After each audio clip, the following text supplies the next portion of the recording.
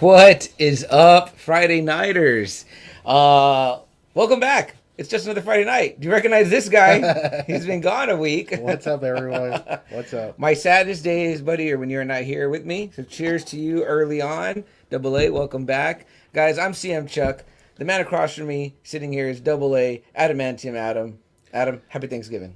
Everyone, happy post-Thanksgiving. Hope everyone had a really, really great day yesterday. Yeah, man, me too. You can call it International Leftover Day in a way. Did you have leftovers yet? No. I had leftovers earlier, and they were exquisite. My girlfriend's mom makes some of the best stuffing, man. She puts, I think it's celery or bell pepper in there, and it hits this crunch. That's just, and she makes the cornbread first, the homemade cornbread, then she crumbles it, so it is really exquisite. Absolutely love that, man. So, getting up to eat, good holiday food. Yeah, man. I had seconds, thirds, fourths, fifths. Good. Watch any football games? Yes, I did watch. The first one was kind of hard. It was Chicago and Detroit. Yes. Oh, why was it hard? Because you felt for the Lions, or what? I mean, man, I hate seeing the Lions. They're just, I didn't know they were on a 10 game or 0-10 now. Yeah, it was hard in that sense for sure, because it was like, wow, these two scrub teams. Sorry, Lucky, I know you're a Bears fan, and I was rooting for you guys because who'd you pick in Pick'ems? I picked Chicago. Yeah, I picked Chicago too, because we knew that the Lions were going to. And how about that heartbreak for them in that last minute? I was like, wow. Man. He kneels it twice, because the coach doesn't trust Dalton to throw fucking 10 yards. He's like, no, I'm not even going to let you try to score. You just fucking kneel twice, and we're going to kick this field goal real quick in the last. I was like, wow. What a just drive the fucking stake in your heart, right? Like, that whole team, the Lions' whole team was counting on, like, please let this guy miss. Let him shank this motherfucker. Nope. Sorry, guys. No win for you. And the closest they've been is a tie, too. I'm like, with Pittsburgh. I think the bastard tie of a game, right? Jason in the house. What's up, bro? What's up, bros? What's up, Jason? Happy Thanksgiving, man. We appreciate you being in here tonight. And the Cowboys-Raider game, golly, that was another one that went down to the wire. I didn't catch a lot of that. I did see the overtime. I saw all that, and it was the went back, then one field goal, right? Yeah. So, what happened? You guys played good. Raiders were not. You know what? The defense just sucks for Dallas. Yeah, is that what it is? Bad, secondary or because we're like Dallas is like the high scoring offense, but they also let a lot of points get on them. It seems like you guys are always clicking on missing one cylinder. You're clicking on everything starts firing on offense, and then defense shits. And so but luckily, we play in the NFC East, so there you go. lots of shitty teams over there. And then the third one, I really didn't even get to see it. I kind of got tired by that game, so I didn't see Buffalo and New Orleans. I watched a little bit of it, and it went pretty much how I thought. Where even though Buffalo wasn't doing as great as they should have with their now good offense, but the Saints without Kamara and without Jameis, it's like they're just like dead ducks in the water. So they got beat like they thought they would. And I didn't play the tight end from Buffalo on my fantasy like I should have. I had him, but I follow Friday Nighter Mario Alanise's rule of if Thursday's in doubt, sit him out. So I sat my Buffalo guys, not realizing that, man, maybe they'll run ruckshot over the fucking Saints. And it wasn't like they beat them super bad. I mean, it was like just a regular beating, you know what I mean? So either way, that was our football night in America for us. Jason says it was a good game. How about them Cowboys? Of course, Jason says that. So yeah, man, you know what I mean? Like, hey, they've bounced back. They kind of still afford the losing right now, so it's like, no biggie. Yeah. We all know how it is. All you gotta do is get them playoffs, and then when you get there is when it really matters. So all good though, man. Good. So Black Friday today. Anything that you saw? Was there anything? You know what? I'm never really into looks for TV. And I'm not a gamer, so I never really look for consoles. I never look for games. DVDs are pretty much the only thing for me, but I didn't see anything. Nothing really out there. And then the Criterions. I love some of the movies on Criterion, but it's kind of like even when they're on sale, they're still kind of expensive. Yeah. Like I wanted The Incredible Shrinking Man, and it's on sale, but it's like on sale for like $20. So it's kind of like, well, shit. Yeah, that tells you that normally it's what, 40? Yeah. Yeah. So it's kind of like, ooh. Yeah. So yeah, but that's really the only thing. I don't know what comic book stores do. I don't know if they do anything. I really don't look for anything else. Some people do, I know. Well, I'm going to go ahead and say this. For anyone that's watching out there for us on YouTube or Facebook Live right now, of course, YouTube won't be up till later. But even if you're listening to us on Spotify or something like that, reach out. Send Just Another Friday Night a message. I'm going to run a Black Friday sale. All I've got is medium and large shirts left, and I've got I'll show some of the designs we've got. I've got perfect for the holiday season. We've got red and green and white for it's Christmas season now, right? Double A. Once Thanksgiving's over, Thanksgiving's over. Christmas mode. Yeah, it's countdown to Christmas. I have one medium. It is a baseball style tee. This is the only one I have like this. So it's got like the short 3/4 sleeves. It's a medium though. I've got that one. I've got a medium, only one medium red. It's the only medium red I've got. The Just Another Friday Night shirt here, guys. You know, it's Black Friday. Normally we sell these for $20. What do you think, Double A? We do $15 on these. We do $15. I've got in large. I've got some of the Friday Night Faithful shirts. This one's a medium I'm showing you, but I've got it in gray. I've got it in green, if you want it in green. I know we're bathed in the green light right now, so you can't tell that it's green, but the green medium, Just Another Friday Night, the Friday Night Faithful shirt. Guys, I've got those. I'm going to have those available. If not, we're probably not going to unload these until maybe we pop up somewhere. Maybe we'll do that. We're thinking about doing that. So if that happens, if not, send us a message. You can message us through Spotify. You can message us through Anchor. You can message us through Facebook, Twitter, Instagram. I'll get it, or Double A will get it, and we'll let the other one know. Yeah. And we'll do like a local meetup or something like that. You know, we can make it happen, on that. What about in the world of pop culture, Double A? What happened? Adrenalized me. I haven't said that in a while. Adrenalized me regarding the pop culture news. The Hawkeye series, man. Came out with the first 2 episodes. Yes. I have not seen it, but godly, I was like, fuck, how did I miss that date? How did I not circle that date? You know, actually, I thought it was Thanksgiving Day, and then I went to check Disney Plus, and I was wrong that it was It was on Wednesday, right? It was on Wednesday, yeah. So I watched the first episode during my lunch hour. Loved it. You're going to love it. And then I got to watch the second one yesterday, like throughout my course of like getting ready in the morning, doing myself. I just watched it on my phone. Super great. I'm willing to watch it again with the family, like on the big screen, on our big screen at home. The usual 45 whatever. Okay. Yeah. Great. Just great. Story building early on or whatever. You're sometimes, your knowledge is deeper than mine, so you might recognize little things. I kind of felt like I was like, maybe, is that somebody? Is that something or whatever? And I know you'll probably be like, yeah, that's so-and-so. I'm like, okay. But, yeah, I mean, great. Of course, it looks fantastic because it's Marvel stuff on the Disney Plus stuff is looking great, and it's so cool to see Jeremy Renner. Like, he's one of my favorite Avengers, the Hawkeye. It's very, very cool. I'm just happy he still is Hawkeye. Yeah, me too, man. I hope he's happy that he's Hawkeye. Because he's happy. Really it's cool. Just, I know there's a lot of stuff that he said apparently that pisses people off. So there's like 2 or 3 times where people want him gone as Hawkeye. Oh, really? Is he a raging rightist or leftist or something? I don't know, but you know how people just get mad at certain comments, certain people's beliefs. Yeah, I saw a really good post on a podcast group that we follow called "Tis the Podcast." That actually is the name of a podcast, a Christmas podcast. And if you're getting in the mood for holiday podcasts, we highly suggest "Tis the Podcast." Go check them out. And of course, Totally Rad Christmas. Our great friend Jerry D is a great, fun Christmas podcast. His is all about the 80s. But "Tis the Podcast," they cover a little bit of everything, and they have a Facebook group called "Tis the Podcast." One of their members is also one of our Friday Night Faithful, Mr. As CJ Berlanga says it, Mr. Antonio Caruso.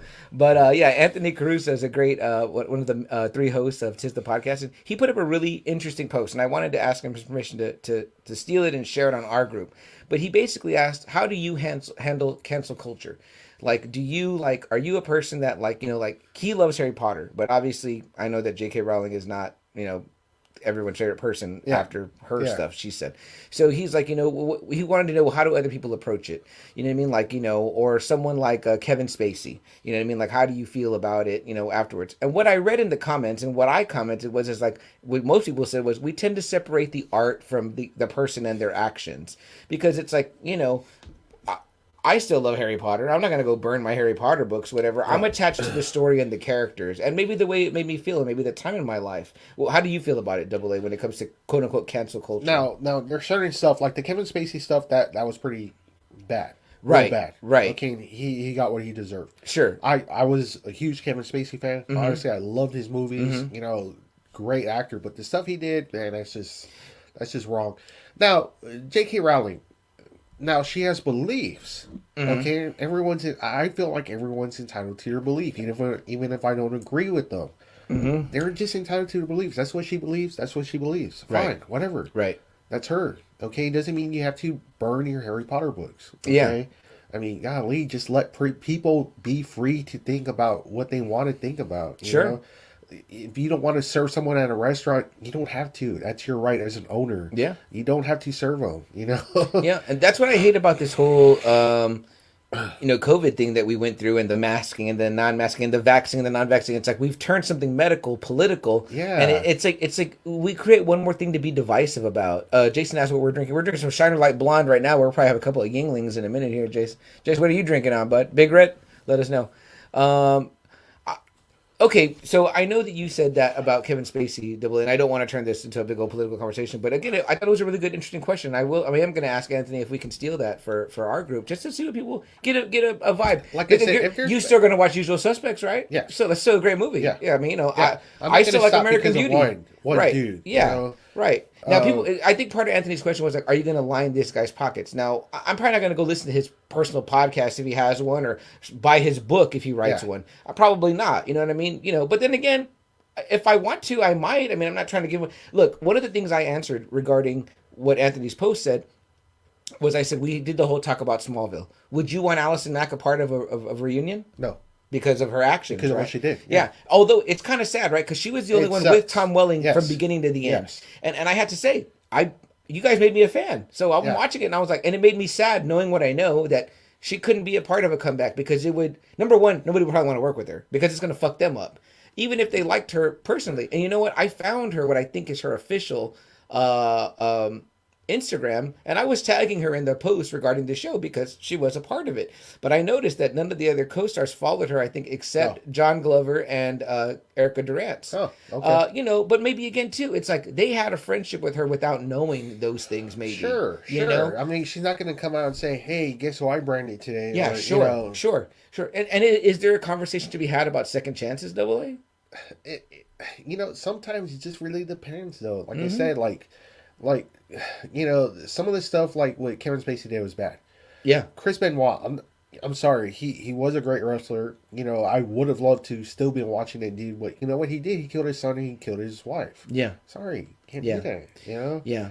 I know, it's awful. He's been accused of rape, Kevin Spacey, and I don't care if it was guys. He was doing it to like 18-year-olds, 17-year-olds, taking advantage, getting them drunk, trying to grab someone. You just don't do that, man. It's like, come on. What's it Miramax do? Weinstein, Harvey Weinstein. Come on now, Yeah, and I hate to say it because I love a lot of those Miramax movies. I know every fucking movie I always see, it's the Miramax tag.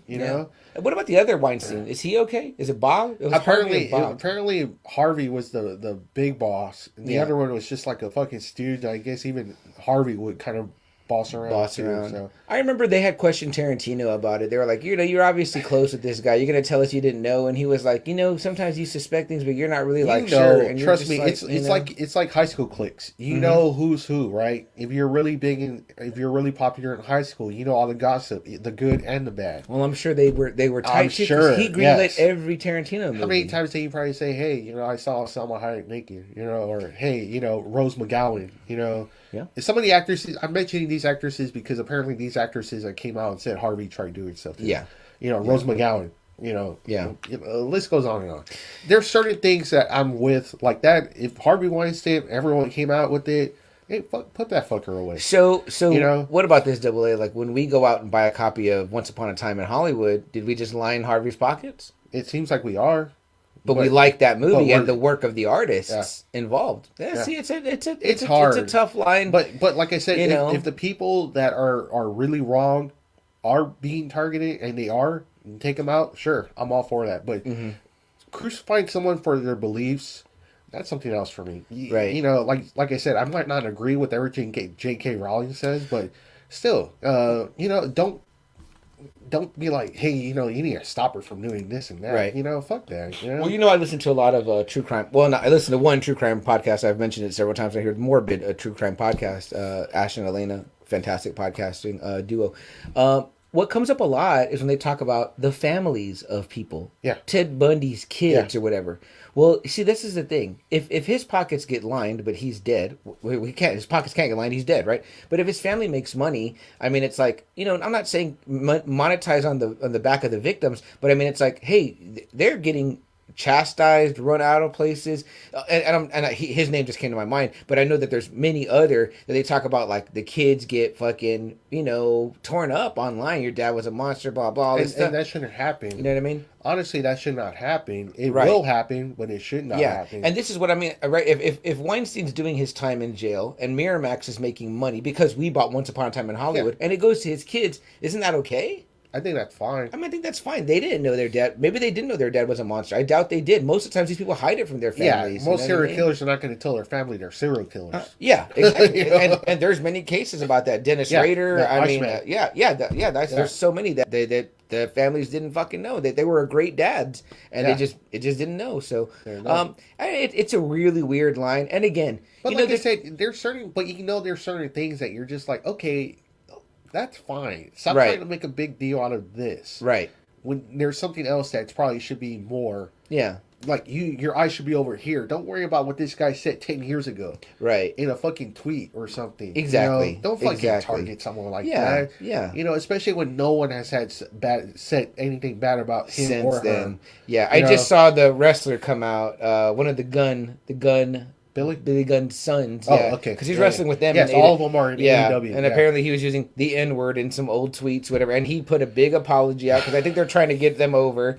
And again, it was years ago. But still, that's what I mean. It's like people are trying to bring up all this shit. Right. And how many times have you actually heard someone, say something bad about this person, and it's funny, right? Because people are so quick to cancel people, right? Double A. Yeah. And guess what you do, guys? You know what you do? You make people get better at hiding. They don't change the way they think. No. They just get better about hiding it. Yeah. You know what I mean? Like, the chances are maybe Gunn's son still thinks that way and uses that word in a negative connotation, but now he's just going to be more careful about it. Honestly, it's like I said, I don't like the way we're going about it. Like they're starting to take out this book. They're starting to take out this movie. Mm-hmm. They're starting to take out this part of a wrestling show. Mm-hmm. I don't like that. That's like 1984 stuff. That's that shit that going back to our V for Vendetta conversation, right? Chancellor Sutler. We're erasing stuff, and putting what we think is right.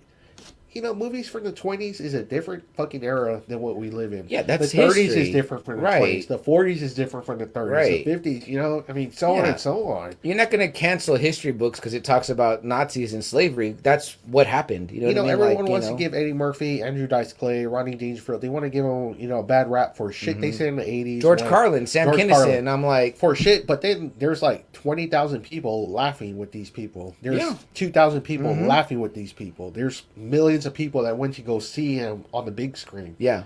Laughing. Yeah. What are you going to say? Oh, you bought a ticket to that show back at that time? I'm like, back at that time. Yeah, it was fucking funny. Dude, I recently bought an Andrew Dice Clay album on iTunes. That was a tape that your brother used to have that we would listen to the hell out of. Yeah. And I wanted to hear that stuff. And I bought the tape for $9. And I actually we heard it yesterday. My cousin Phil was in town. Oh, really? And so it was me, Phil, Will, and Boy. And we're listening to his poems. Yeah. Just a section of his poems at New York at Madison Square Garden, where he sold out Madison Square Garden with 20,000 people. Yeah. And there was people of every race, every gender. If you're in New York, it's a melting pot. Every gender was there, every race. And you know what? They were all fucking laughing at what this man was saying. Right. Every one of them. One of the people that Anthony also mentioned in his post was, Dave Chappelle, because, of course, they're still... I feel like people are still trying to cancel him, but it's like he's kind of uncancelable. And the fact is that if you watch that special, he specifically addresses it, and he specifically also says, "I don't give a fuck." You know what I mean? I actually want to see a percentage of people who are actually complaining compared to actual people that still want to see Dave Chappelle.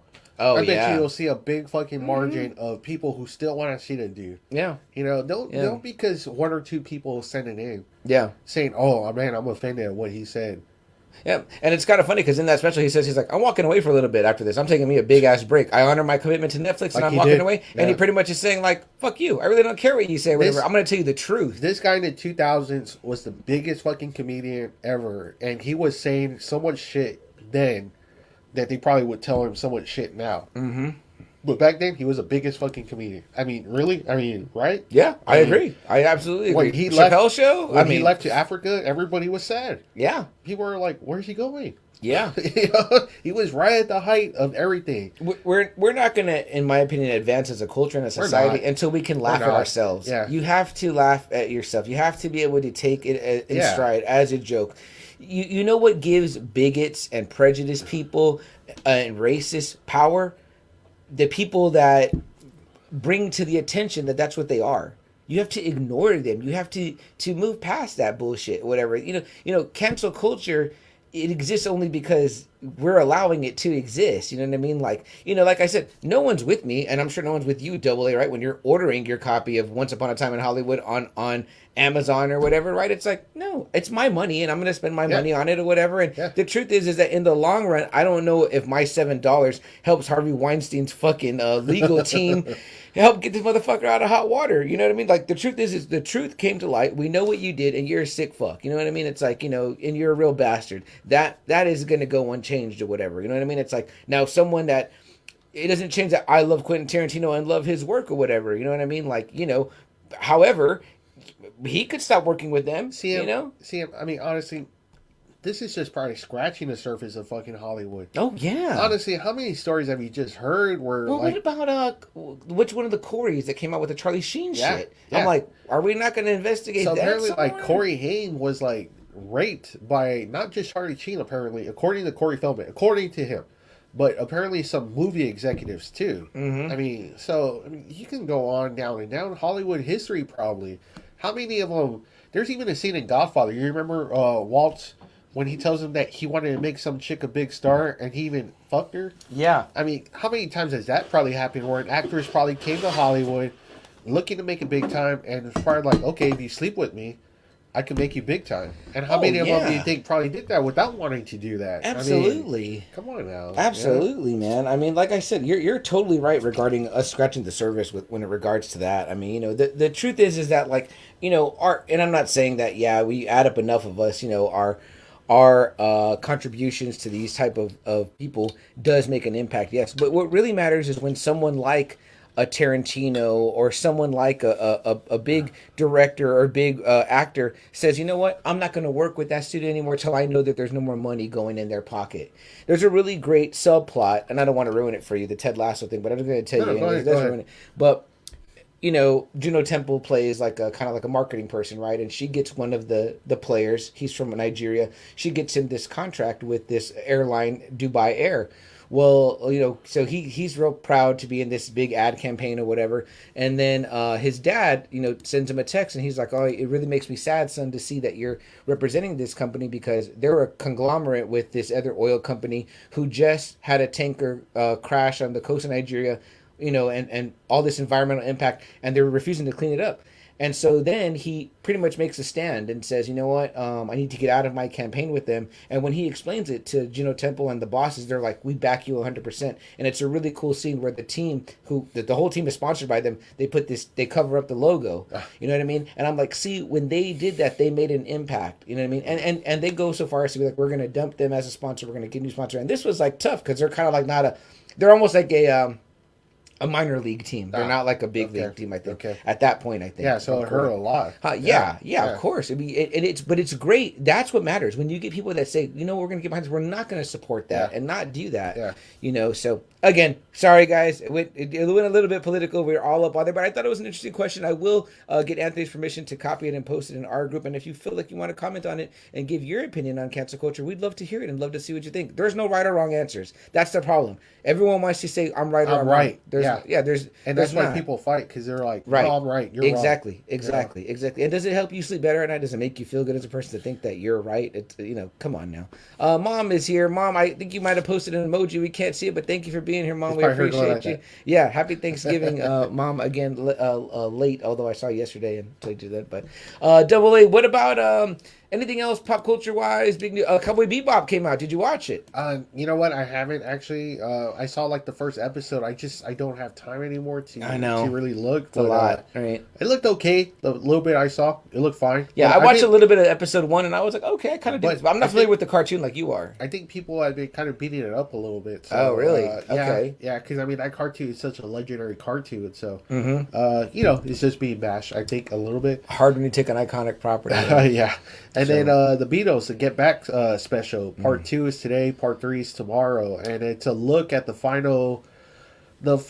recording of the final album, Let It Be. And it's just kind of showing the band. It's always been said it's the documentary about seeing the band breaking up. And that's what this is supposed to be. I want to watch that. Disney Plus, right? It's really good. Yeah, it's really good. It shows how they interacted. they got to come up with 14 songs in 2 weeks. A whole new album in 2 weeks. Holy shit. And, you know... Crazy that this footage existed, right? And we're not seeing it till now. Until now. And Peter Jackson got all of it together, pushed it, kind of got it down to 6 hours. So okay. So 3 hour parts? Yeah, I think so. Okay. Yeah. I'm interested to watch that. It's really cool. Just like to see, you know, Paul McCartney, John Lennon, George kind of like, you know... do the music together, kind of come up with the music, come up with the words. It's really fascinating. If you're really like interested in seeing how like they wrote like the Long and Winding Road, I mean, it's gonna be in there. Or Get Back, like Paul is just like strumming on his bass, and he's just like kind of just like singing words, but you can tell it's Get Back. Yeah. But he's just like you know, and it's pretty cool to see like how these guys are coming up with these songs. Very cool. It's cool. Man. It's like the biggest band of all time. It's the Beatles. I mean, just to see them how they worked, how they operated. I mean, that's fucking cool. It's like it'd be like a glimpse if like we got to see like Kurt, Dave, and Chris kind of like come up with like Nevermind, you know, like how did they come up with like Teen Spirit? And you just see maybe one of them, you know, Dave pounding on the drums or something, or Chris pulling on the bass, or Kurt like. You know, I love that stuff, man. It's really cool. It's really kind of fascinating. new water for Disney Plus, right? I mean, like a music doc. You know, time, Peter Jackson, obviously, we know from Lord of the Rings fame. If you love Peter Jackson, King Kong, and it looks amazing. The footage, he cleaned that shit up so nice. It looks great. That's great right there. You need someone good at the helm to kind of get that, you know. And who better than, you know, the guy who directed 3-hour epics. Oh yeah, you know? Yeah, totally. And it's funny. I was watching Fellowship the other day. When I always talk about, I hardly want to watch that one. But it was like we were like talking. We were like put something on, and we just wanted to put something on in the background. I put that on, and I noticed everyone that was coming in the room started to get drawn in. We were all getting drawn. Then we started talking about The Hobbit. I haven't seen The Hobbit. I don't like that. Man, I fell asleep at the theater. Okay, wow. Okay. I hated that one. Okay, that's tough. It has nothing on Lord of the Rings trilogy. Okay. Nothing. Okay. Everyone that was in the room told me I need to watch them. I need to watch them when I wake up. But you know what I watched today with my nephew? He got me to watch. He's got me to watch some great movies lately. He got me to watch the Peanuts movie on Disney Plus. Have you seen it? No, not the new one. It's wonderful. It's a wonderful movie. Yeah, I really love the Peanuts movie. I watched that this morning. That's what he wanted. We got up when we were going to play video games, and he goes, "Well, have you seen the Charlie Brown movie?" And I thought he was talking about one of the specials. Yeah. And then he was like, "No, the one on Disney." So and I was like, "What are you talking about?" Okay. We pulled it up and I found it. And now he wants to watch the rest of the Charlie. It was what a beautiful, to Charles Schulz. It was wonderful. I was like, "But this is so great." It hits all the right buttons for that. So it's great. It's great. Get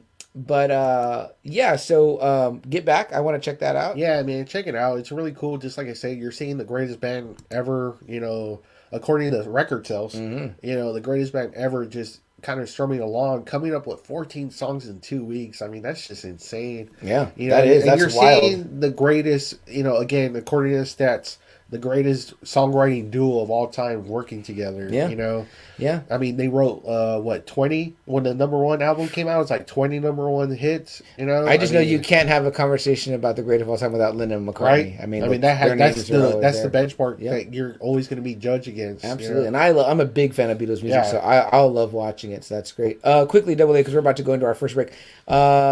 The LeBron James thing, what'd you think about that? That was madness. Sucks. It was like, what the fuck? And he was pissed off because he didn't think he deserved to be suspended too. And then the two fans getting ejected because of him. I'm like, come on, man. Did you think that the elbow? What did you think about that whole scene? I kind of thought the guy like had his chance to swing at him if he wanted, but he waited. He probably was. He hammed it up at the end. Yeah. Just, you know what? They need to just fucking toughen up. You know, LeBron, just toughen up, man. Yeah. What about the guy that got hit? Does he need to toughen up too? Sure, his eyebrow got busted open, but it was a pretty good crimson mask. As a wrestling fan, I was like, Pistons, right? Yeah, no shit. I mean, it just seemed like I was like, you were right in his face, and then you went crazy like afterwards. I was like, all right. So a little odd there in my personal opinion. Guys, last week, we did the short episode. Double A couldn't be with us, and I talked about a few things. Like I talked a little bit about the Spider-Man trailer. You obviously saw it. Yeah, that one in the Morbius trailer looks fucking amazing. I didn't talk at all about that. Looks fucking amazing. Cannot wait for those. Lizard, Sandman, Electro, Octopus, Green Goblin. I'm like, wow. Yeah, and I think we're pretty sure that we know it's because they've shown Michael Keaton several times. And Michael Keaton, it's going to be the Vulture. I think people were like, "Who's the other Sinister Six?" I'm like, I think we kind of knew it was Vulture. Yeah. Quickly before we go to break, Hit Monkey. Did you get a chance to look at it? No, I haven't seen it. No, okay, on Hulu, I want you to watch a little bit of Hit Monkey. It's so fun, guys. Again, I'm going to talk about Hit Monkey again because I loved it and it was a rad time. So go check out the Hit Monkey. But guys, we're about to go through our first mini little break. We're going to allow our content to load and save itself or whatever it does on Anchor, the power of that. But we'll be here with you on Facebook Live, still talking through, and then we're going to get right into our topic, which is the third thing I talked about last week, which was Ghostbusters Afterlife. All right, guys, if you're still with us here on Facebook Live, we didn't go anywhere. Slow night out there in comment land. Are y'all shopping it up or what? Where are you guys? Man, take a break, have a beer, watch a podcast. Well, while we're on here, that Morbius trailer looked fucking amazing. Yes. Jared Leto, that's probably the fittest I've seen him since Fight Club. But what about the skinny whip version? They show him both ways. But when he pumped up, I was like, holy shit, that's Jared Leto. Finally good seeing him like that. Tired of seeing him in the fucking Dallas Buyers Club mode or whatever, But I'm like, dude, why did you do that to your body? Like, just let them CGI you skinny, and then they need to, because apparently I think that's why Christian Bale has kind of stopped with all that stuff, because I think it really fucks up his body. Matt Damon said he never recovered from when he did it for The Martian. No, he didn't do it for The Martian. He did it. He might have done something for The Martian, but he did it for son of a bitch, the one with Denzel and Meg Ryan. The soldiers. Man, I know which one you're talking about. Great movie. Yeah, but I remember that he's movie. He's hooked on drugs, and because you can see his fucking guilty as shit. So he's using drugs to get that way. Courage Under Fire. Courage Under Fire. I was about to be like, "Where's Rich? Rich, save my butt!" Like you always do, or Rizzo. You guys are obviously shopping it up tonight. The Morbius trailer. I don't know. I was hoping for more of a villain thing. It's kind of making him look like he's another anti-hero. I was kind of hoping they do the whole villain thing, that him being a vampire. Like that's why I love Split so much. Because that was a villain movie, with James McAvoy. Yes. That was a real villain origin story. Like, straight up villain. He's just a bad guy. And I was kind of hoping they would do this with Morbius, showing that where he transformed into a vampire, he became a villain. Yeah. Before they do anything, maybe with Blade. Okay. Before they do anything with that, that whole thing. So in the 70s, was he just a straight bad guy? Yeah. Okay. Because, all the time I really read Morbius. When you guys were laughing at me for reading Morbius. When he became an anti-hero, yeah, he was part of that Midnight Suns crew. Where they were like, before all that. Yeah. That's what I'm saying. Like, put him before you get to that role. When he's Blade and Spider-Man. Yeah. You have that, right? No, that's issue 100. Really? You don't have that? We don't have that one. That's where Spider-Man has the 6 arms, too.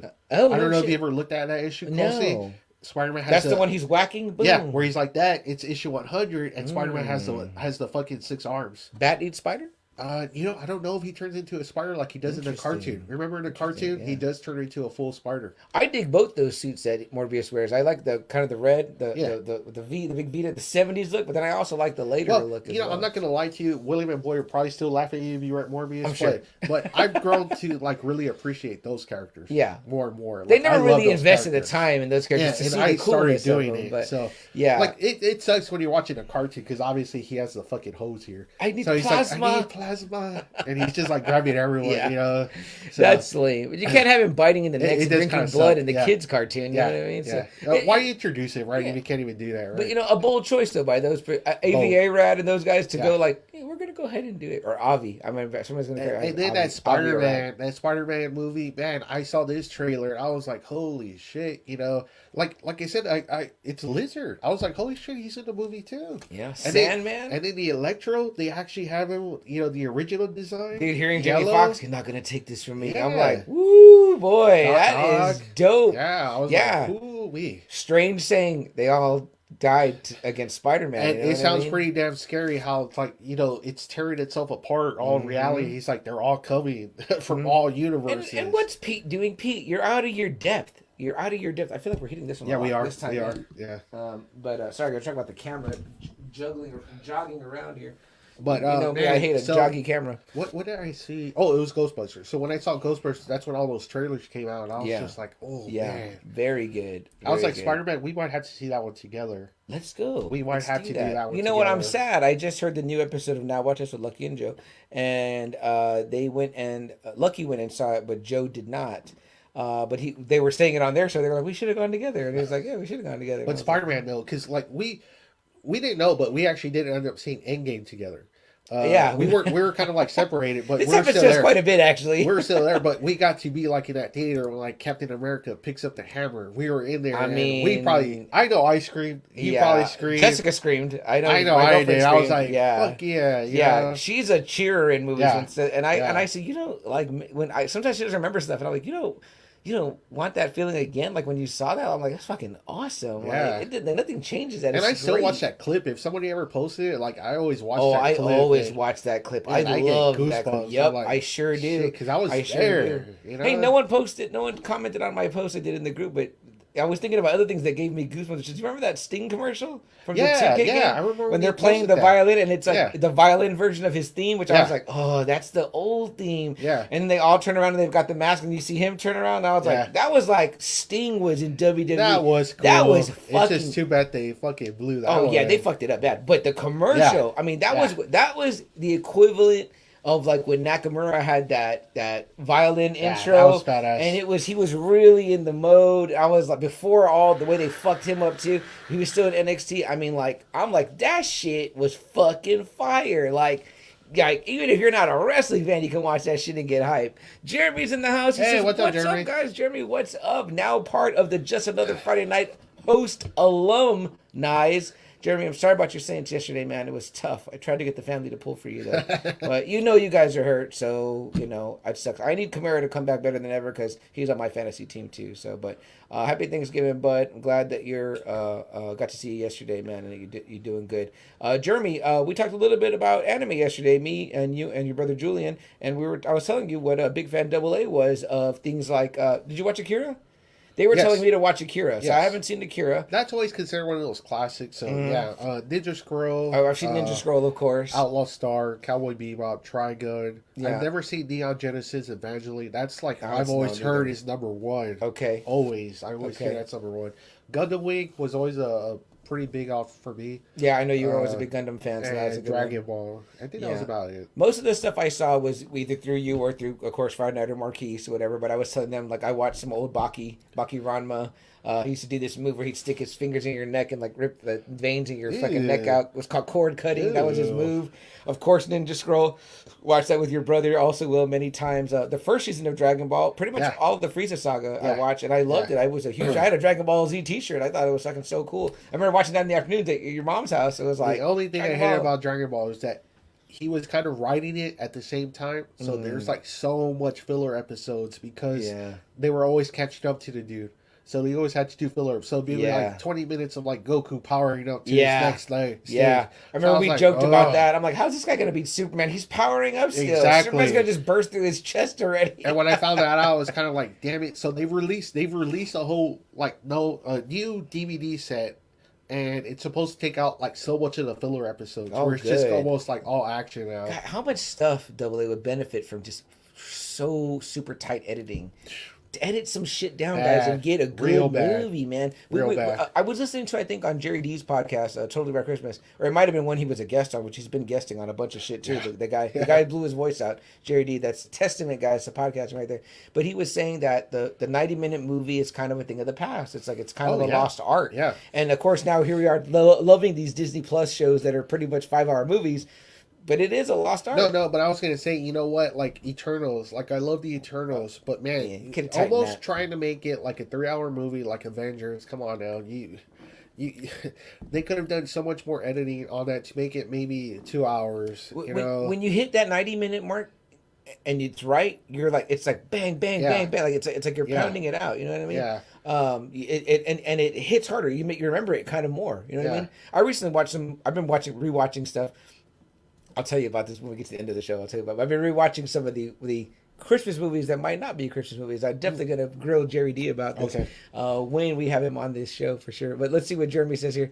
He says, oh man, don't remind me. Next season is going to be insane though. And yes, Akira is a must watch. We should watch Akira one night, he says. He says, and you got to watch Evangelion AA. Okay, there you go. Like I said, I want to see it too. I've heard it's kind of weird. They call these, like in Neon Genesis, they call these creatures like angels. Mm-hmm. And apparently when you kill one of them, it comes out like a cross. Oh, cool. And it's kind of weird. It's kind of like, oh shit. So there's like kind of like a lot of like religion. Ew. Almost. Neat. But it's always considered, man, maybe like top 3. Japanese animes of all time. I remember at the time, I mean, like I was seeing it everywhere, and it was like the biggest thing, and the figures were like super expensive. That's what I'm saying. Like everything was expensive about it.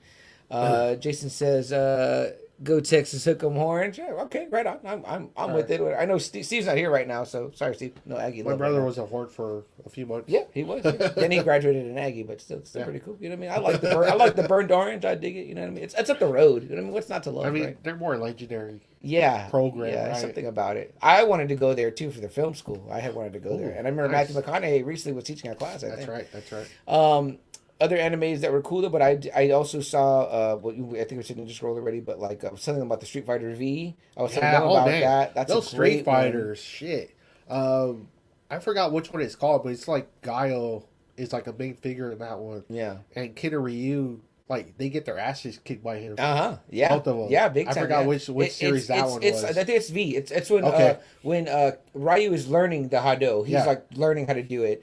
And I was telling them that you were telling me to get on Trigun. Check out Trigun, right? You were saying that's fine. Yeah, it's a good one. It's a good one. And they were the ones telling me that I didn't realize that the Cowboy Bebop anime was only 20 episodes. I thought it was like a long running series. No, it's only one season. I definitely want to check because they were saying watch it first, then watch the show. And I was like, okay, because I said I watched about 20 minutes of the show, the like I said, live action. The cartoon's cool because, like I said, he was part of the Red Dragon cartel, and he faked his own death to get out of there because he fell in love with his best friend's girl. So he was trying to fake his death, run away with her. This is Bebop? Yeah. Okay. But she never meets up with him. Okay. So he leaves and starts a whole new life as a bounty hunter. But nice. He was part of a fucking, mafia crew. That's cool. So it's pretty crazy. And I was digging the whole space bounty hunter thing, like from what I saw, and I was like, and he's with an ex-cop who got betrayed too. He got like Serpico. That's why he was missing an arm. Oh, okay. Yeah. Very cool. Yeah, so it's kind of cool. It's like a mafia guy, an ex-mafia guy with an ex-cop. Yeah.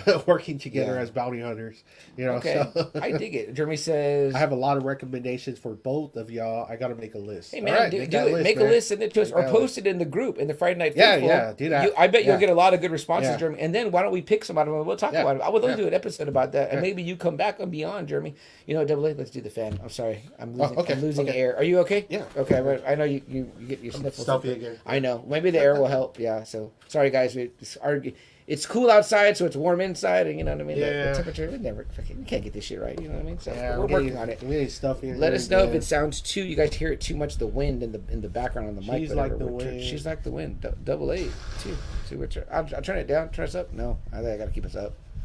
We can't hear ourselves in the headphones. So and it's kind of cool. If you guys have HBO Max, real quick, they re-release Outsiders, the deleted scenes in there. Ooh, really? That is the version you need to watch. It's called The Outsiders, the complete novel. Whole completely different beginning and a different ending. Okay. It's really cool. You'll like it. It still has like a lot of the movie parts, but it has a lot of those great extra scenes that you read about in the book. We won't tell Joe and Lucky this, but I've never seen it. Oh shit! Even the original. Wow, really? You never seen The Outsiders? Yeah. I've actually I've started to watch it several times.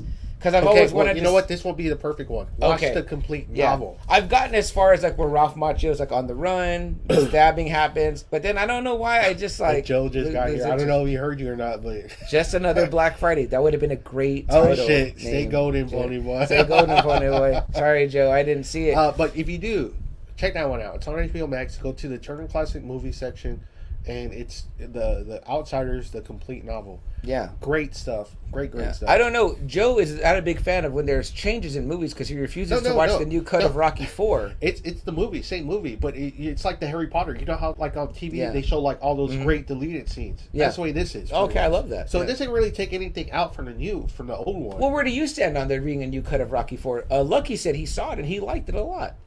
I didn't care if there was one or not, honestly. Okay. I mean, it's a fine movie, but it's not my favorite. But you're not against watching it, though, I'm not against watching. I'll watch it. Okay. So Joe says he's not going to watch it because there's no robot.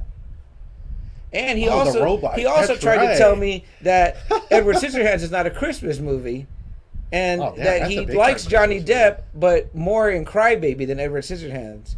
Look, Joe. Tim Burton loves Christmas, okay? It's pretty fucking obvious. So you got to know that Edward Scissorhands is a Christmas movie. Jerry D's doing an episode about it. You got to watch it, brother. I'm telling you. Edward Scissorhands, that's where it's at. Joe says it's the cut. Rosie the robot. Yes, I mean, I love the robot too. I'm not gonna lie. You know what I mean? But I do want to see this new version. Robot. Yeah. And he says, Luck and I agreed regarding Edward Scissorhands. Luck hasn't seen Seinfeld, though, so there are some things he's not going to get right. You know what I mean? He's got to watch a little Seinfeld. This man right here has been to Tom's Diner. Is that right? Yeah, yes. See that? It's a really small sandwich place. Did you have a sandwich? Yeah, I did. Was it something to rave about? It's good. Okay, it's good. all right. I wouldn't be like, oh, you need to go there. But it's just cool to go in there. Yeah, it's cool to go there. And you got me a great magnet, which sits on my fridge to this day. From New York, from where big sign would eat. And it's only cash only, too. So weird. Yeah, so we had to pay cash. Interesting. That must have been something. All right, guys, we're ready to get into a conversation. And it's not going to be the first time that we've ever talked about at least one of these movies on the show, but it will be the first time we talked about the rest. Yeah. Because we're approaching it in the form of a franchise, right? And it's become such a big franchise. Yeah, and it's beloved by so many people. You've seen all this stuff. literally none of this is mine, and I got this shirt today, and I'm a huge fan, so it cannot wait. But I mean, obviously you can tell there's shirts made, DVDs made, plushies made, toys made, box sets made. How about a movie in the franchise that's hated, right? Double A. So that's kind of like a hallmark of being a great franchise. It's like right? the Godfather movies, right? Yep, you gotta love 1 and 2, but you hate part 3. You gotta have one that people didn't like. And Joe says, "Luck, watch Festivus." That's fantastic. A great job, Joe, on that. Luck, I'm proud of you. Welcome again. By the way, Joe, me and Double A agree. Crybaby sucks. Yeah, that's terrible. Don't waste your time on that movie. I can't believe it. If you do the episode now, watch this. We won't be listening to that one. So, said with all love and respect to our boys. I think the only good part was Tracy Lords, just looking at her. Oh, see, now you're making me want to watch it. No, but it's not even worth it just to even see her. I said she was the only good part to see that. You know, the guy I brought up earlier, Anthony Caruso from Tis the Podcast, did a scathing review of the new Home Alone that's on Disney Plus. Oh, dang. I was like, no. And he just tore it up. And I had to say, man, you're tearing it up so bad that I'm curious about it. Oh. And I think that my nephew would probably want to watch it because he's 8. It's like Lesson Zero when I told this guy not to see it. He fucking still watched it. I like a train wreck. When I see a train wreck, you know what? Maybe it's like I tell Sam what a great movie that movie is. That's he won't watch it. That's probably better. I'm gonna watch it. You know, it's funny because shortly in his comments afterwards, a lot of people were like, "It's not that bad," and I was, as they were saying it, I was like, "I'm not gonna watch it." But then as he would come back to them and tell them more shit about how bad it was, I was like, "Well, damn, he's really making me curious." So the trailer that I saw, I mean, it's just a rehashing of what we've already seen. It's this kid that somehow gets left alone, somehow gets left alone in the information era, and right? apparently he knows how to fucking make bombs and weapons too, or whatever, just like Rambo. You know what they got to do with Home Alone, guys? You got to go the complete opposite. Don't make a new version for the new generation of kids. Go the way and make it like, you know, Nightmare on Elm Street, the way Nancy created traps for Freddy. You go that way, a darker version, like they're redoing the Fresh Prince now as a dark, serious I can't believe version. That bullshit. Okay, you know what I mean? Yeah, okay. Do it. Like, wow. You know, give us a Home Alone dark version, and then maybe where he kills Harry and Marv. Yeah, speaking of, and Joe, while you're here, I want to give props. If you guys want to hear another podcast besides ours, go check out Now Watch This with Lucky and Joe. Search them, find them, join their Facebook group. It's a lot of fun. Joe and Lucky just had a really great post on the Sissy or Pam. Oh, man, I've always said, and this was even before they posted, me and my wife get into an argument all the time. I'm like, I love Sissy. I love the curly hair. I think she's much better than Pam. Everyone always says Pam, that she's prettier, she's much more gorgeous. I'm like, give me Sissy all day. I'll tell you this right now. I did not see this movie until I got with my girlfriend. My girlfriend had me watch it. She loves it. And my mom has always loved it. Yeah, I never sat down to watch it. I never saw it until I met Christina, my wife. When we were in Vegas, Jess wanted to go to Gillies. There's a Gillies there. She wanted to go in it. And we bought these boot mugs or whatever. These big boot. And I was like, this is... show me that. Okay. And I told her, I was like, this is nothing to me because never seen the movie. She's like, what? So she made me watch it. And I was like, I remember when I saw Pam, I was like, oh, he's switching up, right? Like, there's no need to go back to the other one that's kind of like drama. Shit. You know what I mean? Like, I was like, so I was a Pam guy. Well, so first off, it was stupid that, you know, they like barely married and then they get married quick, you know, so I was stupid. I think it was meant to, like, capitalize, like, redneck love, trailer, trailer park love. Have you seen her in Officer and a Gentleman? Oh, okay. Damn. Okay. All right. I gotta take a look then. Yeah, definitely good. Great. That was a great. So that's you the never kind seen that one either. No, the end. I've seen the end. Where he picks her. Yeah, because it felt like a movie that used to be on, and that part would happen. And I remember thinking like, "Oh, Richard Gere looks sharp in the Navy uniform or whatever." You know what I mean? And then The Simpsons do it. Yeah, you know. Yeah. So that I was like, and I remember thinking when I saw that in the movie, I was like, "Hey, that's from The Simpsons." Yeah. So I've never seen the entire movie though. I've seen so many things where I see from The Simpsons where I look at stuff and I laugh. I'm like, "Oh wow, okay, that makes sense now." Plus, that's not a rom-com; it's like a straight romance movie, right? Which I really don't watch that much. Kind of. Like a love story. Gossip's really good though on that one. Oh, is that's he? where he won his award. Okay, His no Oscar. shit. Yeah. All right, so there's one to watch. And right? Arlie Irby kind of helped him. Is that right? Some of the dialogue you'll hear is the same dialogue from Full Metal. Some of them. Very cool. I like that. So let's see. Enough things you say, then you want to go watch it. Let's get the outsiders. But the outside, let's get Joe's comments in here. I know. Here you go. Gabe is in the house. What's up, Gabe? I didn't know you were here, bud. We appreciate you being here, man. Thank you so much. He says, I watched it yesterday and loved it. Oh no, you're not late. You're not late. We're gonna get to it. Bro, it's got Iggy. And then he goes, he hasn't watched Roadhouse. I haven't watched Roadhouse. Yeah. So, Donnie Darko? Love Donnie Darko. Love Donnie Darko. Gabe says, I watched the new Ghostbusters. No, we're about to get into it, Gabe, so stick around if you can, brother. And then Joe says, I don't want to ride the bull, bud. I rode in a mechanical bull at Cowboys Dance Hall now, but it used to be something else, whatever. And you get bruised on your inner thighs if you're doing it right, I guess, which was not fun. I was like, fuck this. So I was like, sore the next day. I wouldn't get on it now at my age now, but when I got on it when I was in my 20s, and it was fun in the drunkenness. That was fun at the moment. But guys, Gabe has already said he saw the new Ghostbusters, as did I, and we're ready to get ready to talk about it. Again, I still got Now Watches with Lucky and Joe up there. Go check out their podcast, guys. Super fun. They talked about the dark version of they talked about Gremlins most recently. Oh, yeah. And they talked about the darker version, which sounded horrifying. I didn't know existed, and I was like, as they were talking about some of the moments from it, Joe was telling Lucky about it. I was like, I kind of want to see this dark version. Like, what the hell? Like, the deaths are... Like, remember the guy that dies, the scientist that takes the blood from the one? Yeah. You just see the one in his blood. Joe was saying in the original, he's got, like, needles all in his face or whatever. So it was supposed to be apparently much darker, but they went the other route. So very cool. Steve's in the house. Cheers, Steve's. Appreciate you being here, bud. Happy Thanksgiving. Yes, happy belated Thanksgiving. Guys, we're ready to get into this topic, though, with you guys, so we're going to start it up right now. We are not Now Watch This with Lucky and Joe. We are just another Friday night, but I want you guys to go check out Now Watch This with Lucky and Joe. I leave up things too long. Also, guys, go check out Totally Rad Christmas with Jerry D, another great show we love. And we're going to support our friend Alfred over at Collector's Cove and the Collector's Cove Corps. If you guys like buying stuff, he's been out at a couple of places live doing some live sales, so we definitely appreciate them, as we do with Chris Rizzo and Invincible Comics and more, guys. We tell you guys to go support them. In addition to Mario Delgado with Authority Comics on Facebook. Hit them. Great Christmas gifts, guys. I'm telling you, people will be shocked. They'll be like, I've never gotten anything this cool before. Like, you will win Christmas at one of these places. I have no doubt. And if you really got time on your hands, go check out me and my nephew doing unboxing. You know what I mean? The Monkey Nunky. And if you want some of our shirts that I'm not selling on our Black Friday sale, what I've got in my possession right here, Black Friday sale, guys, $15 shirts, mediums and larges, your choice. And I'll even meet you at a bar and let you buy me a beer when you get the shirt there. That's not. I don't offer that to everybody. But an Urban Cowboy. There you go. See that? But if you want one of our other shirts, you can go to threeleggеdrabbit.com and pick one of those up there. We'd greatly appreciate it. But guys, it's time for us to answer the call. People hated that. People hated it when that was the tagline of the new one. But let's talk about it right now. As Joe and Lucky say on their show, really it's just Joe that says it, and we're back. We're back, guys, for those of you listening to us on audio, and we're ready to get into our conversation all about the Ghostbusters franchise, right, Double A? We're not going to talk about just one movie. We want to talk about all of the movies, because me and you agree that we like all of them. We like all of them. We enjoy the Ghostbusters. We enjoy the stories of each of them. You know, I mean... Shit, Ghostbusters 2 gets almost just as much shit as the female Ghostbusters, I think. It used to be the most hated Ghostbusters, I think, until the female one came out. For me, as a little kid, Ghostbusters 2 used to have the cool parts for me.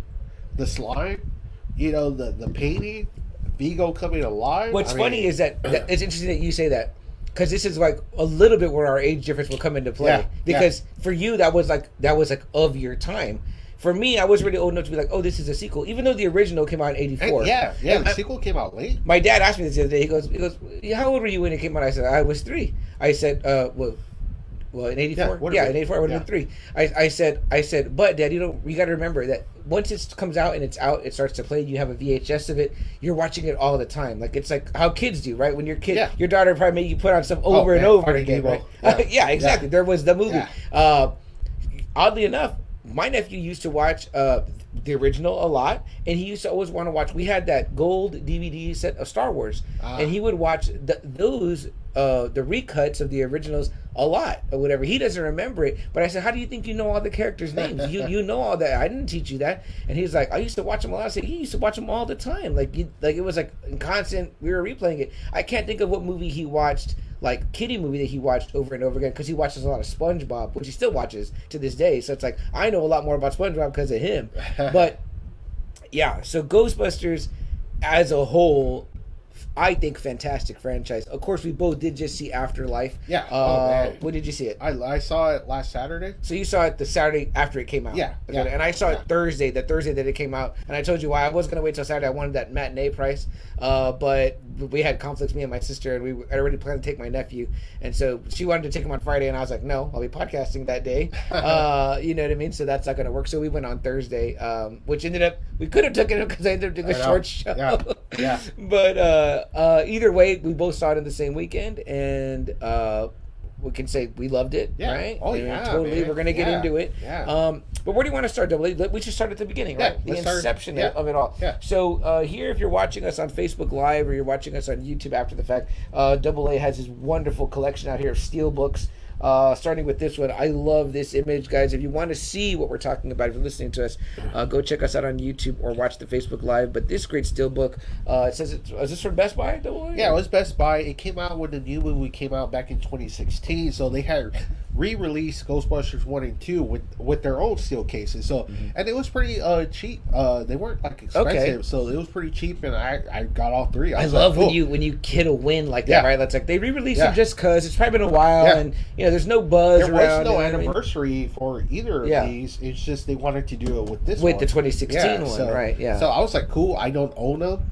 Because I see them so much on either streaming or they just come on TV a lot that I really didn't need them. But I was like, cool. So I'll finally own them on Blu-ray. Yeah. With these cool badass cases. So guys, let me know if you can hear the fan too much in the mic. If you can, then we'll maybe turn it a little bit. Maybe it hits the mic. I can hear it in my headphones, so it's bugging me. But you guys let me know. Where do you? What's your background with the first Ghostbusters? The first one is just like you said. It's kind of like I've always known it. I can't remember the first time I did see it. Neither can I. It just always seems like I already knew about it. Exactly. I knew about the Stay Puft Marshmallow Man. I knew about that scene. Yeah. So the lines, right? Yeah, the lines. Yeah. All through high school, I know that me and Friday Night or Holty Bear, who's been on this show several times, we would tell each other, cats and dogs, living together, you know what I mean? We would tell each other, so be good, for goodness sake. Whoa, somebody's coming, It was just like, I adore the first Ghostbusters. I mean, I love it when Ernie Hudson tells the mayor, I see shit that would turn you white. And the fucking mayor like taking it back, like, are you kidding? Yes, dude.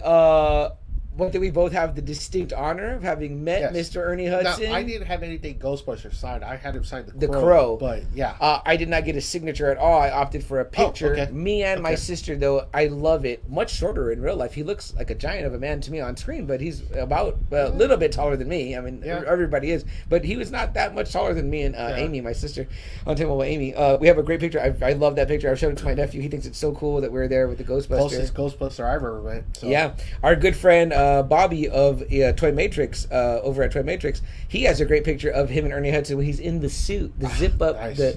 I would love for me and Double A to have our own brown jumpsuits, Ghostbusters jumpsuits on right now.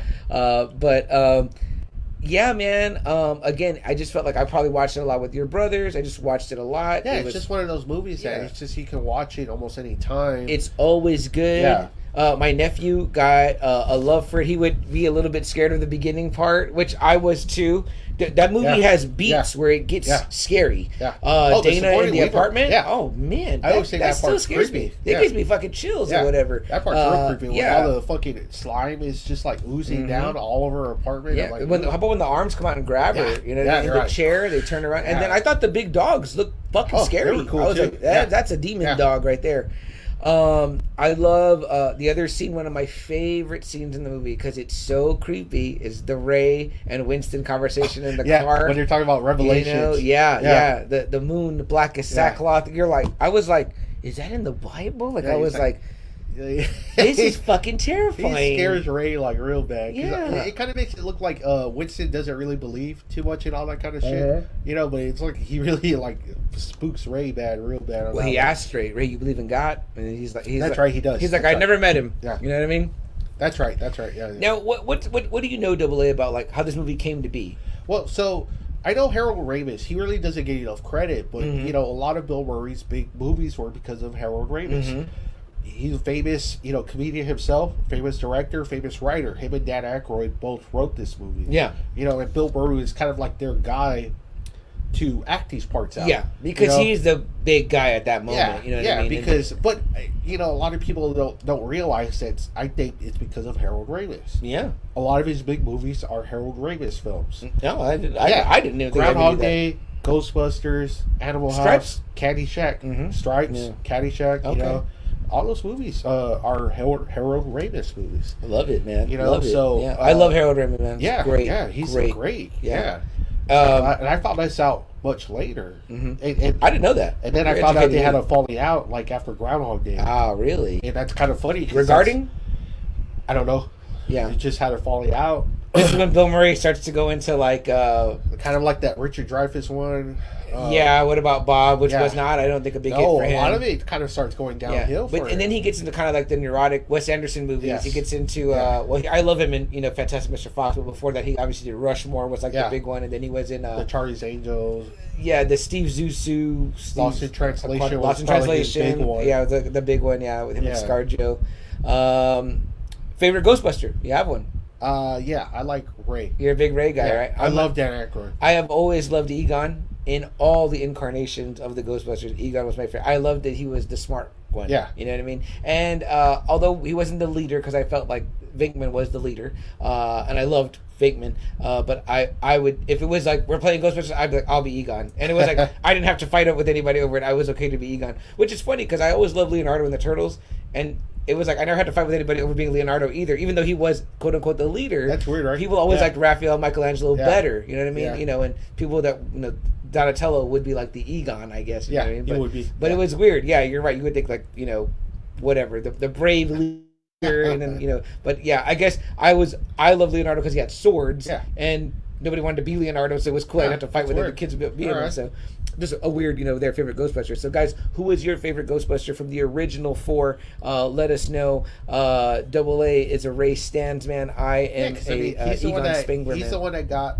the one. He's the one that got the fireplace. Yeah. And wasn't he so fun as a believer? Yeah. He's such a believer. Yeah. And Dan Aykroyd's history with that, his dad was a big paranormal guy. Ah, okay. And he remains a big paranormal guy today. Okay. He's a big UFO buff. Is he? Yeah, I heard him on Joe Rogan, and he's, that's the whole reason why his vodka is Crystal Skull vodka, because he's a big believer in the Crystal Skulls. Yeah, and it's weird. Like, you could even hear Joe Rogan kind of like, you really believe some stuff, and he's like a really firm believer. Really, Joe Rogan asked him that? Yeah, I know. Joe Rogan not believing in something. Wow, what does that sound like? What a skeptic that guy is.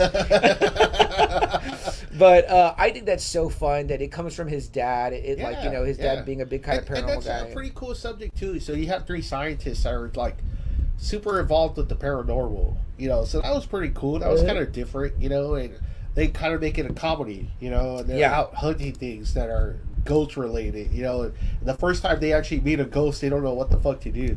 Peter, like, that was your whole plan, Peter right? was like, what do we do now? And they're like, you don't even know what to do. He's like, what the hell? He's like, we came over here Yeah. And you don't know what you do.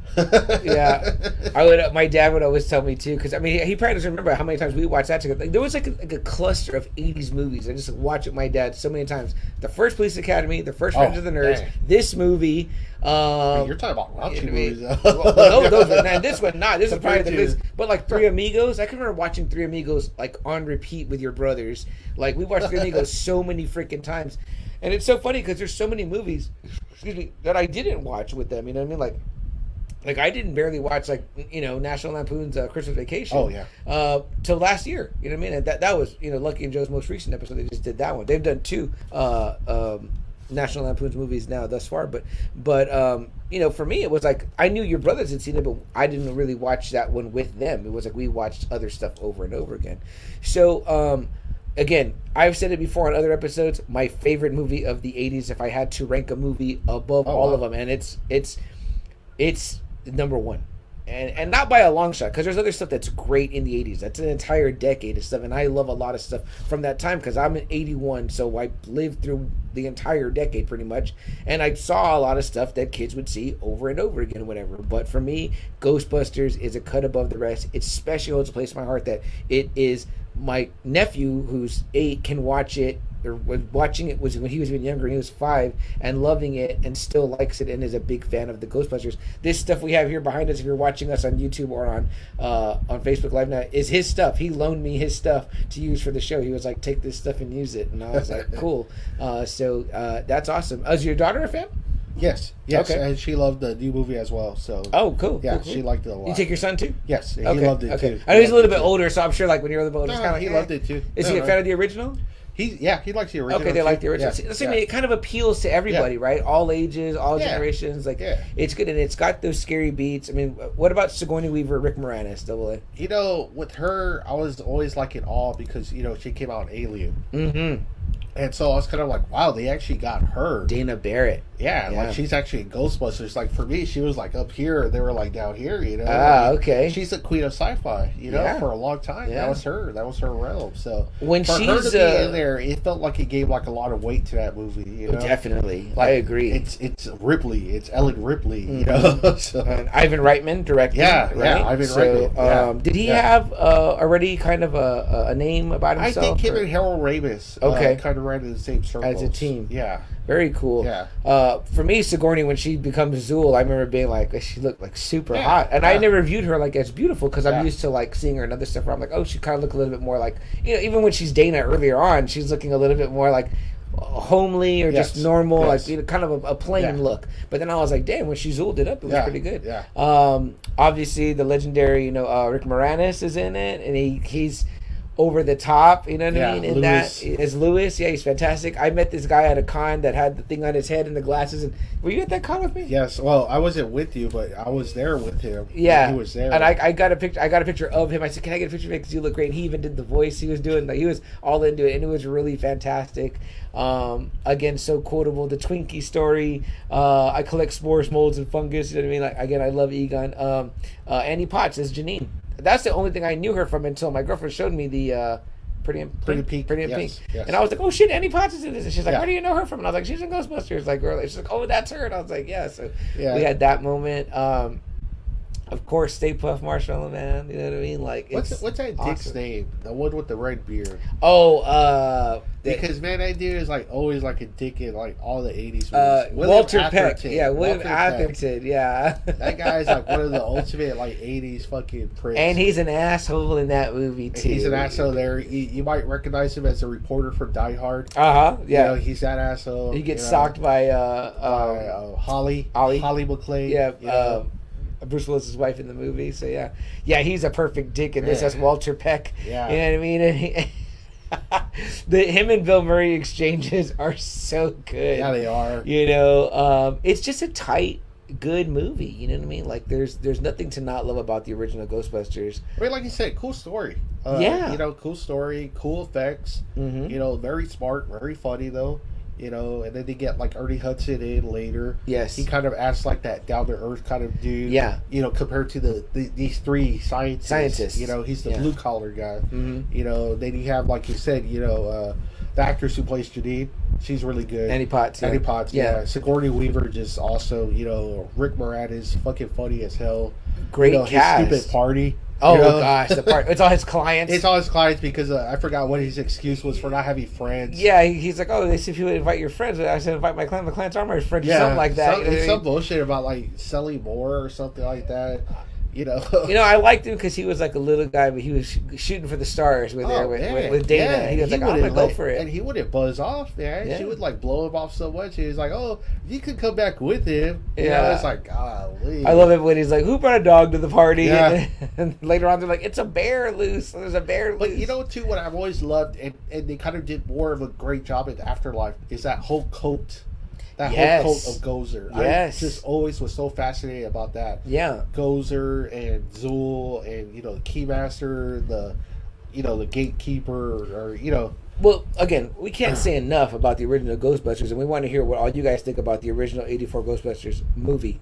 I think we're both say easily, for me, it possesses what I call all the hallmarks. Would I own this movie? Absolutely. Multiple copies probably, because I love this one that AA has, this steelbook. Would I rewatch it? I already rewatch it all the damn time. So it hits. That's my 5 stars. That's my 5 tacos. That's my 2 thumbs up, 10 jalapenos, whatever you want to call it. So for me, it hits on all that. Would you agree? Yeah. Oh yeah. Yeah. So we can't say enough about it. Perfect movie, in my opinion. My number 1 movie of the 1980s.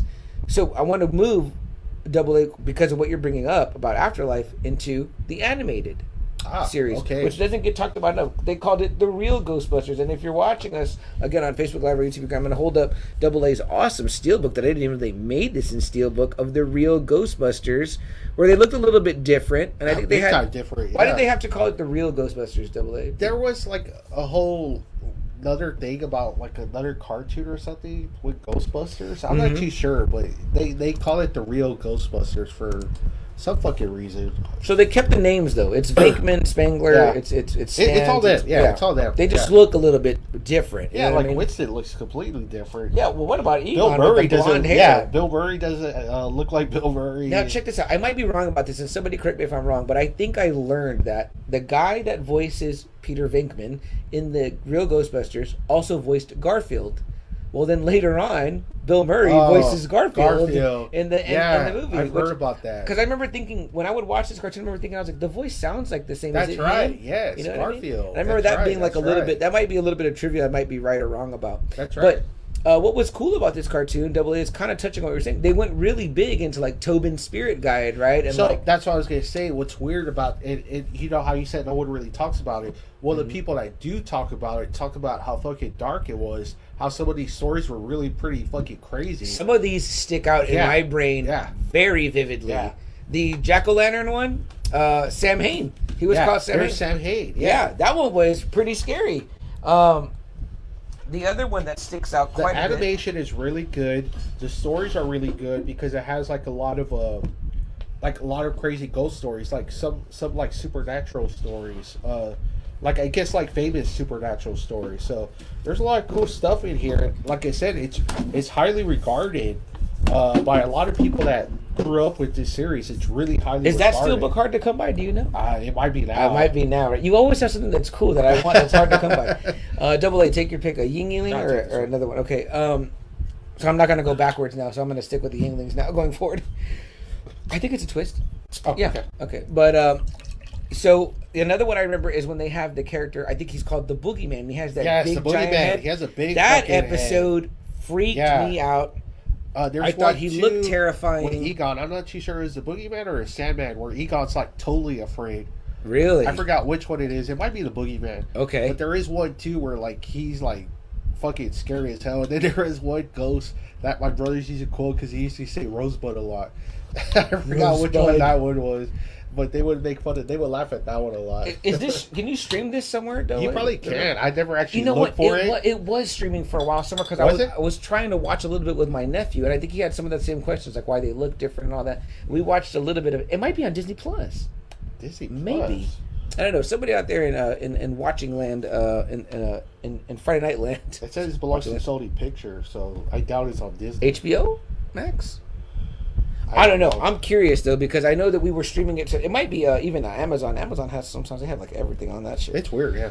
But it's when you can't find something right on the streaming channels. Yeah, it was a great cartoon, and I loved it. And it had, like I said, they really went deep into like a lot of areas that the movie will never go into, like the Boogie Man, like the Sandman, like Sam Hain. You know, it's kind of like, wow, it's going into like a lot of like the famous like ghost stories, the famous ghost monsters, you know.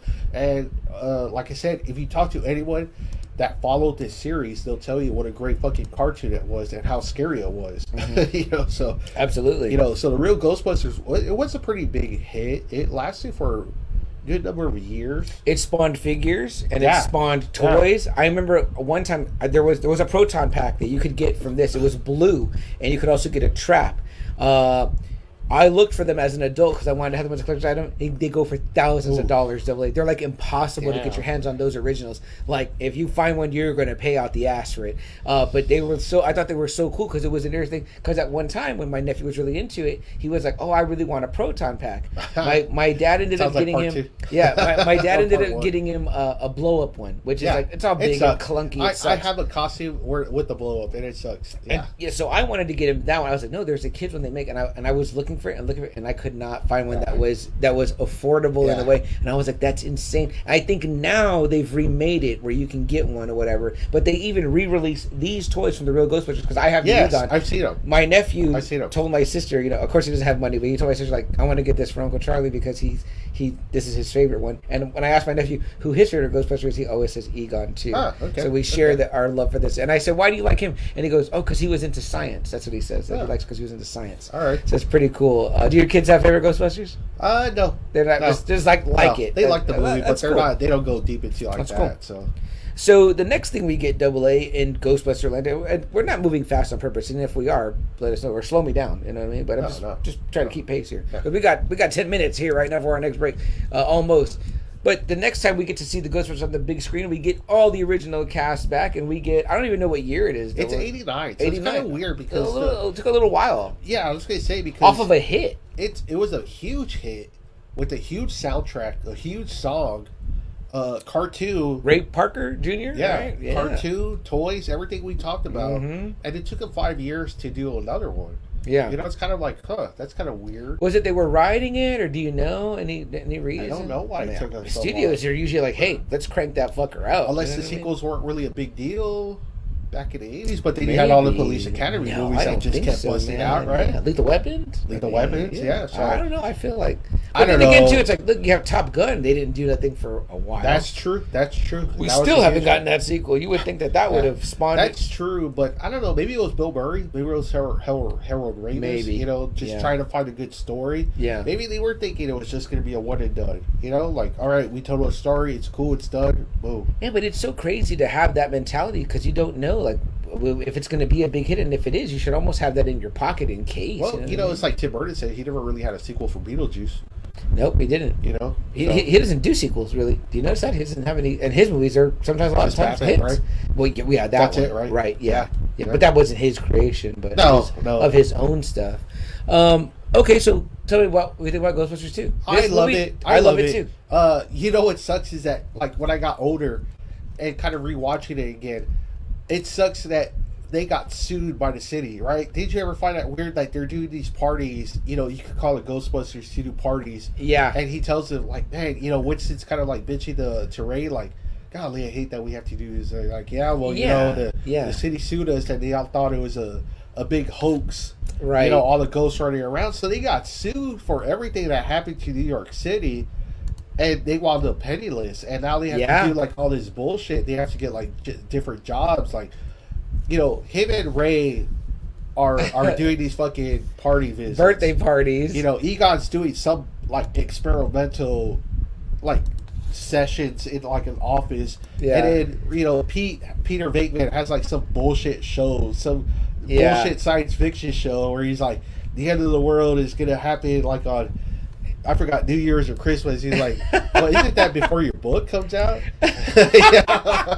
he's right back to his shtick from when he's trying to get girls at the college, right? Yeah, you know what I mean? yeah. So I was kind of like, oh wow, like I was bummed out when I kind of rewatched that. Yeah, because I got it's a bummer. It is a bummer. Wow, I remember the kids. The kids were like, we wanted He-Man. Yeah, they're like, who you gonna call? He-Man. I was like, golly. Yeah, man. And they're lugging out the gear. Yeah, they're just putting it back. You know, they feel embarrassed. You can feel like Winston's pain. He's just like, man, this is bullshit. Yeah, you know? yeah. We saved the crazy. fucking city, and this is how we got, paid. Yeah, guys, let me know again if you can hear the fan a lot, because I'm hearing it a lot. I may have double A turn it when we go on break here, which is in a couple minutes. What about Vigo? I thought that was cool. I remember that painting being like. So I liked the painting. I liked it cool. I liked his whole history too. The story, right? I liked that story. They had really characters. cool stories, yeah. And then one of the scenes that I had always remembered from part 2 was that great courtroom scene where those two ghosts they're being sued again or something, and they don't believe there's no ghost, that was all bullshit. And then those two convicts bust out, because the machine's going crazy. They're fucking ghost machines, it's all going nuts. Yeah, that's right. And because I think it's based on anger. On part 2, yes, the slime. It wants hostility. The slime, they had the slime there, and so like that judge is like going off on them, and the fucking compass go like, right, and then he's like, it's I forgot what kind of brothers. It was like I put them away and sent them something dead, Yeah.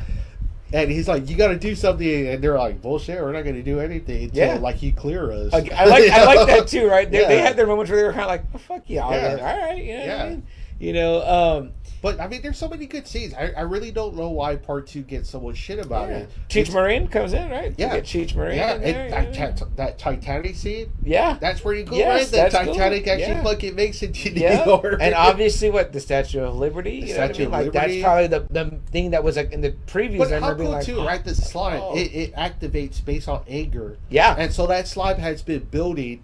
They kind of make fun of New York, like New York, you gotta love it, right? Exactly, because that's where like all the hostility is, and so that slime has been like fucking growing and growing, and it feeds on anger and everything. It's just everything bad, and it turns that woman's Nico into like the animal, the dog, it comes alive. And the fucking taxi cab driver is like a zombie, and he crashes into somebody. We started it the other day, me and my nephew, because he's like, I never got all the way through part 2. He tells me, and I said, okay, well, let's watch it. So we started. We didn't get all the way through it again, but we're watching the beginning, and he was asking about the baby scene. He's like, how did they do the baby scene without that? I said, well, Oscar. Yeah, Oscar. I told him, the tub scene, right? At the very beginning, when it's when the fucking away. That one, that one, okay. And the cart, we don't know yet, whatever. The slime hits the wheels, remember, and then that's right. Yeah. And I said, well, Mijo, there's nobody in the cart. It's probably remote controlled. They're just moving around. Yeah. But what a scary scene, right? Like, oh, holy shit, it's fucking intense. The baby's in there. You know what I mean? Yeah. I remember as a kid, younger kid, when I saw it, one of the things I was sad about, 89, I would have been, 8. You know what I mean? But you're already, I'm the age he is now. Yeah. I was sad that Peter and Dana weren't together. Yeah, they didn't wind up together. And I was like, well, she had to be with somebody else. Like, I never say who it is. Yeah, they never say. And I remember thinking to myself, like, oh, that sucks. Yeah, I thought so too. Like, and I'll get to that because there's something that similar kind of happens in Afterlife that I was like, oh, that sucks. But, so yeah, that was it for me. I thought that the Vigo painting looked scary. I hated the little art curator guy. Man, who is that? Because I love him. There's like so many movies that he does that I just love that. Peter McNichol as Dr. Janos Poha. His voice was funny, but I just was like, oh, this guy's on my last nerve already. Like, I hate you. But what a good, they put that character in there. Like I said, it's cool that they got the cast back, especially after Sigourney had just come off Aliens, and that was an Oscar-nominated movie. Yeah, she probably didn't need to do this. She probably didn't need to, but she comes back. It lends weight to the other 4 guys. And I like the story. I like the effects too on this one. There's so many cool effects that we'll go into after this break. It's definitely cool. Yeah, Ivan Reitman's back as well. Guys, if you guys like part 2, let us know. If you think part 2 sucks, shit, let me know. Maybe I'm wrong. I like it again too. Like, I want to finish sitting through it with my nephew because again, I enjoy it, whatever. And again, like I said, Ivan Reitman's back. All the top cast is back. I mean, but I think the story's cool too. Like I said, I like the Gozer, the whole coat with a Gozer, and I like this one too. And again, it's kind of funny that it wasn't liked in a time when it wasn't like a social media frenzy, so you're kind of like, what didn't people like? What didn't like? Yeah, I would like to it? maybe read what people like. You know, it wasn't as strong as the first one, that's for sure. Sure, I mean, it's not, but it's still a really good sequel. Yeah, with a lot of cool parts. I think it's one of these ones that's going to be revisited double A, and it's going to regain that traction. Oh yeah, regain that traction. But we're going to talk more about that one. Hear what you think right after this, guys. And again, we're not going anywhere, guys. If you're joining us here on Facebook Live, I'm just going to have double A turn the fan. Did you turn it? No, I don't hear it at all. No. Yeah, it felt like it was coming right into the mic or whatever. So it's good right there. Yeah, it's good right there, but neither one of us is getting. You could probably turn it more towards you also if you want. Sorry, guys, it's all fan talk right now. How about that? That's wonderful, actually. Yeah, it's okay with the that's mic? Amazing. Oh yeah, nothing's coming in.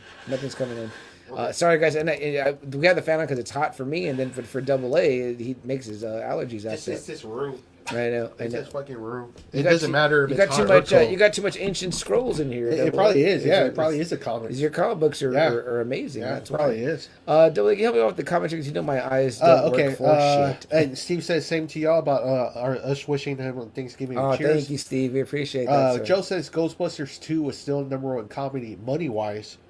Joe says. I did not know that. Okay. Aaron says Egon. He's a big fan of Egon. Right on, Aaron. There you go. Big time, buddy. Joe says, I haven't watched Afterlife yet, but I'm staying and I don't mind the spoilers, Joe says. Okay. Gabe says, Louis Tully equals best Ghostbuster. Very nice. Gabe. Very nice. I like that, Gabe. Joe says that he didn't mind the Girl Buster either.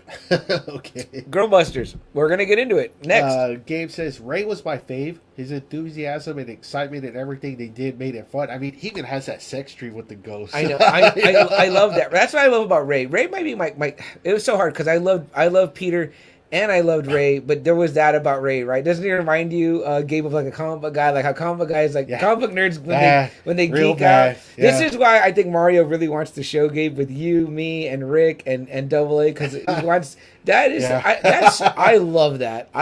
I would love to have a separate show with you guys. We sit around and drink coffee and just all of us just all talk. You know what I mean? I know Double A doesn't drink coffee, but we know. I'll drink tea. We can drink some tea. Yeah, it'd be great. I would just be because we know we would just geek out, right? It'd be so much fun. Wonderful. I love that. Gabe loved your phrase. Zoomed it up. Love that one. Yeah. Joe says Annie Potts rocked. Yes, 100% did she. Oh, and here we go. Gabe says he invited clients because he could write it off on his taxes. He was an accountant, if I remember correctly. That's what it was.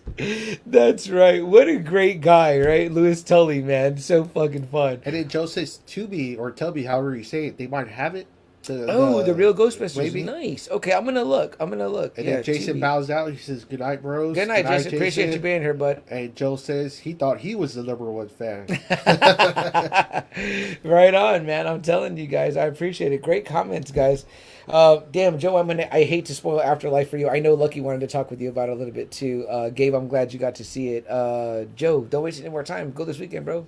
You got. Well, I know you're working a lot, man. So, Joe, you also went to go see a cover band, I believe, the other night on Wednesday night. How was it, brother? Deftones cover band. You're a big fan, I know. Deftones so, let me know how that shows. And there was an 80s cover band also, like an opening act. I don't know exactly how that show worked out, but let me know how that went for you, Joe. Gabe, happy belated Thanksgiving. I hope it was good. Let us know if it was or it wasn't. Joe says he doesn't mind. He says for us to just go ahead with it. Good. We'll do then, brother.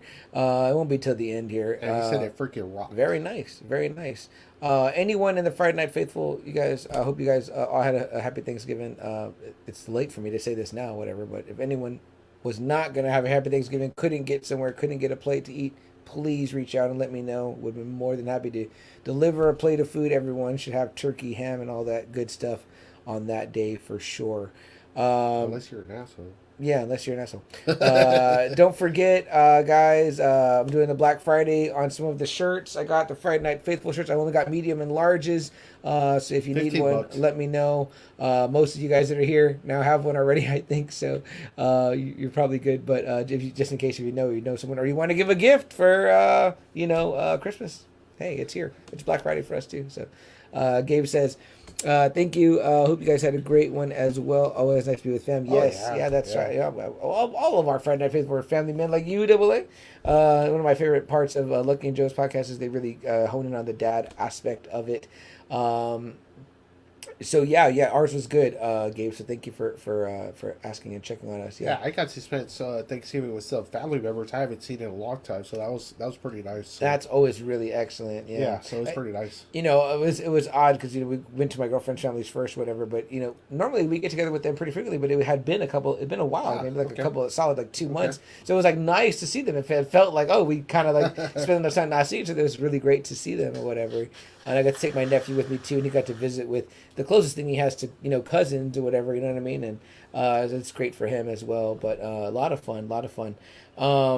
Let me check, guys, and see if we're loaded up here because I feel like you guys are ready to have this talk about Ghostbusters. We'll finish up on Ghostbusters 2, and then we're going to go right into the 2016 version. Because there's a lot of stuff in part 2 that I really liked. Yeah, and I want to hear all that stuff too. And again, I need to have a more recent revisit. Although I remember it fairly well. I'll tell you guys right now, but let's get back into it, guys. Dang, Double A, I kind of want to keep the comments open. What do you think? Sure. Let's just roll it. It's our show, dude. And Joe said he had a great turkey day. He's stuffed. Good. Got leftovers, Joe? I want some of them leftovers, man. I loved how you were saying in your last episode.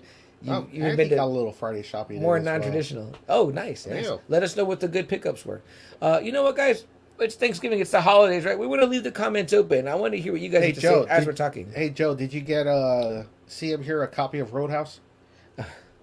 That's a good Christmas Hopefully gift. Not available on Blu-ray right now. Well, I got my DVD copy for $5 at Walmart a few years ago. So Double A probably bought the last one, so no. Yeah. No good. When it's streaming, let me know again. I'll watch it.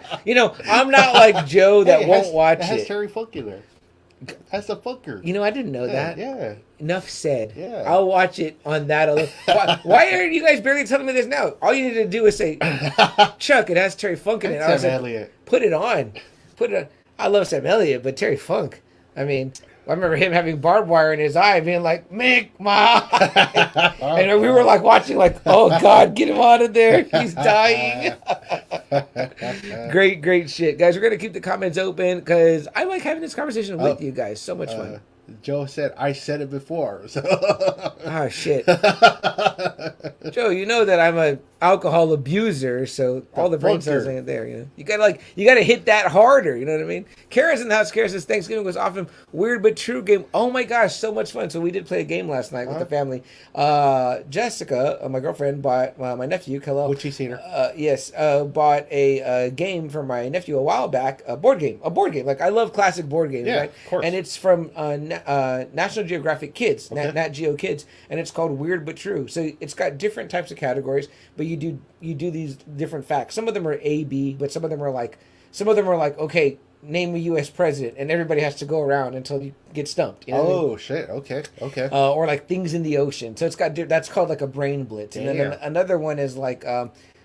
Then there's like true false ones, and then another one is like numbers, like guess numbers, like how many needles does a porcupine have? Oh, shit. And everybody says a number, and whoever gets closest without going over, they win that little round or whatever. So it's got different little sections of the game, and whatever kind of card you pull is what you'll do, whatever. So the other ones were like true false, and there would be different things like just like, are there any sea turtles in this country, and what do seagulls eat or whatever, you know what I mean? So it was different, but it was like a lot. It was like educational and fun. We played that for about like a good 2 hours. Damn. After we ate, so it was a lot. And my nephew wanted to keep going, but then more people got there, and like I got tired, and the adults were kind of drinking, and not even I was really drinking. I'm drinking more tonight than I did last night, and I was so damn full I couldn't drink no more, and I retired. So yes, Kara, great memory made there with the guy. I'd love to play that again with everybody. So that's a lot of fun. What else Double A is in here? Joe says I listen to Double A. Then he says I freaking love trivia games. And he goes that they played some dominoes and Scrabble. Oh, would have loved to play dominoes and Scrabble. That he is the Scrabble king. It looks like. Oh shit! Well, let me tell you. You know who they said was a favorite that loved playing Scrabble? Queen, the rock band. Really, the whole band. Yeah, that Freddie Mercury was like super fucking like competitive with that shit. Really? Yeah. Well, Brian May is like a physicist, right? Yeah, he's an astrophysicist. I mean, Brian May is a fucking smart man. Yeah. I love his. I follow him on Twitter because I like his science posts. Yeah. He has really good science posts. Yeah. So wonderful. Kara says soft shell Chinese turtles urinate through their mouths. Ooh, we learned that last night. Right. Yes, I was like, all right. Number one, I did not know that there were soft shell turtles. Yeah, me neither. But they also piss out of their mouth, which is kind of gross if you're making out with one of them. So we need to write a Teenage Mutant Ninja Turtles story where there's a soft shell Mutant Ninja Turtle, and he's just... Okay.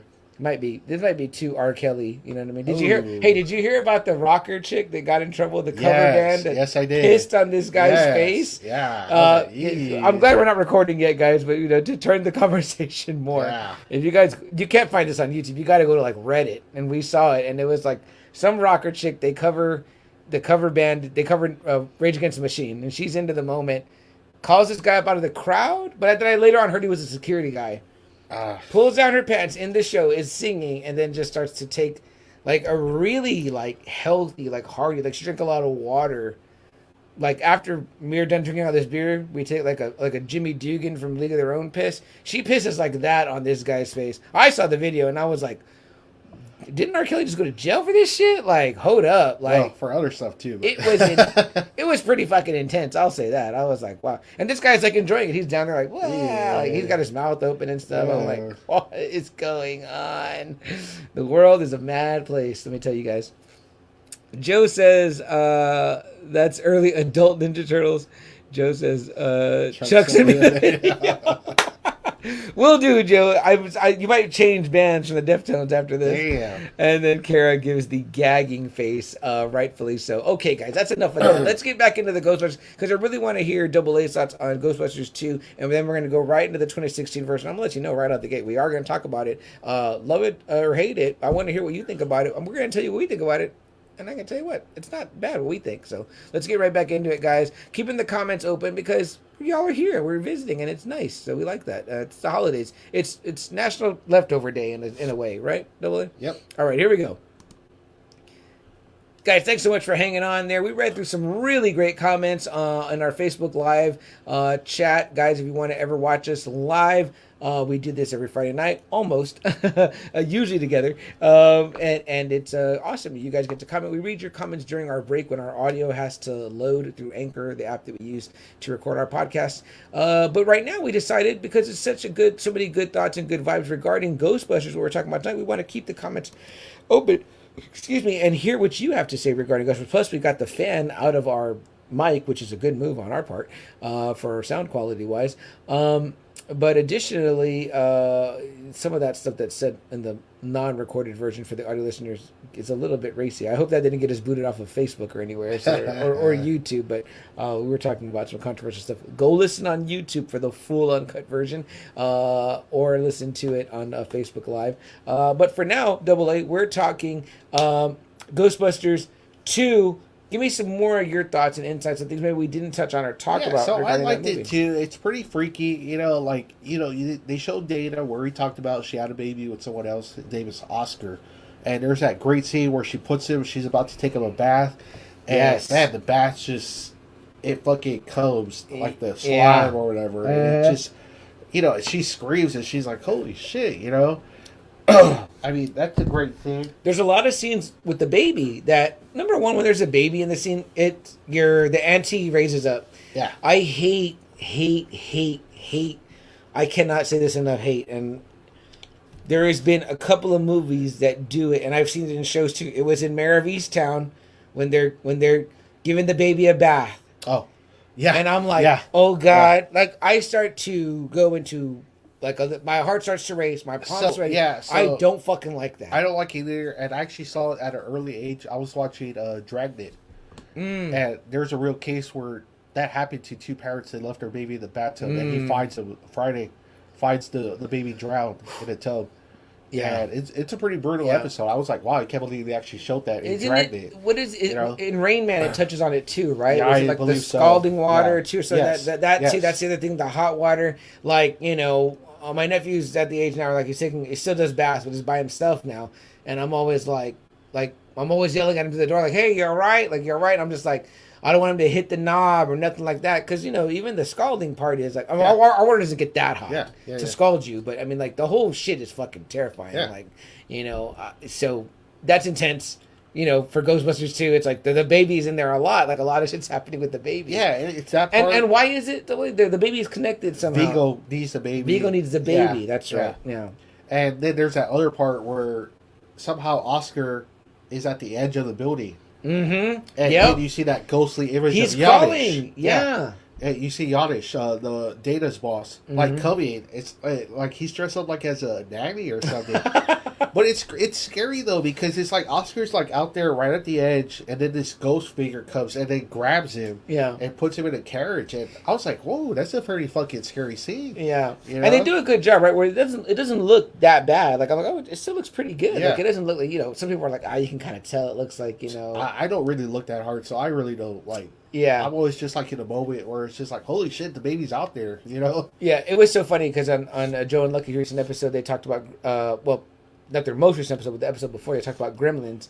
And they talked about the scene where the gremlins are about to go to the theater. And they were like, yeah, that part's pretty clearly claymation. Well, afterwards, I'm like, they say it on their show, but I like to either watch the movie before I hear the episode or after. So we watched it after, and I got my nephew to watch it. Like his first time kind of sitting through the whole thing. He bounced around a little bit, but for the most part, he was there. Oh, okay. And he said he really liked it a lot, which I thought was awesome. And he goes, I want to watch part 2. And we're like, okay, we'll watch part 2. Like during this holiday season, we'll watch it. But I saw the scene they were talking about, and I was like, oh, wow, I forgot about this. You really can. But I never thought about it until this time watching it, that you can tell that they're like, it's a bunch of like claymation gremlins moving right before they go in the theater. And I was like, oh, wow, if they hadn't have said it, I probably would never have thought about it. But, you know, they kind of pointed it out and made me think about it. But I remember that, again, I haven't had a full review of part 2 in a while, but I remember like nothing really looked like cheap. Like it looked pretty good, you know what I mean? Like I said, it's scary because like he's on the edge and then you just see this ghost figure come out. Mm-hmm. That's pretty fucking scary, you know? Yeah, definitely what'd you think of the relationship that they put Lewis and Janine in? Because she's probably figuring like, man, I'm never gonna get Egon, so let me get with Lewis.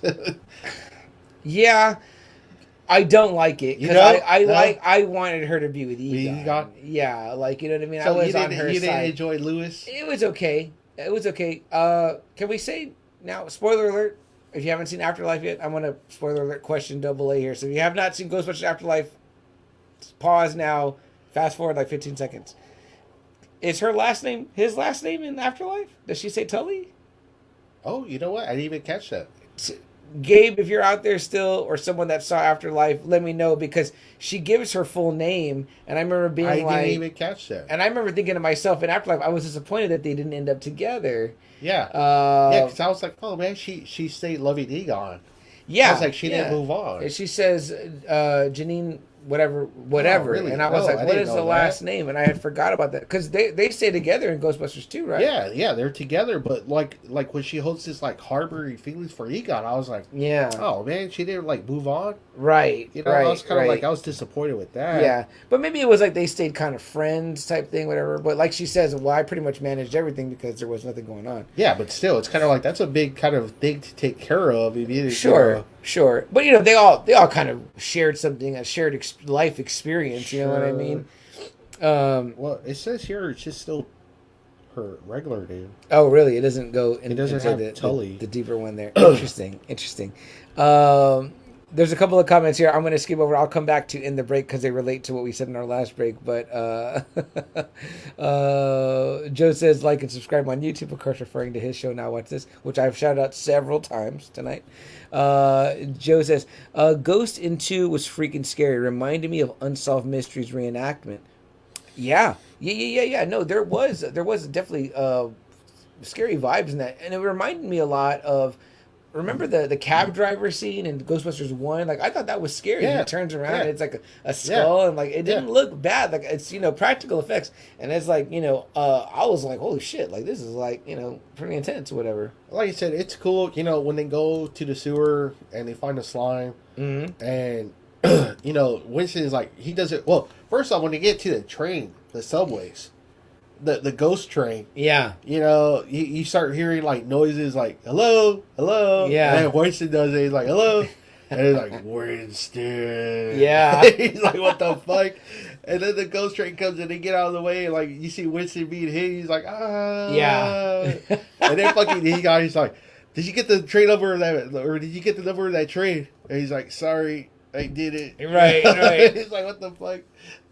It's a perfect mix of like, but that was a cool story too, right? A bit scary. The train that derailed, yes, and killed all those people. You know, And then, you know, all of a sudden, the spikes with the heads, Mm-hmm. they're all, like, all around them. Yeah. You know, it's kind of like, man, what the fuck's going on down here? There's these dark you know? things, Yeah. but, you know, again, they lighten it, and that's hard to do, right? It's hard to kind of mix that. Because it still wants to keep you entertained, you know, if you have the kiddies, you know, it's kind of like, sure. Oh, okay. Like, they're busting ghosts, but where do these ghosts come from? You know, their origins, and it's neat. It's wonderful. I love it.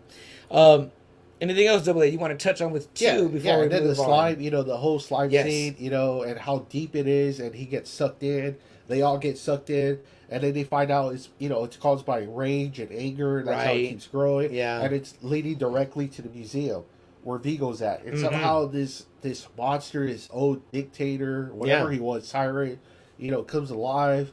You know, they use the slime for the you know, Statue of Liberty. Yeah, that's awesome. Know, that whole great scene. And then when higher. Vigo, like, possesses Ray. Yes. And then he has, like, that He's crazy kind of scary. fucking look. Yeah, he looks really scary. Yeah, I remember that. I remember, too, like, I think you can buy it now. People sell, like, there's a website. You can buy the Vigo painting you or whatever. can. I've seen it so many times at Comic-Con. Yeah, it would be neat to own, because it's kind of, you know me, I love That's cool, because somebody will recognize that, right? Yeah. Like, I love a prop that's like, like you could have it and be like, what the fuck is that? Like, my older brother has a really badass shower curtain of Han in Carbonite. Nice. So, like, whenever he had it in the shower, you know, it was like, it looked so cool. It looks like it's in there. It's Han, yeah. It's really cool in the great coffee shop Tandem here in San Antonio. And what do you think about the ending scene too? Like, after all is said and done, and then it's a painting of them. Oh, I love Oscar's with the kind baby, of like, whoa, and they're kind of in the robes, but still, it's kind of like, whoa, what the fuck, you know? Yeah. Like, you know, somehow it did all that, right? I don't see that one for sale enough. Right? They should sell that one or whatever. But yeah, like I was saying, the coffee shop Tandem here in town, great coffee shop, guys, in San Antonio, Texas. Tandem. In the men's restroom, they have the Kramer hanging in there, and you're like, but it's like, it just looks like, it doesn't say anything. It just looks like that image of Kramer from Seinfeld, the episode where it's like, oh, what the fuck is this painting of? You know what I mean?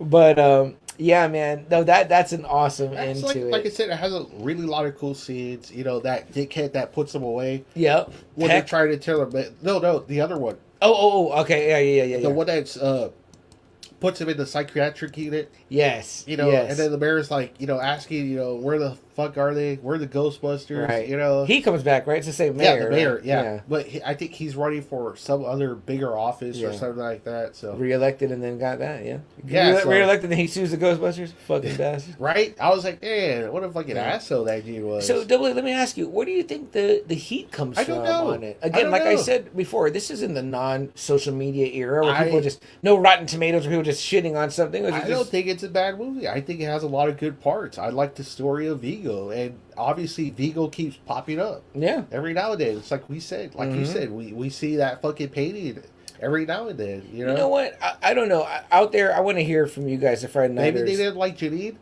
being with Lewis. Maybe they didn't like you said, Dana not winding up with Peter. Yeah. I mean, maybe it was enough of those little things that turned people off. But you know what I also think, Double A? Maybe it was that they waited so long on the sequel. And it could have been that, too. And people kind of lost their Ghostbusters love. You know, remember what they said? You got to strike while the iron's hot, right? And it's true, because they said that's what kind of doomed Masters of the Universe. They did that so late. Where He-Man had already died. That franchise had already died. It came and went. And then they wanted to do a Masters movie. It was kind of like, well, no one's into it anymore. Am I too bold to say, if I say you do Ghostbusters 2 as is, 2 years after the original? It might work. It probably works. It might work better. I think so. I definitely think so, because you're still riding that high wave of Ghostbusters love. Comments still in the... Joe says that Ghostbusters 2 was freaky, scary, reminded me of Unsolved Mysteries reenactment. Yeah. He said it had a good mixture of scary, and you get a good laugh. Yes. And then he says Monster Squad is just a kid version of Ghostbusters. Would you say that? I would say that. I would almost say I think I like Monster Squad better than I like Ghostbusters 2. I say that because, you know, the monsters are better. Like, if Ghostbusters 2 could have done something like that, shit, I think you definitely have a hit. But there also is that time frame thing where it's like, I think they waited a little bit too long. They waited like, too long. 5 years? Yeah, you But you know what? It worked for Back to the Future. How come it didn't work for this one? Because Back to the Future was 1989 too. That's a good question. Is it the strength of Steven Spielberg? I mean, like... Well, it's not Steven Spielberg, per se. It's Robert Zemeckis. Now, do you like Ghostbusters 2 as much as Back to the Future 2? No. You like Back to the Future 2 better. In some ways, it's funny because I actually think Back to the Future 2 is a better movie than Back to the Future. Oh, interesting. Wow, okay. No, but the first one's still my favorite by far. Yeah. But if you're looking into it, like you would say, like, wow, Part 2 is actually a really better movie than Part 1. Because of, like, the whole back and forth shit, right. you know. Yeah, like, it's a better movie. I think so, but yeah, Part 1 still obviously... This is what we say about Empire and Jedi. Yes. Empire is clearly better. Yes. But I think I like Jedi a little bit more. There's more that you enjoy, right? Yeah. So Jedi hits me the way that this Ghostbusters 2 hits you, because it was right in my, like, I'm alive and I'm a sentient being but during what this I'm saying, time. though, is that, you know, it was kind of like, well, people went to go see Back to the Future. Yeah. Why people didn't go to Ghostbusters 2? Yeah, that's funny. That's hard to me. I don't know. Because if you ask me franchise versus franchise, I like Ghostbusters better than Back to the Future. Me personally. But the two movies? Part 2? Like, you know, at that time, it was like 3-2 at the time. Yeah, that's different then. Yeah, probably though. I probably would watch them more. I would probably watch them more. Me personally, whatever. Because it took me a while to get into the Back to the Future thing, where I'm like, and even so, I like it, but I'm not running out to buy a box. You're not running out dressed like Doc and Marty, right? Nope. I'm not trying to get the figures, and I see them all the time, and I'm like, oh, the only thing you would get would be the DeLorean, right? If you could. Yeah, I have a picture sitting in someone's model DeLorean, I think, because it's cool. That's cool. That's a neat thing about it. So yeah, and in fact, I tell Fred Knight or Jack, you should just get rid of all your other cars, just get a DeLorean. Right, no shit. Right? You're not hardcore enough. Yeah, so he's not. No What do we got in the comments? Joe says that he thinks the original was just so good or right. But Part 2, everyone were bigger actors by then. Yeah, maybe that too. Like you kind of you change with the people, and like, you know, I don't know. I think maybe there's something to be said about losing the same tone. Don't you think? I think so. Yeah, they all still acted like if it was like the next day. Like they still had like, you know, Peter was still the leader. Ray they was did look a little. They look a little older. For sure. Yeah, even like Winston looks different. Yeah, you know, with the growing of the hair and no mustache, she even looked. They look a little heavier too. Like, I mean, you know, so I think sometimes maybe back then in the '80s, those things would like affect you. You'd be like, what the fuck? This looks like. But you know what? I like Part 2. It's a really good movie. It has a lot of really cool scenes. Yes, and the ghost story behind Vigo is a pretty cool ghost story. Agree. You know? Also, yeah, and I would tell people to watch this one. I would happily. I own it on digital. I don't have a physical copy, but I would definitely own a physical copy. I've seen cool box sets before, and I will watch it. You know what I mean? So I have nothing negative to say about Ghostbusters 2. It's good. I like it. It's good you don't, because the slime will grow if you did. I was going to say, yeah, I know. The slime will definitely grow. So let's go into AA, probably now, what became the most hated, 2016. Even before the movie came out. Yeah, I know. Which I don't like that. I fucking hate that, actually. But director Paul Feig. It does have a bad rating. I know. On IMDb, right? It's a 6.5. I wonder. I don't even want to look at Rotten Tomatoes because pisses me off sometimes. But Paul Feig was I might be saying it. I don't know. I don't know how to say it. Yeah. But you know, he got tapped to headline to head up this movie as a director. Ivan Reitman. He gets a writer credit, but I guess it's based on the original. Yeah. But you get an outstanding female cast, which, if you want to talk about funny women in the world, Melissa McCarthy, Kristen Wiig. She was still pretty hot, I would say. This is when she was having her blockbusters. Kristen Wiig off of Bridesmaids fame. Yeah. Kristen Wiig off of Bridesmaids fame. Kate McKinnon, who Saturday Night Live was still killing it on Saturday Night Live, and Leslie Jones, like probably the top black female actress out there right now. I mean, like, we're definitely at this time. So for sure. In this one, what was interesting was that it was kind of like another alternative dimension where there are the Ghostbusters. There was no Peter Venkman, no Ray Stanz, no Egon Spengler, no Winston Zeddemore. Yes. This is like almost the same principle. 3 scientists, kind of who believe in the paranormal, go out looking for it, and then they get joined by Leslie Jones. Kind of like the Winston part, obviously. One that doesn't believe in ghosts, but was had a sightseeing. But it's kind of like in another dimension where that Ghostbusters never happened. Yeah, who Joe Joe mentions here was also big on SNL. All of them are almost, except for Melissa McCarthy. I don't think. But. So you would call this Double A a true reboot? It's pretty much it's supposed to be a reboot. We're rebooting. Yeah. You know, there's not. There's no, like I said, there's the Ghostbusters thing in New York didn't happen in this strand of the multiverse. Yes, there's no Ghostbusters until now. Even they got a multiverse. Yes, I know, right? So. There always is, right? So it's cool, and it happens to be women. Female scientists. Okay, so who saw this first in my house was my sister and my nephew. Okay. He wanted to watch it because it was Ghostbusters. I actually saw this at the theater, so... Really? Yeah. Okay, I want to hear your experience. Yeah. But my sister and my nephew saw it because he wanted to see it because it's Ghostbusters. And he'd already watched Ghostbusters and he loved Ghostbusters. He wanted to see it.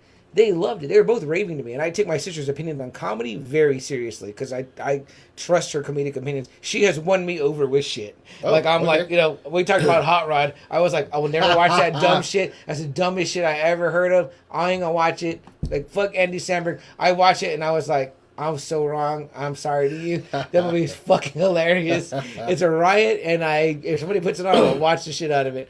So anyway, she's like, you know, Mijo wants you to watch the girl Ghostbusters. I was like, yeah, I'll watch it, especially because of him. So I'll watch it. So I watched, and I was laughing my fucking ass off.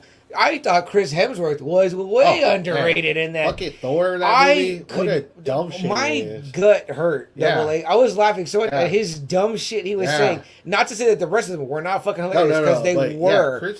Chris Hemsworth kills it in this fucking movie. Yes, and I was like, was this before Ragnarok? 2016. Yes. So it kind of almost was like they wanted some of that. They wanted them laughs. Yeah. And he delivered. And the man is a fucking straight up hunk, and he looked like it. And this it's kind of like everything's like turned upside down. So like Chris Hemsworth is like the complete opposite of Janine. Yes. Where Janine was smart, you know, tough, streetwise. She was a Ghostbuster in her own right. Chris Hemsworth was just a complete opposite. A fucking moron. Didn't know what he was doing.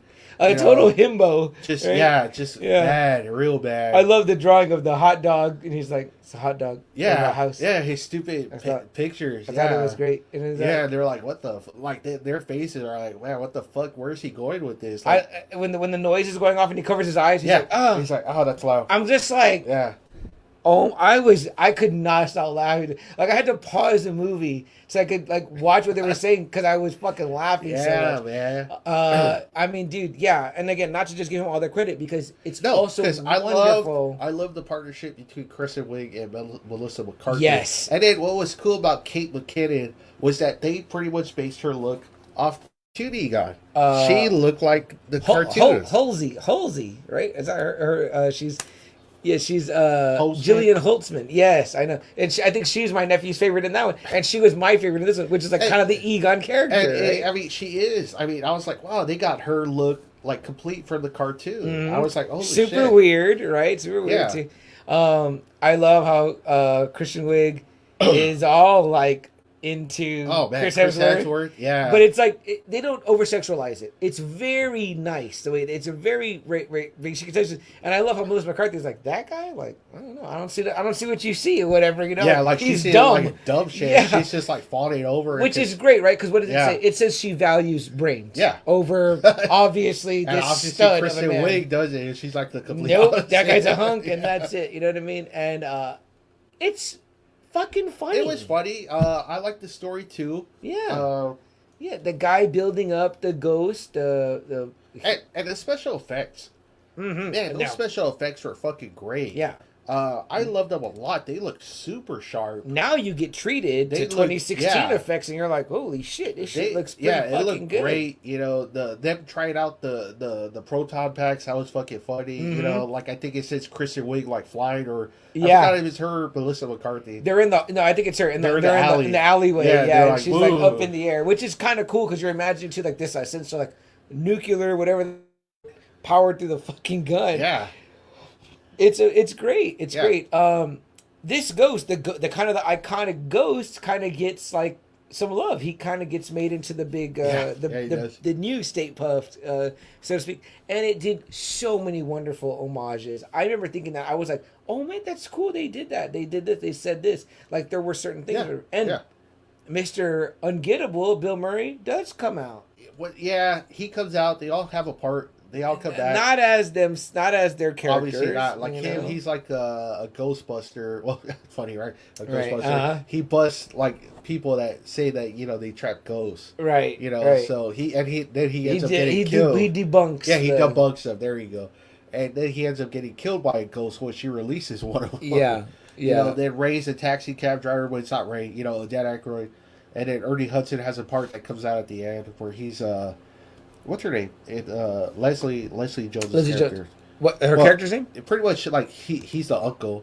Patty Tolan, yeah. Yeah, he's the uncle of her. So it was pretty cool. Yeah, so that is pretty cool. That's definitely cool. Let's see. Joe has a couple of comments in here. Oh shoot. Help me out, Double A. He goes, coming off Bridesmaids, Paul Feig was big. Right, he did that one too. I forgot. And then he says Leslie, like you said, she was big on Saturday Night Live. Yes, definitely. And then Joe says Hemsworth was great. And he's right about this one. Joe says, I thought the villain lacked only weak spot, and I thought so too. That the main guy, dude, that guy, yeah. But it was great because it let us meet the girls more, which was cool. Sure. But he is right though. What he was doing was a pretty cool story about, like, I guess the tower was supposed to be like pretty much all the evil. Yes. Almost. Yeah. But yeah, he was trying to release it or whatever that it was. dude kind of sucked ass though. Yeah, what was that guy's name? I forget who he was in the movie. We've got it up here on IMDb. Shoot. Oh, right there. Rowan North. Neil Casey. Yeah, that's right. Yeah, Rowan North. Yeah, and that's what they called the big ghost was Rowan. Also, I think they called him that, which looked cool because I was like, oh, it's like the logo ghost. Like that's the one. So that's pretty neat. Joe says too. I liked how the girls just fought over. Well, it was really Christian Wiig. Yeah. And the origins are as good as well. I thought so too. Like you said, they're both scientists. Kate McKinnon comes in later as a scientist. Holtzman, I love it.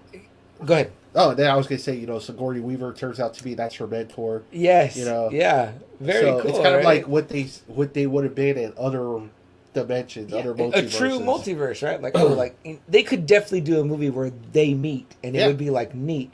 I remember finishing the movie with no expectations and feeling like, why did this get so much hate? Like, I don't get it. Now, unfortunate... It's like you said, you went in with no expectations. I think people went in with so much expectations, and they didn't like that it was female-driven. And that's what I mean. See, now this one has the negative effect of coming out in the information era and in the era of social media or whatever. And it was like...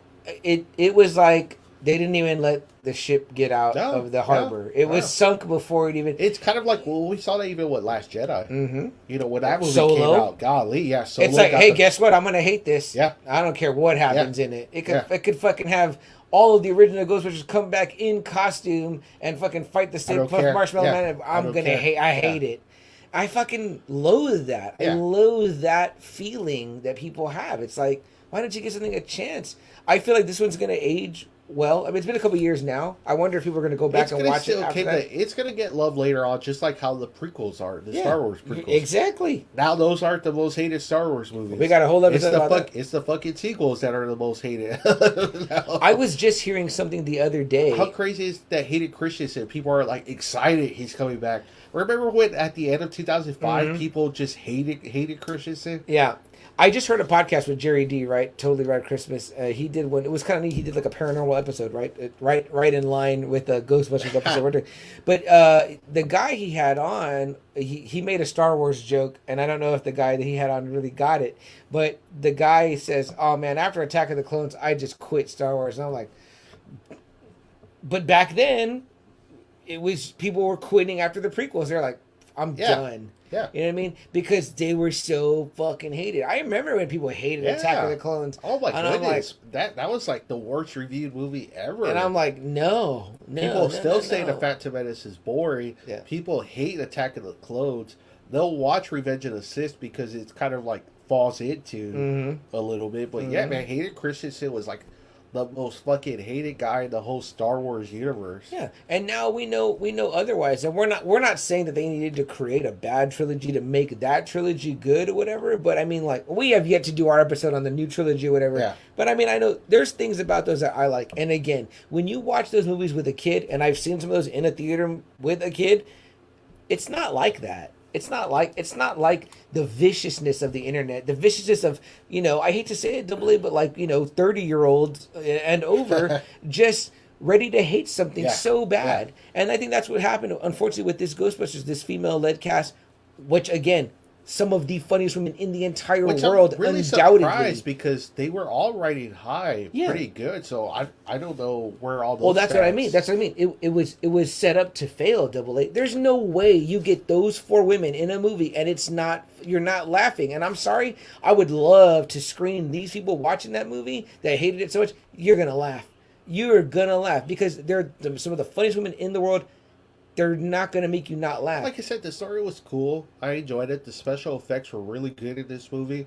I really enjoyed those special effects. Mm-hmm. I love that last part where they're both falling. Her and Melissa McCarthy are both falling.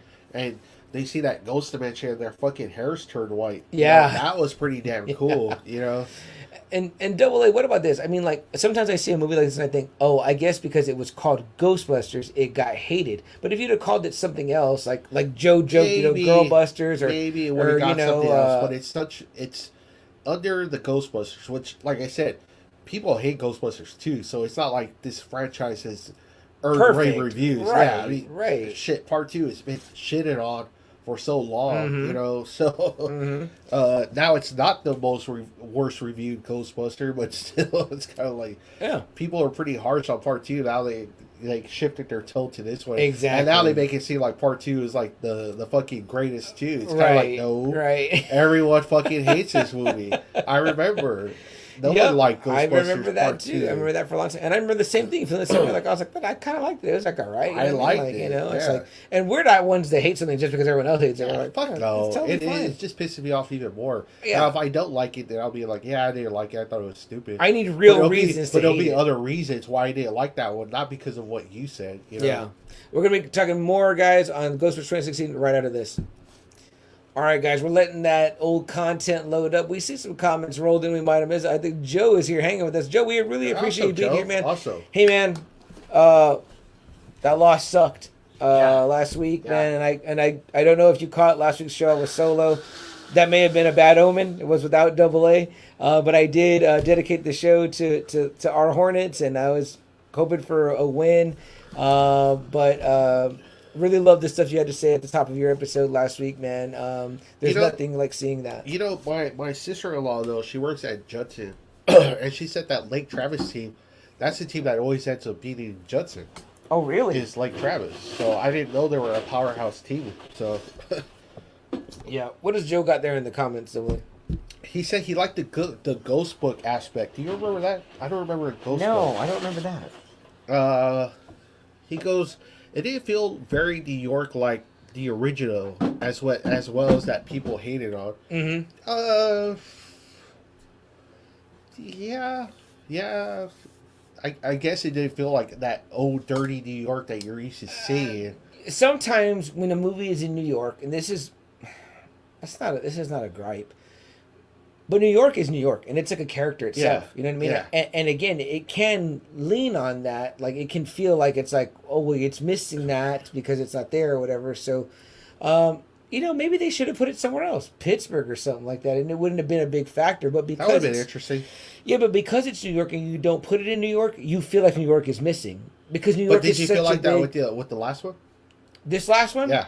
Because it doesn't really take place there. No, not at all. But you still feel kind of like eerie, right? Yes, I did. Because they had to do a good job of replacing it in a sense. You know what I mean? But they did. Because Ghostbusters is rich enough to do that. You just have to do that. Yeah. You know what I mean? Like, again, things are always fun in New York, but you can take them out of New York. You know what I mean? Yeah. Like, so this is not a spoiler or whatever, but we start Hawkeye the other day, right? And my dad's looking at the first episode, and he's like, oh, where are they at? And I'm like, really? Like, come on, Dad. Like with just you knowing it's Hawkeye, it's like it's New York or whatever. You know what I mean? Like, what? It starts out with the sweeping, view of it. And it's like, I mean, I know it looks a little different, the skyline, but I mean, no shot to my dad. And I just mean like, it's like it's New York, it's the Avengers or whatever. It's Marvel. It's like they're all there or whatever. But it doesn't mean, hey, fuck. You could put it somewhere else, right? It could be St. Louis. You could put it in. Maybe that helps it a little bit. Yeah. I wish they would do some shit in San Antonio. Oh. You know? That'd be awesome. Let me see. Joe says it didn't have the great song, but little fun fact, I like Bobby Brown's song in part 2. Yes. Shit, what's that song, Joe? I do remember it being good, though. And then he says he does blame you. It usually is my fault, so and then, my girlfriend will agree with you. And then Joe says, yeah, just like in Seinfeld, right? Right, Lucky? Tag that mofo. Get him up in here. I need to see that. I got to give that man $20 to get some action figures. I'm gonna do that in a minute, and do that after the show for sure. On our old Bobby Brown song. We were talking about Bobby Brown. I was thinking about Bobby Brown recently, and they talked about him in damn, what podcast was I listening to? Oh wow! Oh, it was Kevin Smith was interviewing Martin Lawrence. Okay. And Martin Lawrence has a movie that he wrote and directed, and starred in, and it's got Bobby Brown in it. I can't think of the name of the movie though, but either way, point being, okay, Double A, what do you think? We're gonna finish out on the 2016 version. Yeah. Let's get into it then. Friday Nighters, we appreciate you guys being here, hanging out, especially Joe of the Now Watch This podcast with Lucky and Joe. Great podcast. When you're not listening to us, go check them out. I highly suggest it, man. Giving you guys all the love tonight because you guys always give us the love. Except this last episode when Joe took shots at me. It really hurt. It really hurt. I'm still reeling from it. Still recovering, right? Okay, here we go, guys. All right, Double A. So, in regard to the Paul Feig, I believe it's Paul Feig. It's not Feige. It's Feig. Like I want to say Feige like Kevin Feige, but it's Paul Feig. Paul Feig. I'll say Feig. It's Feig. Paul Feig. Female-led cast. Again, I cannot say enough how funny I think these women are. I think they are absolutely hilarious. I like it. I'm a fan. I liked it too. I was fine, and then it was kind of cool. You know, you see Ernie Hudson. He's the uncle. You know, it's his car that they use. Yeah. You know, for the Ecto one. Yeah. Then you see Sigourney Weaver. She's working with Kate McKinnon's character, and then you hear Zool on the recording that they do. You know, so it's kind of like, oh shit. Yeah. I would love to see the multiverse, man. I'd love to see it tying together. And I have to say, Double A. And I think I've read that they might do something. That'd be fantastic. You know, it's there now, right? Yeah. You know, you get. I would say, like I said, while I can't think of any specific quotes, the specific parts we're talking about, you know, the Chris Hemsworth parts, the things that they do, whatever, the things that they say, you know, how the interactions, they're memorable to me. I would say some of that stuff is even more so than, like, you know, again, there's not any, can't think of any specific memorable, quotable lines from Ghostbusters 2, but there were parts that clearly stand out. Yeah. Now, the quotability comes in the first one. That's where it's like all the lines, yeah. all the stuff said, you know, again. But again, we probably watched that one more times when we watched the others. You know what I mean? If you were to like rank up our viewings, it would be definitely the first one is the most, whatever. So, but anything else, W, that you want to get to in that before we get into? I thought it was just a fun movie. It was fun. The special effects were good. It was funny. The story was fine. So yeah, I liked it. And if they get to do something with maybe Jason Reitman, you know, cool. That'd be cool. I own a digital copy, thanks to Double A. I would own a physical copy, and I would watch it again, and I would suggest for anyone else to watch it. So, y'all know the CM Chuck seal of approval has to be, would I buy it and own a copy, and would I watch it again? Yes, to both. And that's the 2016 Ghostbusters.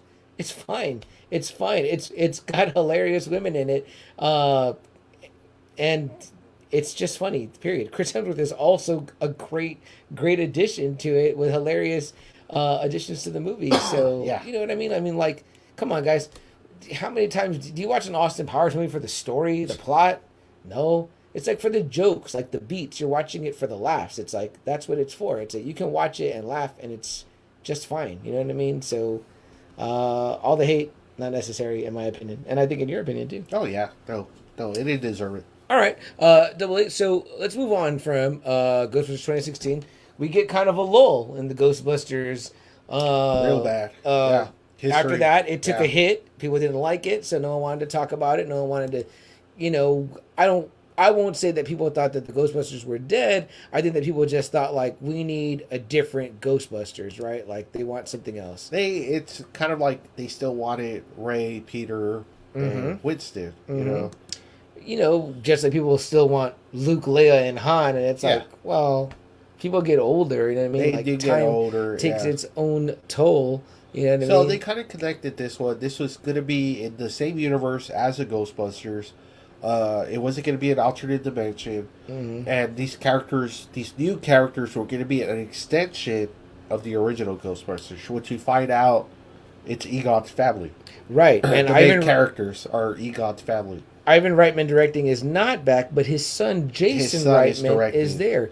And of course, the biggest thing that happens, people had always wanted Bill Murray and Dan Aykroyd to get back in. And Bill Murray, for the longest time, was the one that was kind of holding it up. Like right? I said, it was like him and Harold Ramis. They had that falling out. So then what happens, right? Harold Ramis passes away. He passes away, so it kind of washes away any chance of So now, reunion. Right. So now it's like we'll never get the Fab Four. We'll never get them back together again. Ever. So that sucks for Ghostbusters fans. That's like, well, we'll never get that. And I think that's what people were pissed off too, is that Bill Murray signed off for in 2016, even though it was a cameo.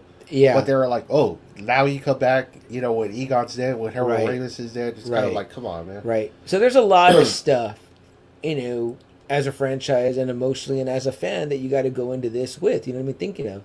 So, real quick, guys, I want to hit the comment. Thin line between love and hate. Thank you, Joe. The Martin Lawrence movie with Bobby Brown. Okay. And Joe says, and he's back.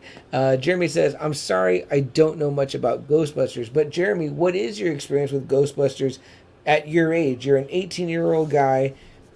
Have you seen the first one? Have you seen part 2? Have you seen the female-led one? Have you or will you watch Ghostbusters Afterlife, the newest one in theaters now? Do you have a desire to see it? Again, these movies are, where we grew up with them. You know what I mean? It's like, chances are, you saw them because the people that your mom definitely watched them. You know what I mean? So, in fact, I asked her before I left. I said, "You've seen all of them, right? Even the girl one." She said, "Yeah, I've seen them. I've seen them all." The women one. She said, "Yes, I've seen them all." So, Joe says, "No shots taken." She says they're the perfect homages. And Joe also says, had it come out without the history, it would have been seen as a better movie. Probably. Yeah, I think so too. Yeah, and he says, really showed Hemsworth's comedy bone. Definitely agree with that. But yes, so now getting to Afterlife, Bill Murray gets that heat, but what do we start to hear? We start to hear all the talkings about, right? One of the first things I remember hearing was about Finn Wolfhard. Yeah, that's right. Stranger Things fame. So it's kind of cool. So you're getting like the kid from Stranger Things, who even in that show dresses as a Ghostbuster. Yeah, that's right. And it's kind of considered the leader of their group is going to be in this. So you're wondering how it's going to be. You're also wondering, how is it going to be without Harold Ramis? He's passed away. What are they going to do? You know what I mean?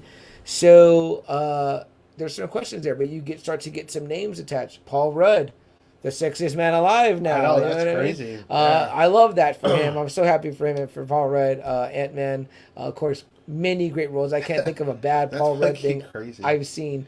He's awesome. But he's going to be in it. So that's good news for the movie. You're like, all right, this is some cool stuff. You need something, someone familiar that everyone's familiar with, Yeah. Because I didn't know who the main actress was. I really didn't know who she was. Me I was neither. Like, who's I this? felt like I'd seen her and stuff, but I didn't know what she was from. The only thing which I saw was that she came out in Avengers Endgame. But really? She was that big Thanos lieutenant, that female Thanos lieutenant. Oh my gosh. You know what? I know her. You're right. That's her. I know her from... which I was surprised. I was like, oh, wow. Oh my God. And here I am as a big... Carrie Coon. I'm a big fan of hers because she is the main character in... one of the main characters in The Leftovers, the HBO series The Leftovers. Okay. If you guys have never watched The Leftovers, here's a funny tie-in for you. Carrie Coon plays one of the primary characters. That whole show's premise is about that one day, out of nowhere, 2% of the world's population just vanishes. Shit. So Thanos snapping is one thing for you, whatever. But I'm like, if you want to kind of wonder what happens, and there's videos on YouTube that kind of cuts these two together because they're talking about that or whatever. Oh wow! Like the whole thing is how the world is dealing with it or whatever. Okay. Justin Theroux is in it. It's a really great HBO show, and it's written by the same writer that wrote the book. I think the book might be called The Leftovers also, whatever. But there's another book that your brother loves, and they made a movie out of it that's got Jackie Earl Haley, where he's like a pedophile. Oh, Little Children. Little Children. Yes. The same writer of Yes. Little Children Okay. wrote The Okay. Leftovers. So there you go for that. That's all. Kate Winslet is in that movie. All wrap all that together right there. But yes, so we start to see stuff like we get a little glimpse, that little teaser trailer, and you kind of see Ecto 1, and so you're already like, okay, cool, Ecto 1 is back. Like, that's hype, you know what I mean? And then, like I said, the cast stuff's coming out or whatever, and you're just like, you know. Like I said, I didn't really know a lot of them. I knew who the Stranger Things kid was and Paul Rudd, but everyone else, I really didn't know who the hell they were.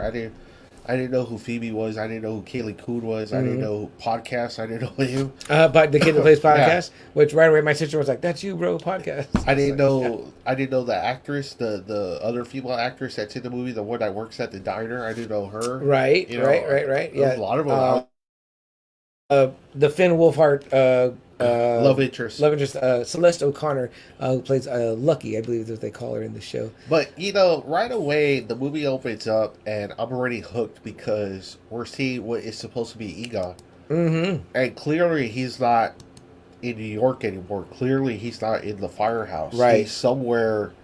Big spoiler alerts, guys. Anybody that hasn't seen Ghostbusters Afterlife, if you want to turn it off now, go ahead, because we are gonna spoil the fuck out of Ghostbusters Afterlife. But we're letting you know right now.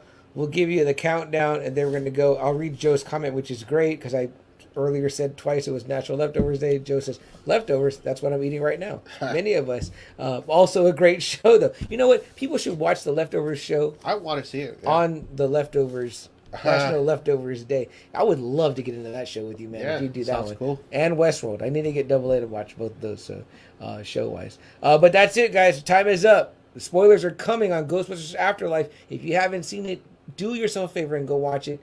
It is a love letter to the Ghostbusters. Yeah, big time.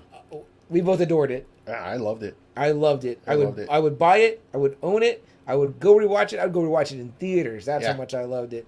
And I cried like a little baby a lot. And I'm not gonna lie, I actually did too. One serious part. Yeah, there you go. They just fell down, man. I was like, this might be the first time Double A is mentioned crying. I was like, holy shit. And it's Ghostbusters. I love that. Yes, Double A. So go ahead. You were starting to say. Yeah, so it's a really badass scene. Yeah, it's supposed to be Egon. You don't see it, but clearly it's supposed to be Egon. And he's somewhere. You don't even know where the fuck he's at. I don't think. No, you right? don't. You don't know, right? Okay. So they don't say it's like Oklahoma right away, right? I don't think so. No. Okay, so he's like on some fucking farm somewhere out in the. It's dark, and he looks panicked. He looks scared. Yeah. It's only him. But kind of in silhouette, right? You're not seeing a face. No, you don't see it, but you can tell it's him. Yeah, you can tell. You can tell. If you're a fan. You can tell the hair. I love that. Right? We've talked about this before. Like with there are things now that, and I don't mean to interrupt you, but there are things now that are so ingrained in our consciousness as pop culture fans that it's like, I told you guys in Titans, they don't show the Joker, but there's this scene where you see like the suit, you see the shoes with the the dress shoes with the white what do they call it, the spats on there, and then you see the purple hem of the pant. Isn't that all you need now? You need. And you're like, oh damn, like it's Joker. Like you're like, holy fuck. Even though you only see him in silhouette, it's still very cool. Like it's like very cool, and that's what this did right away. It puts it hooks in you with your nostalgia and your fandom. It's like, but it really creeped me out too because it's kind of like, holy shit, you never really seen Egon like this. He looks panicked. Right. You never see the Ghostbusters panic. No. And he's like, it's like scary. It's in the middle of nowhere. And, he has his whole house set up. Like a big old trap. His whole house is set up. And there's something coming after him. And he tries trapping it and the power goes out on him. So he's like, he doesn't say nothing. It's kind of like, oh shit. It's like an oh shit moment. Yeah. And then all of a sudden, he's sitting down. It's right behind him. And then like it disappears. And then the hands grab him.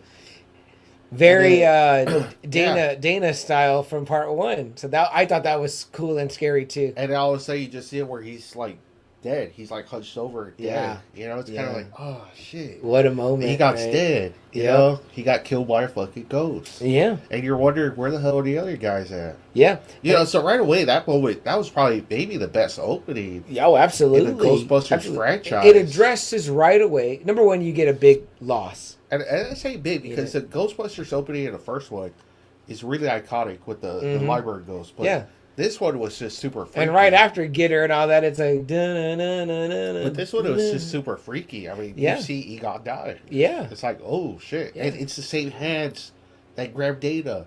Mm-hmm. You know, it's like, holy shit, is Zool back? You know, Gozer? And the same way, the chair and all that, too. So, yeah, you're thinking that about Gozer. I love Jeremy's comment here. He says, I actually am excited and might see it. So good, man, good. I definitely think that you should. But I also will say this. Before you go, if you can, I think are they all on HBO Max right now? Oh, you know, I don't know. Whatever you can stream on, Jeremy, do yourself a favor. You and your brothers, do a little treat to yourselves. Watch your way through. 1, 2, watch the Girl one in 2016, and then go see it. And it'll be so much more enjoyable, I think. Anytime you can treat yourself like that, I say treat yourself like that. Like you're off on break for Thanksgiving, watch them all, then go, or wait to go see it and watch them all, get your watches in, and then go. Make it that much more enjoyable. So then, what do you want to go into? What happens next, or more or less about your feelings about it? Go ahead. I mean, what a great opening scene! I just want to talk about. Man, totally. That's a great fucking opening scene. Loved it, and it had me hooked right away. Absolutely, and I wanted to see more. Absolutely. So let's talk a little bit about some of the other cast. I mean, obviously, we talked about Carrie Coon as Kaylee, Paul Rudd as Gruberson. I love that name. Finn Wolfhard as Trevor, who is Kaylee's son, and then McKenna Grace as Phoebe. Totally a standout, right? Yeah. I mean, she steals the show. Her and Logan came as podcast. Yes.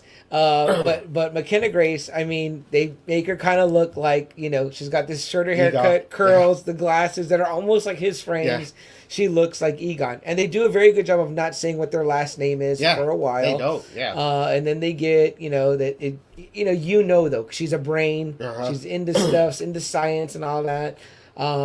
But, you know, the question I had going in was, because I kind of figured it'd be Egon, was like, was it Janine?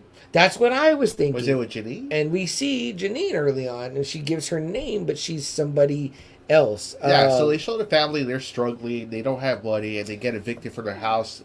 And then Janine calls them, tells them that they just inherited her father's old house, her farm, his farm. And then we see her pop in, and obviously it turns out that, well, okay, no, that's her. Her and Egon didn't come out. They didn't get married or anything like that. Either didn't come out. So no, but Sam thinks he might have heard where maybe she was a Tully. So well, on IMDb, she says what her name was, but on IMDb it just lists her as Janine Mites. Yeah, which that might have been her name, her regular name. Yeah, because obviously it's Louis Tully. You know? Louis Tully, right? Yeah. So we're not sure if we get that impression or whatever. But even then, who knows? Because you could even write it where. You could write it where, like, you know, did he die? You know what I mean? Like, we don't know what happened to Louis either, because Rick Moranis, obviously, we know he did not come back. No, he's done. He's retired from movies. He's retired from movies or whatever. So, you know, he didn't come back for this. But that's cool. They addressed that or whatever. They're in this house, and it's, you know, Callie keeps saying, my father's. With the kids' grandfathers, but they're just not saying that much about him or whatever. And then it's cool because when they drive up to the farm, it has that revelation saying. Yeah, exactly. The scene from the first one. From the first one, the speech I love, the Ray and Winston speech where they're talking about, you know, the moon black as sackcloth and all that, where it's like the end times. You know, you love that part. Double A, I gotta take a quick break. Yeah, you go ahead, this. All right, guys. Double A, gonna talk with you more about. Afterlife. I'm going to be right back in 1 second. Okay, guys. So CM needs to relieve himself. There you go. Ghostbusters Afterlife. It's really cool, that whole beginning scene. It's really eerie. It's really, because you find out later he's in Oklahoma, but it's like in the middle of nowhere. It's super dark. There is no lights, and he's built the whole farm like as if it's a ghost trap. So he knows there's something big going on. Because later in the movie they say there's earthquakes, but there shouldn't be earthquakes at all where they're at. There just shouldn't be. They're not it's not built on a fault line or anything. So it's kind of like, oh shit, so there's like something big ghost wise is coming. And Egon was, I guess, the only one at this point that you don't really know. He's the only one that kind of kept an eye on it. So it's really cool and it sucks you in right away. And then the family comes, they get evicted from the house. She's not doing well financially. She asks Janine if the house is worth anything. She says no, he's not worth anything. He didn't have any money saved up. There was no money saved up. I guess at the end of part 2, they still really wound up penniless somehow. So it's just, I don't know. He somehow was able to financially secure himself, I guess, just enough to a month by month basis, but they end up just staying at the house. They don't know how long they're going to be there. The kids are upset, but they make the most of it, and it's really cool. It's really eerie. She goes to summer school. The Phoebe, the young daughter, that's really neat. Paul Rudd, he's a scientist that somehow is a substitute summer school teacher. So, he's the one that's kind of like discovering the earthquakes and the quakes and wondering what the hell is going on around here. It's really cool. It's if you haven't seen it, go see the movie. Like I said, we are gonna be spoiling the crap out of it. So, and I'm back. I was saying kind of like how in the movie, there's all these unexplained earthquakes, which there shouldn't be earthquakes. Right, where they're at. Yeah. And that Paul Rudd is actually like, researching it while they're doing their summer school thing, where he's just showing them like horror movies. Yeah. Instead of teaching them anything. And he shows them Cujo and he shows them Child's Play, which is pretty cool. But Double A, something I want to ask you, like, because I know we don't have to spoil the movie too much, to be honest, because I really want to talk more or less about, like, kind of your feelings about it, your thoughts about it. Like first off, who'd you go see it with? My family. Your wife and your 2 kids? Yeah. Right? Okay, great. Now, was this like did you have to, like, say, like, hey, I want to go see this, and we're all going to go see it, or was it like, oh, we're all interested in seeing it? Kind of I had to, like, convince my son to go. Okay. So I kind of had to get him to go. Okay. But he enjoyed it after we're all said and done. Typically that happens, right? So like, we, a lot of times, I hate to say it too, but it's kind of the same with my girlfriend. Like, she doesn't really get a say because we're like, hey, we want to go show my nephew this, me and my sister or whatever. He wants to go see it or whatever. Like, do you want to go, whatever? But she loves, like, even animated stuff or whatever, like, because it was either going to be that or Clifford the Big Red Dog, which I would, what is it, Clifford in the City or whatever it's called, which would have been fine too, like, probably, because I used to read those books, but yeah, so, okay, so, and you went in during the day, you said on a Saturday morning. No, I actually saw it at 6 at night. Oh, 6 at night, it was already dark. On a Saturday, right? At our local city-based cinema? No, because they didn't have a good showing. I think the next show was good. It's weird. Sometimes some of the movie showings here, it goes from like 5 o'clock and then it goes to 8 o'clock. Yeah. So it's kind of weird. But so the Mayan sometimes will have those in between times. Okay, cool. Where nice. It's still, you can still kind of see it early. Yeah. City-based had a lot of showings, I remember, but it's fine. So, okay, let me ask you, how was the crowd? Was it like... Oh, it was packed. It was packed. Your theater was packed. Yeah. Okay, good. Yeah. Good. So theaters are back, right? Movies are back. So that's a good vibe. Yeah. As Joe says there, he'll be back. I'll be back. I'll be back. So very nice. Okay, cool. Okay, so throughout the movie, there were some parts that are kind of jumpy, right? Oh yeah, we had some good jump scares. You know what I mean? Did you find the crowd was kind of like, oh? No, I don't think I did. No. Okay. No. There was one part that did scare my wife.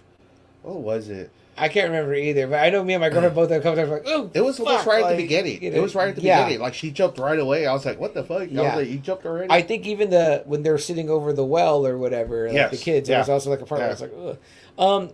Let me ask you, how did you feel about Finn Wolfhard's character? He was kind of in the background. He was big time in the background. I'm like, here you go, a big name. I was like, right? wow. I thought he was going to be in there more, have a more significant part, and he really wasn't. Yeah, and in fact, I thought it was going to be kind of like a son or grandson of Egon thing directly. Like, it's like, I mean, he showed he was a mechanic.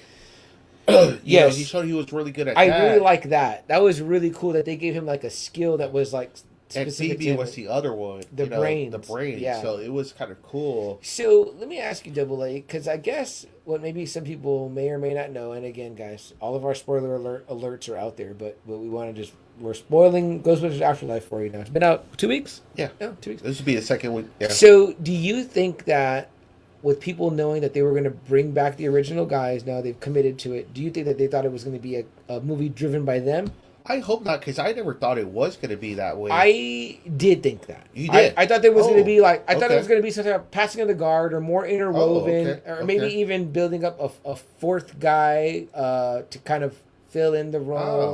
Like, hey, we're these old codgers doing this, and then this young kid. I didn't think they were, because I know Dan Aykroyd, I mean, they're all in their 60s. Yeah. And, you know, he's not exactly physically in shape. Right. And then Bill Murray looks just really old. He looks extremely. Yeah, they're not trying to hold it up. Yeah. I don't think they were like going to be in this for like the long run. I didn't think so. I didn't really expect too much. Did you get to catch them on Fallon? Yes, I did. You saw that clip right there, about 8 minutes, right? Did you see how Dan Aykroyd runs to go sing with the band? Yeah, he does his Blue Brothers so crap. Great. Yeah, it's so great. And I had to admit, Ernie Hudson looked the best. Oh yeah, for sure. He looked great. Sure. He looked great. Yeah. One of the things I've been reading and hearing about is people have been saying they love what they gave him. Oh man, don't you love? I love that. Holy shit! I couldn't believe it when they said it. So rad. A businessman, right? Like successful, like rich beyond rich. Yeah, you know, he turned his company into $1 billion company. I was like, well, because you know the classic line in part one. You know, when she's like, "Do you believe in this? Do you believe in that?" And he's like, "If it pays, I'll believe in whatever you say." Yeah. And I love that, right? It's like he's the blue collar guy. Yeah. He's the guy that anchors you in. You know what I mean? Like you're like, man, this shit is wild. And it's like he said too. It's kind of like, well, I've already faced something like that, so nothing really scares me in the real life, you know. So yeah, but love it, love it. Yeah. So you're okay with how it played? It yeah. unfolded where it's not like they're not speckled throughout. Nothing like that. It's just they're. I was fine. I thought when Ray came in, when she made that phone call for prison, I thought that was perfect. Yeah. He still had his store. Yeah. Which I was kind of like, oh shit, yeah. he still has the fucking the store, the number still works. I was like, all right, that's pretty damn cool. So. I have to admit, I was shocked when he said what he said about Egon. You're like what? And then, you know, the old clips on YouTube, you know, the old commercial, and you know, they talk about, you know, the 1984. I forgot what they call it, like the ghost, the 1984 Manhattan something incident or something. I forget either. But you know, you would think that would be big news, right? Like forever. Like, how do these kids not know about that? Remember, they said in '89 that it was all hoax. Remember, right? That was the whole thing about them suing them. That it was all bullshit. That they're the ones who conjured up the ghost, so they could make up the money. Because there was no proof of it. There was no proof, right? So, which is funny, right? Because to me, it makes me think about like one of the things I love about the damn stupid ass Ted movie is that it's like they say it. They're like, oh, like everything nowadays after it's been out for like a month, it's like it's old. Like no one cares anymore. Yeah. Like that's kind of funny because sometimes I think about that. Like people are like always worried about like alien panic or whatever panic. I'm like. You know what the truth is? The government nowadays could probably drop that on us, and they'd just be like, okay. Like after a while, we don't care no more. Like oh, it's like old news, or whatever. Yeah. It's not like how we think it would be, where it would be this, like, because things do happen, and it's like it just begins to become just part of the fabric of what you know, or whatever. So it's kind of weird. I liked it though. I was sticking with it throughout. I was like, okay, they're building up this new story, and I liked it a lot. I loved how they brought up more of the cult of Gozer. Yes, and how it planted there. Like there was this evil Shandor, you know, that was building this whole, you know, thing for the cult to return, for the ghost to return. Yeah, which was our boy, right? J.K. Simmons. J.K. Simmons is Evil Shandor. Evo Shandor, yeah.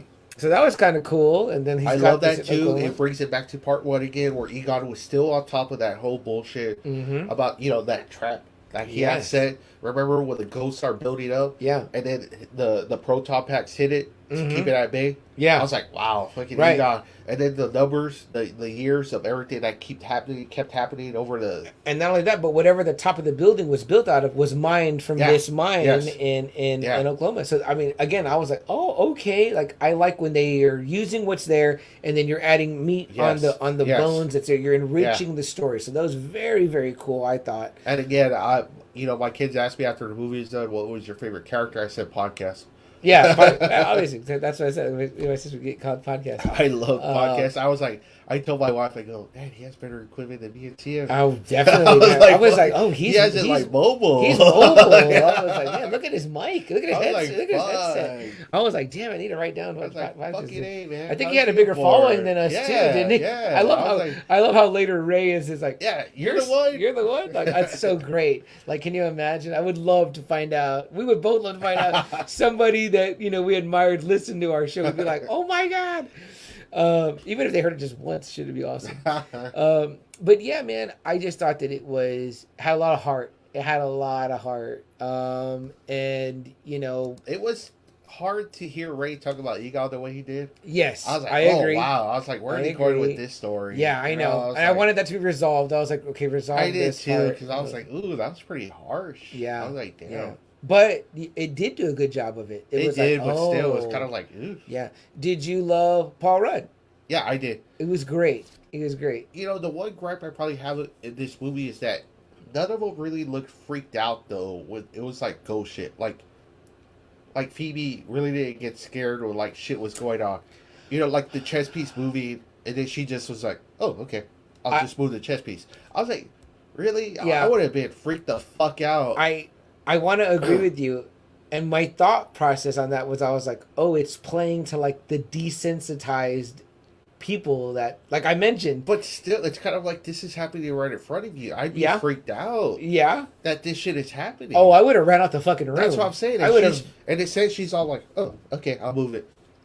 If me and you and your mom are sitting there and your mom tries to tell a scary story, I'm already like, in 2 minutes, I'm going to leave the room because I'm like, I'm already fucking scared. Like, but it is a different time, right? Like, our kids probably are not scared by this stuff that we as kids got scared. If you're living in the middle of nowhere in this whole fucking broken down home and ghost shit is happening, I don't know. And they make a lot of jokes about it. They're like, oh, our dad our grandpa lives in a murder house and all that or whatever, So, it's interesting. You're right. That was probably like my only gripe was kind of like, come on, act at least scared. I'm a little bit more freaked out by it. Guys, we're going to continue to talk about Ghostbusters Afterlife in a few seconds.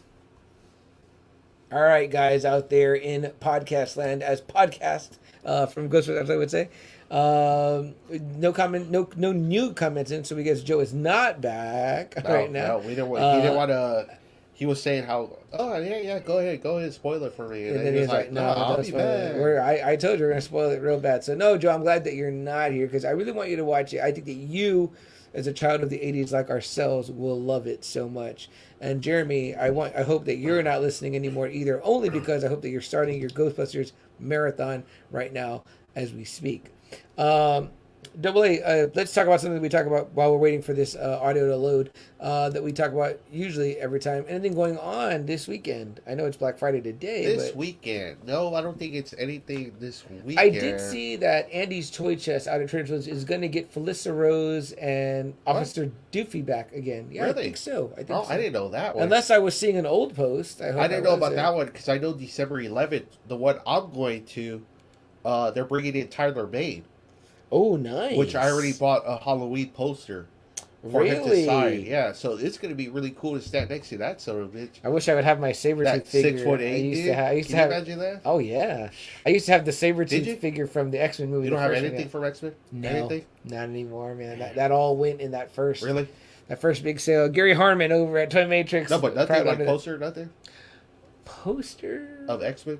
At least that not first of one? X-Men, not of him. Okay. I probably have a Hugh Jackman one probably laying around somewhere. Because I like him in Troy too. He has a little part in Troy, but I do like. Is he the big guy? Ajax, the one that goes after. No, his name is Ajax. The one that him and Eric Bana duel, and they're chatting. They think Ajax is gonna win, and then Eric Bana, Hector, beats him. He kills him. Oh, dude, I haven't seen Troy in a while, man. I love that movie. I love that fucking movie. You own a good copy? No, I don't. I bet there's a nice steelbook out there. There probably is. Yeah. There probably is. But but that's not gonna happen until December 11th. That'd be cool. He's coming. So. I'd go just to get the picture. It'd be fun. I like him as Sabretooth. I liked him as Michael Myers. That's probably the only good thing I really liked about those Rob Zombie movies. Yeah. He got like a big guy. Big he used to wrestle professionally too, am I correct? He used to wrestle. You remember who he was? But apparently he was Kevin Nash's partner in WCW. No shit. When Nash had one of those horrible gimmicks. I think when he was like Vinny Vegas You That's know, tough. Yeah. because he was Oz at one time, and he was Vinny Vegas, and it was terrible gimmicks that they gave Nash. But no, I don't remember him. He was from that period of time that we probably didn't watch wrestling, didn't pay attention. But I mean, obviously that didn't work out for him. So yeah. No, I hear. No, I kid, Jeremy. I really do want you to keep listening. We need all the listenership we can get. But after this, I don't think this week. I think it's just the Black Friday stuff. Right? Oh yeah, I'm sure everywhere's going to be going on crazy with sales and stuff like that. So that'll be cool. What about you? You going to do some shopping online, or how will you do it? No. Just take it. Like I said, there's nothing I'm looking for. What about for the kids? When do you do their thing? Like when do you, or you leave it all up to Santa? Now. I usually do it now. Yeah. We usually just try to get them like little stuff that they like, and then like the one big item that they want. That's nice. Nice. So. It's neat on Lucky and Joe's podcast. They talk a lot too about different stuff, because one of the things that they break the fourth wall a little bit with the Santa thing or whatever, and I like to not do that or whatever too, because they brought up a really interesting point when they were talking about one of my favorite parts, and I would love to hear your opinion on this while we're waiting for our audio to load here, guys. Switch gears a little bit here. The scene in Gremlins where Phoebe Cates tells that story about her dad. Yeah. Joe was saying that he didn't like it, and Lucky, I think, was in agreement. That they were like, because, in that part, she's like, then there is no Santa. You know what I mean? But also they were like, it's extremely dark. But they were saying that was kind of a holdover from the original darker script. And they were just like, we both didn't really feel like it belonged there. The movie doesn't change because of that story. You could take it out and it would still be fine. What do you stand on that? That's probably the most talked about part of that movie, honestly. You know what? Even from being a little kid seeing the movie, that story stuck in my mind. That's what I'm saying. And there's like that, again, that sick part of me that looks at the car accident, that when I would watch it every time after it, I would be like looking forward to that part. Because I'd be like, what happened again? And I would be like, oh man. It didn't even resonate with me about what she says about their. That's when I realized it wasn't because it's supposed to be dark. It's supposed to be a dark comedy, so it's fine with me. Well, Gremlins 8's supposed to be aimed for kids, right? It's super violent. Yeah, the way they kill a lot of people, the way that they get killed too. Yeah. The mom fucks them up. Yeah, she fucks those. She stabs one to death. Yeah. I forgot about that. I was like, oh my god. She puts one in a microwave. Yeah, it doesn't. The blender. Yeah, it doesn't show a lot of like. It doesn't show her actually stabbing the gremlin, but you see her go at it with a knife, and you see her doing this. Like, it's funny. Because they always put Gizmo like in the front, like if it's supposed to be like this great kid movie, and it's not. It's a dark movie. And I was a little worried about having my nephew watch, because he'll have nightmares. I was like, I don't want him to have nightmares about some of the scarier parts. When the Spike's coming out at the end, you're like, what the, or Stripe, you're like, what the fuck? You know what I mean? Like it's scary. And also too, like there's something to it because they kind of kill a lot of bad people for the most part. Yeah. But they do kill some good people too. Yeah, they're just assholes basically. But I was like, I want to hear what Double A says about it. But they were pretty much like, they didn't really need that part. And I was like, fine. That number one. It's kind of fun how they joke about it too in part 2, where when he's like, oh, okay, we don't need to hear that right now. She's about to go on for a second time, like some second story. Oh wow! I don't even remember that. And he's like, we don't have time for this right now, babe. Yeah. I wonder all the heat they got from probably that part. Whatever, but you know what? It's still the most talked about part of the movie.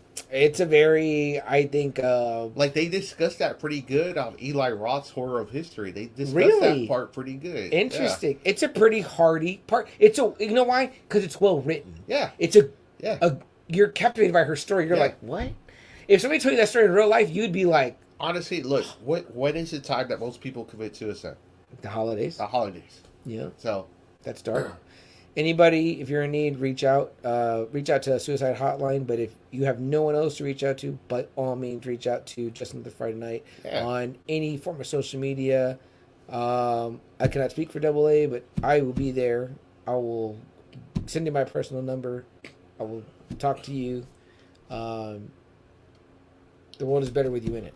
So, but that was once again Phoebe Cates did it by turning this super dark right now. But guys, we're not talking about Gremlins. If you want to hear more about that, go to not watch this. Go out and not watch this. We're gonna finish up talking about Ghostbusters Afterlife and the Ghostbusters franchise that we both love so much. Am I right, Double A? I mean, like, what's not to love about it?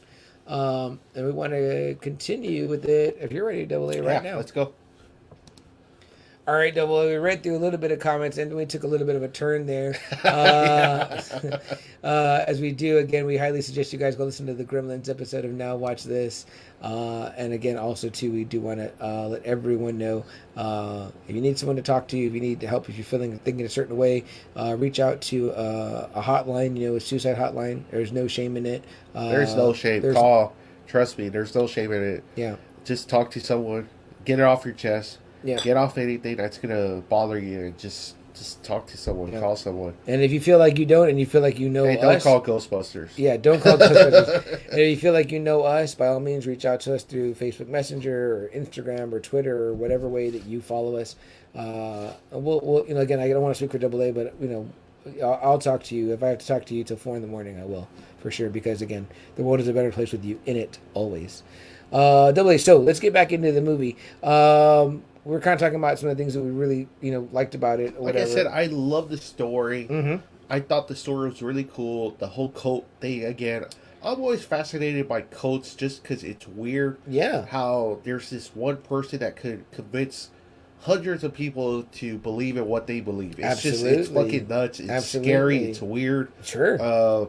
And sometimes smart people, right? Like, and you're like, how did you get? How did you get sucked into this bamboozled? whole ideals? Again, not to call back and keep harping on this girl, you know what I mean? But Allison Mack from Smallville, you're like, here you are, successful, young, but beautiful. She also said she was very vulnerable and not very. She didn't feel strongly about herself, right? Sure. So she went to this group that was about self-help. Sure. And she believed in everything this guy was saying until eventually it started turning. Mm-hmm. But she was already so sucked into it that so sucked in. She's like, okay, I'll turn with you. Yeah. Yeah. So, I mean, it's just, you get these people that just have, I don't know, low emotions, self-esteem issues. Sometimes you're not from a loving family. Sometimes you're not from a supporter. Sometimes you don't have good friends. You feel like, okay, well, this person supports me. Yep. Makes me feel strong. Makes me feel powerful. Yep. So I'm going to do everything I can for this person. Yeah. And apparently that's what this cult of Gozer was. Right. In Ghostbusters. That's what I mean, man. Sometimes that isolation and that loneliness is the most damning thing because it's like you open yourself up to believe whatever. Yeah. But it really goes deeper, Ghostbusters Afterlife, into the mythos and the mythology that is behind kind of their first real villain, in Gozer the Gazarian, and it's in Oklahoma, Sumerian god, right? Yeah, which makes you wonder that too. Like, how did that get here? You know what I mean? Like, how did all that stuff begin here? But that's where it was, and it does a really great job with it, and it unravels slowly, right? Like, they're not like first they find a couple of things.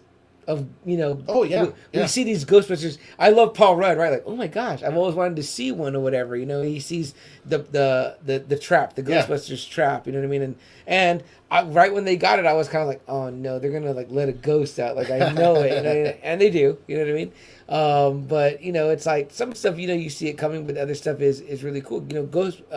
Paul Rudd's character is familiar with obviously everything that happened or whatever. Yes. He's like, you guys don't know about this, don't you have YouTube and all that? And he shows it to them on YouTube, which is neat. You're like, okay, well that's what how you would educate a kid nowadays, right? Like, let me show you the old news footage. Yeah. Let me show you the video and stuff. So, it's just you have throughout to Callie, who played Carrie Coon.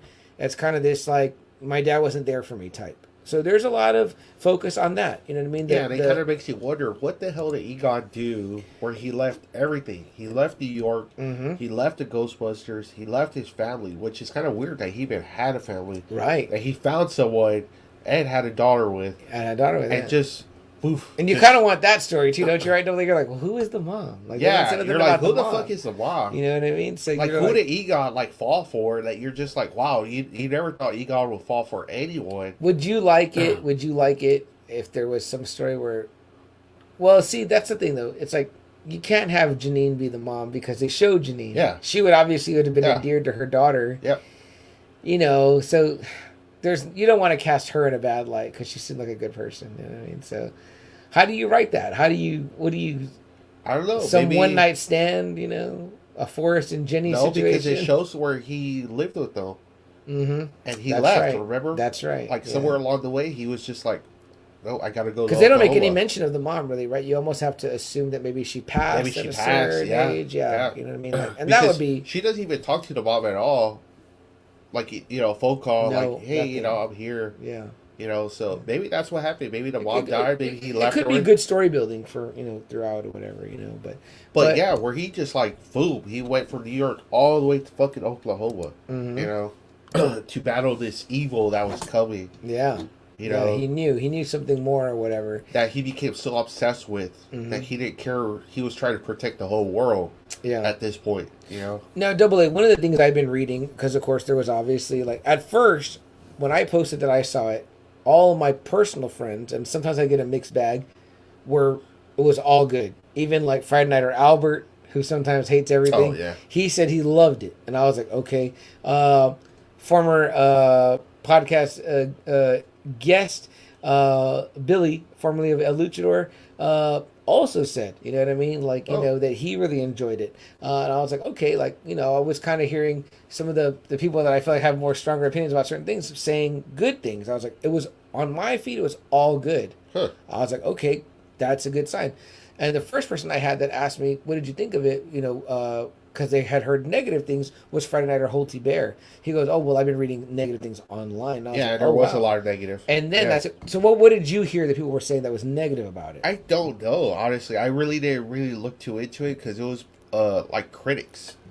So I didn't really read what like fans were writing. It was just critics about like the plot or some of the characters or some shit like that. But, that it was too much of a fan service that they were doing like Force Awakens with J.J. Abrams. Did hear that. That it was just too much fan service. It was too much for the fans. It wasn't fucking daring enough like the 2016 version where they just did outright females and it was already like comparing the two. Like the 2016, for some reason, the 2016 version kept getting brought in.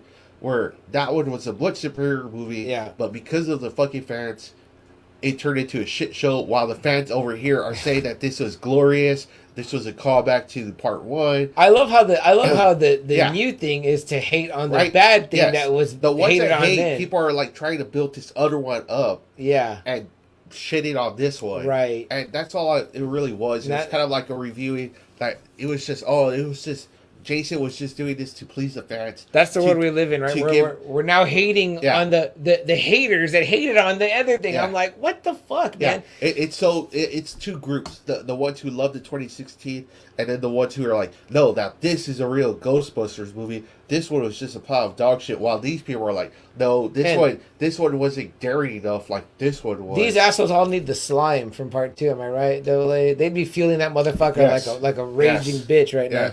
So one of the things I heard that people were like upset about, where they were like, "It's a travesty that Harold Ramis's daughter wasn't in it," and I'm like, well, "Is she even an actress? I know. Like, is that even her thing? I mean, like, who knows if they didn't?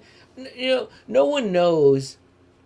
No one knows at what point. Like, I'm sure Ivan Reitman has somebody's number directly to Harold Ramis's family. Yeah, he could probably say, "Hey, son, Jason, call so and so." He could probably talk to her. He could say, "Hey, would you have any interest at all?" And she'd be like, "You know what? I'm not into the movie world, but as long as you pay a good tribute to my dad, I'm good with it."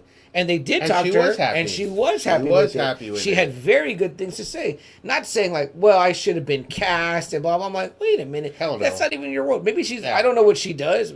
Maybe she is an actress. But, I mean, it's like, it doesn't need to have her to make it, whatever. I mean, it's and that's just stupid too. You need actors. You need professional actors. Right. And not only that, but let's just say she is an actress, but let's just be honest. There's a chance she could not be that great of an actress. Like, are you going to put her in your movie or whatever? Like, I mean, like, let the right person for the right job do it or whatever. So, So that was the negative that I heard about it, was that, oh, they didn't, how dare they not cast her or whatever. Brother. Wow. And I'm like, wow, okay, wow. You know what I mean? Like, that's just stupid. I didn't read that. Now you're getting into the thing where, as podcasters, me and you could say, well, is that guy a real podcaster? Because we want him, we want it canceled because they should have cast a real podcaster as podcast. Does he even have a podcast? I'm like, come on now, like, you just, going too far. you know, should we fast forward right to the end so we don't give away too much? Yeah. So obviously in the end, there's a big payoff. Oh, what's up? Tony B in the house. He said, what's up, batches, in the way of Nene. What up, man? Are you back in town? Happy belated Thanksgiving to you, brother. We appreciate you being here. We've got the comments open right now in light of the holiday, leftover day. But we appreciate you, man. We hope that you've made it back to San Antonio safely to be with your family. If you have not, then we hope you're enjoying the cool weather where you are, friend. But yeah, so... obviously, in the end, you get the big payoff with this movie, Ghostbusters Afterlife. If you have not seen it, again, spoiler alert. We're going to spoil Ghostbusters Afterlife with you so bad. It will ruin the movie for you if you really don't like spoilers. If you don't mind spoilers at all, then listen away. But if you don't want them at all and you're going to go see Ghostbusters Afterlife, turn off now and listen to us after you watch it. Please listen to us after you watch it. Tony B says, still in Pennsylvania. Awesome, man. Cool. In the great up north, enjoying it. And hopefully you're enjoying a true fall and a true winter up there. But yeah, so in the end, you're going to get this big payoff, right? Because we'd already all heard that the original cast was going to come back, yet we hadn't seen them the whole movie. So we know that in this last, 10 minutes of the movie? Yeah. 15. And they're kind of touching on it, right? Like they know that they have to get a hold of these kids who are Egon's grandkids, have to get a hold of the Ghostbusters that their grandpa used to work with. And they do. They get negative things told to them or whatever at first, whatever. But of course, in their hour of need, when, should we say, who rises back up, what I mean? Yeah. But Gozer herself, what I mean, is back. Which I didn't know who it was. I was kind of surprised. Who was it? I didn't know who it was. Where would you have known her from? If you saw her face, you would know her. I don't know any movies where you would know her. Okay. Do you remember Tron, the new one? I did not see the new one. Shit. Mm-hmm. I can't tell you that. You would recognize her, though, if you saw her. Okay. I just can't think of a movie that she's done that I... She looked great. I mean, I was like, all right, I'm impressed. They got her. I was very impressed, and the look was cool. It looks like they got a different voice than from the body. No. Is what I'm trying to. Is what I'm reading here. Yeah, that's not her. No. But I mean, great look. You know what I mean? How can you go wrong with I'll go down a little bit. That iconic look on Gozer right there, Olivia Wilde. There you go. Really? Yes. Okay, she was the body. Yes. All right. Which I was like, oh wow, they didn't mention her whatsoever, like in anything. Yeah. And I was kind of like, oh shit, she's. I wonder why they didn't give her the voice. Also, I wonder what's up with that. Yeah. See, I don't know if you would have known her for radio. No need. Yeah. No, I don't know. No. I just saw that it's. I always get this Olivia Wilde and Olivia Munn confused. Oh no. One of them dated Aaron Rodgers, right? It was the one that played Psylocke from X-Men Apocalypse. Then they go Olivia Munn, who's now dating the comedian John Mulaney that I always talk about on this show, whatever. But Olivia, but it looked great. She looked great. I was like, at first I thought they somehow got the original, and then I recognized her, and I was like, holy shit! So that was pretty damn cool. Yeah, it was neat because it's like okay, Gozer's back. You know what I mean? Like we get Gozer back, and that's their kind of original villain or whatever. So here we are again, full circle in a sense. You know what I mean? The kids kind of figure it out. There's a bit of a mystery aspect to it, but they even make a reference to. Do they make a Scooby-Doo reference in there? I think. Yeah. Is there a Scooby-Doo reference? Yes. So it's like it is like that, which is fun. It's like okay, you guys got to figure this out, or whatever. And once they do, they're like, oh man, pretty much, Egon was protecting the world from this, global, supernatural threat. As Egon would. So it's already trying to pick a good tribute up to him, you know what I mean? And there you get it in that final scene, right? They're in trouble, the kid, and who shows up but, Ray and Winston and Peter Venkman, you know what I mean? They show up and they were looking old, you know what I mean? Winston looked good. I mean, I thought Ernie Hudson looked good, but he did. Bill Murray looked good too. It's just that Bill Murray looks just really old. But he still kept it in pretty good shape. Yeah. And they all start firing at her. Yeah. But it's not strong enough. No, it's not strong enough. She starts overpowering them. What about before we get there? What about the? Are you a god? Yeah, you know what I mean? You need that line, right? Because we're all like, you got to know what to say, Nara. You got to know what to say. And of course, you got to see that part of it. It's just wonderful in Afterlife. But yes, it's not powerful enough. They're not hitting her with enough power, right?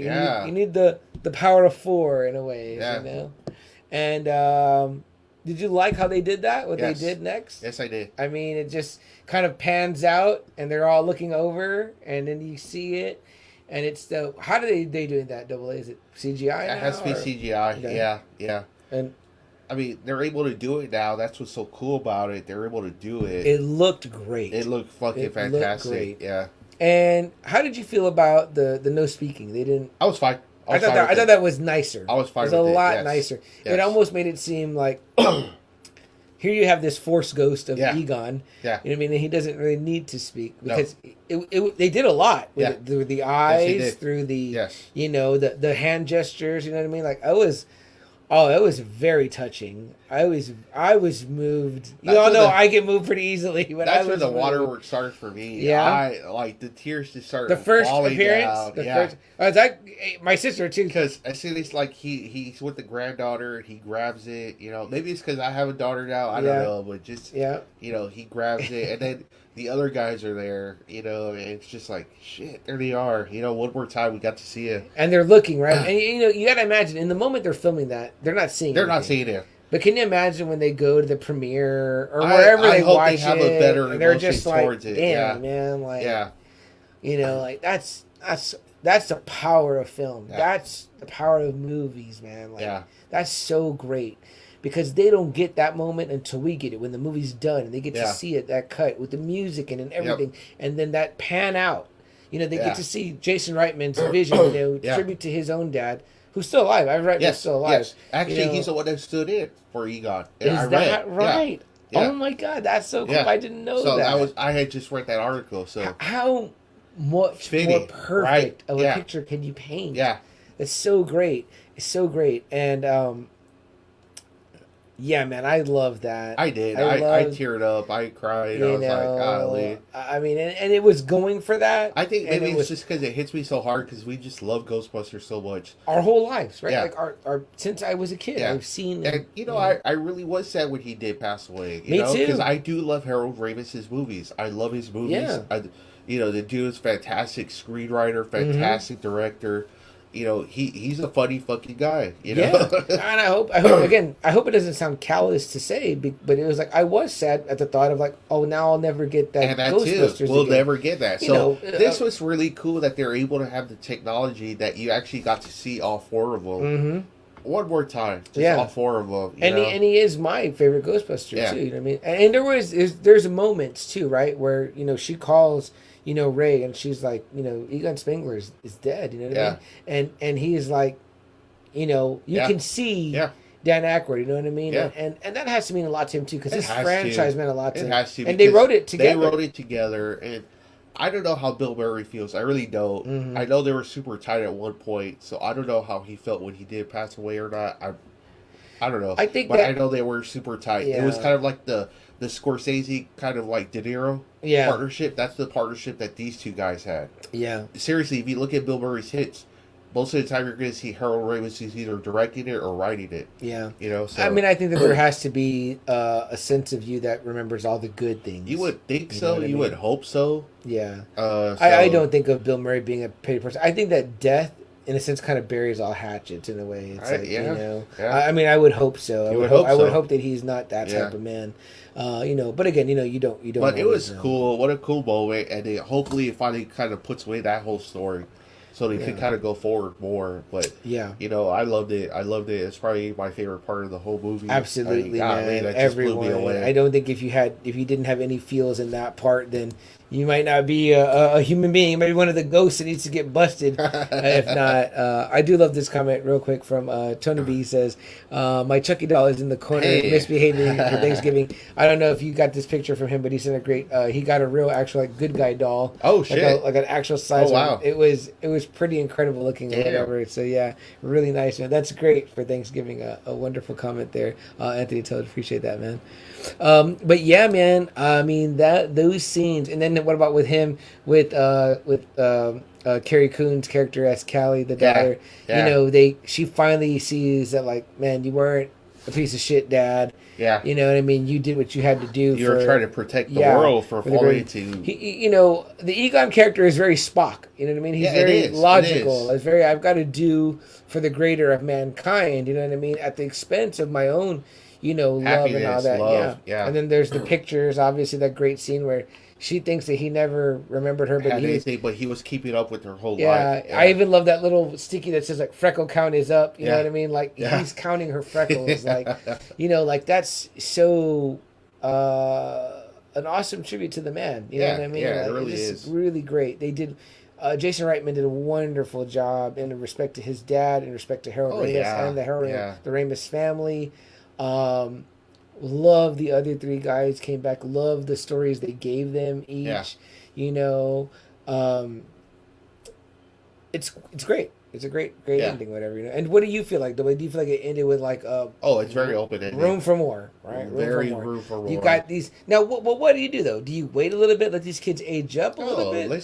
Number one, I'm watching Finn Wolfhard, right, and I'm like, yo, man, season 4 Stranger Things needs to come out because this motherfucker looks big. He's looking older. He's looking like a young fucking one of the Ramones. Yeah. I'm like, yo, cast this kid in the Ramones biopic already. That kid grew too damn fast. It made me sad where I was like, Stranger Things is over. Even in It, he doesn't look like the kid from It anymore. And even more so in this one, though. Yeah. Like, that thought was in my head. He wasn't on screen a lot, which is funny, right? We mentioned Paul Rudd. We mentioned Finn Wolfhard, but they're not the primaries. They're not. And you know, and even Carrie Coon, who of course I forget who she is because I forgot that she's Proxima Midnight. In that she's the voice and the face who they model her over. Yeah. Obviously she's not this big, but I was already in love with her from The Leftovers because she's so. I think she won Emmys for that. I think. Okay. Yeah, she's very very good in that.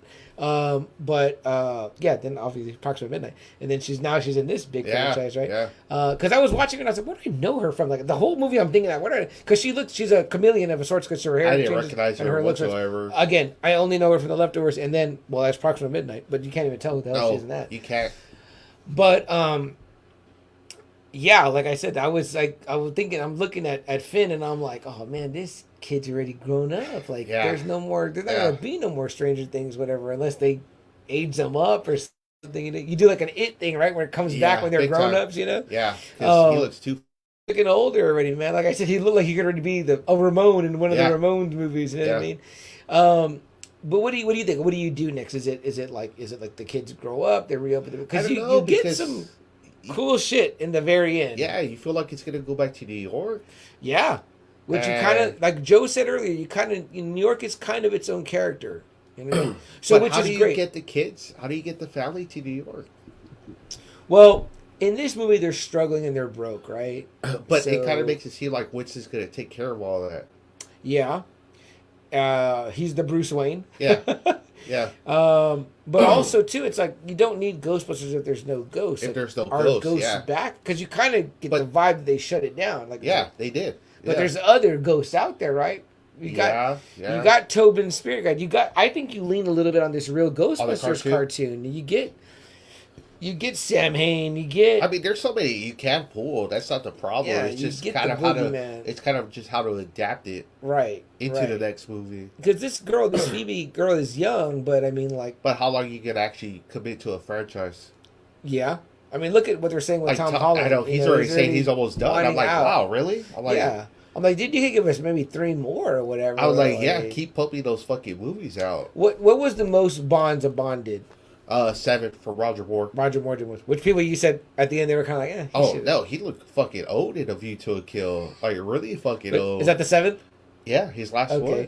So you think he should have cut it at 6? Yeah, big time. He looked too fucking old. So there's a moment when, these kids now they look so damn young, right? Double A, like it's like. But I was gonna say with the Bond movies, they get them when they're like 38 years old, so you gotta kind of pump them out quick.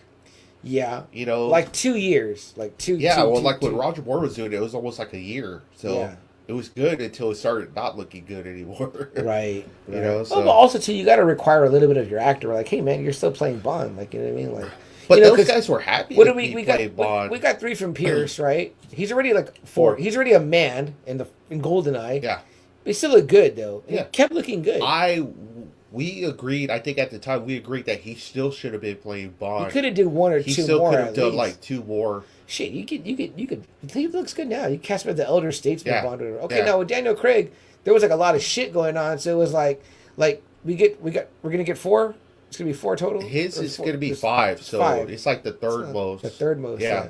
Which is good because they got him kind of young and looking good too, where he's like looking good. You know what I mean? Yeah. So yeah.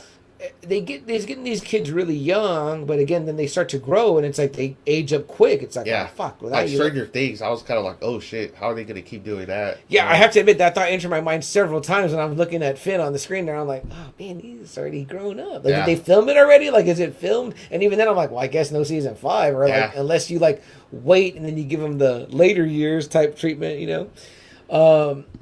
But let's talk about those 2 end credit scenes, AA. So the first one is. What happens in the first? Is there the first one? I'm a little bit of a loss. I know, me too. Shit. But I do remember the one. The second one is the one with Winston. Yes. And he's like, he gets the firehouse back. Well, I think he's always had the firehouse. He's been funding Ray Store. Forever. Yeah. Because he says that the theater where the neighborhood where the firehouse was got bought up by an actor, which is Tribeca, the Tribeca of New York. That's right. They're talking about De Niro. Yeah. Because they say De Niro owns like all of that Tribeca area. Yeah. Which is a fucking statement of its own. Like, man, this guy owns like a big piece of fucking weird. New York or whatever, you know? But pretty damn cool. Let me see. We got a little bit. Let me read a little bit of the comments while we got a chance here.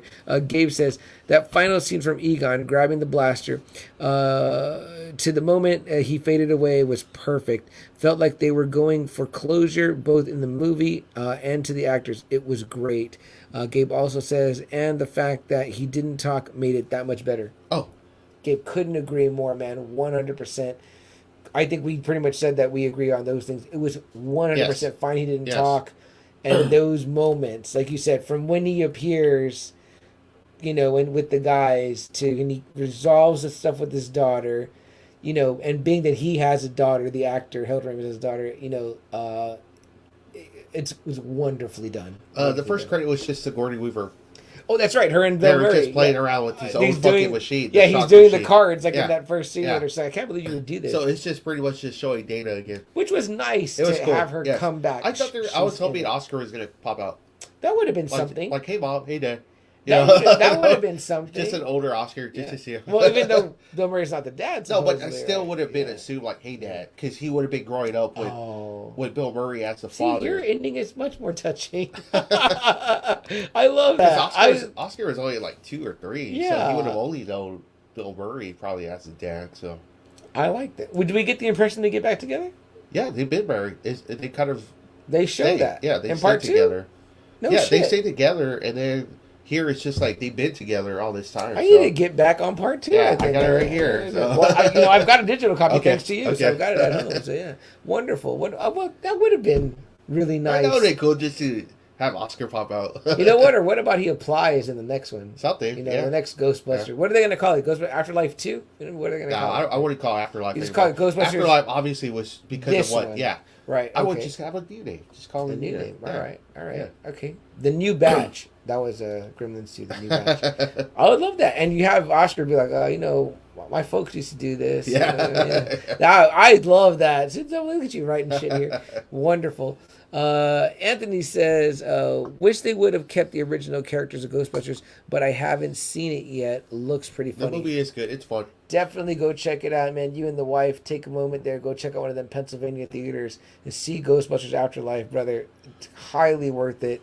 I don't think you can go wrong, man. Eat some popcorn. Drink some soda. Yeah, it's fun. It's fun. It's a fun movie. It's a great movie, man. I can't recommend it enough. We're nearing up. Well, I'm sure will be our last break. But anything you want to say before we get there?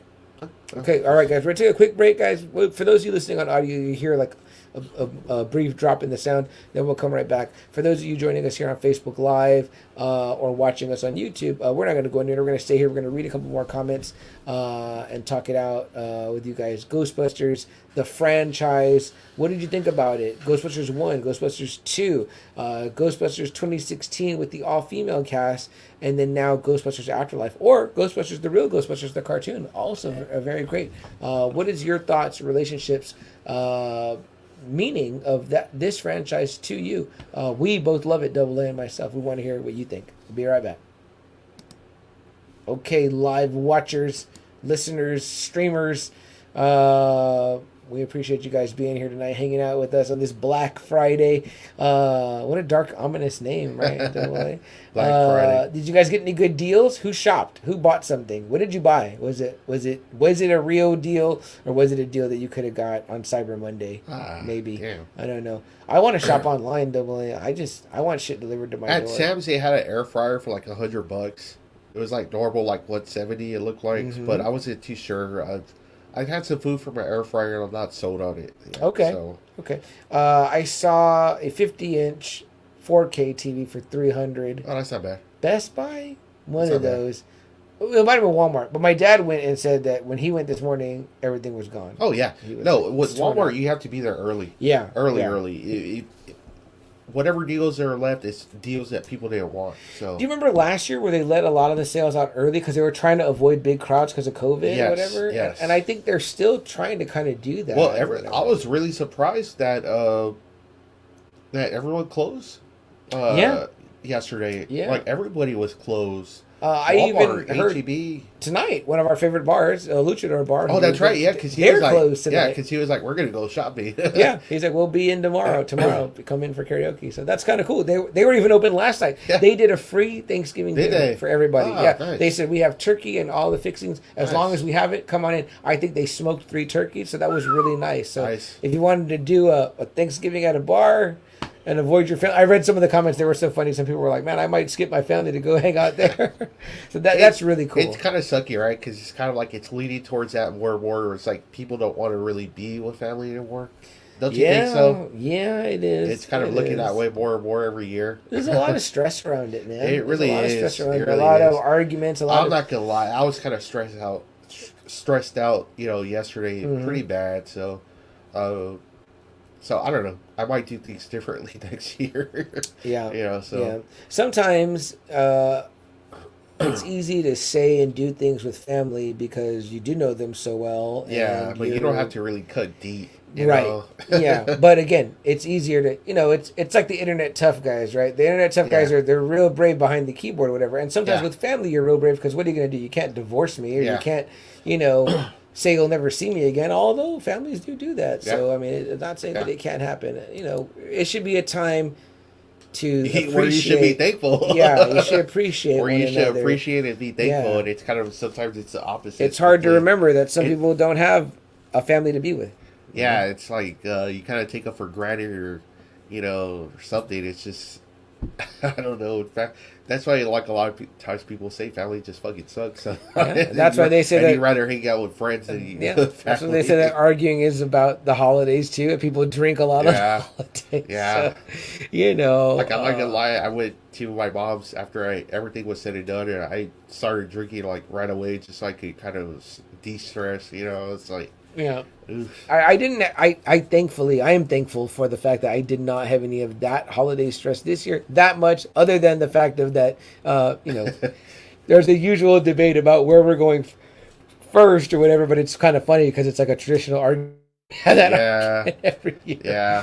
But otherwise, it was wonderful to see my girlfriend's family and me with my own family afterwards also. And there was a little bit of different food between both places, which was kind of cool. Okay. It's funny, we're family and we don't really see each other on the holidays that much not anymore. We used to see each other all the time. We used to, when our family was bigger and stronger, I think. That's the problem, is that we need to see each other on holidays and then we bring everybody else in. Yeah, but it's just so hard because it's kind of like you got to go to this family. You got to go to this family, and it's just kind of like, okay, where am I going to make time to go see this family? Go see this family. It's really fucking hard. And like I said, after I was really stressed out, I just kind of started drinking when I went to my mom's, and I got pretty good buzz. And after a while, you're just kind of like just sitting there, just kind of like trying to enjoy your Thursday off, trying to go into Friday, kind of just having that calm Friday, before you have to go back Monday, but sometimes it's just really fucking hard. It's funny, right?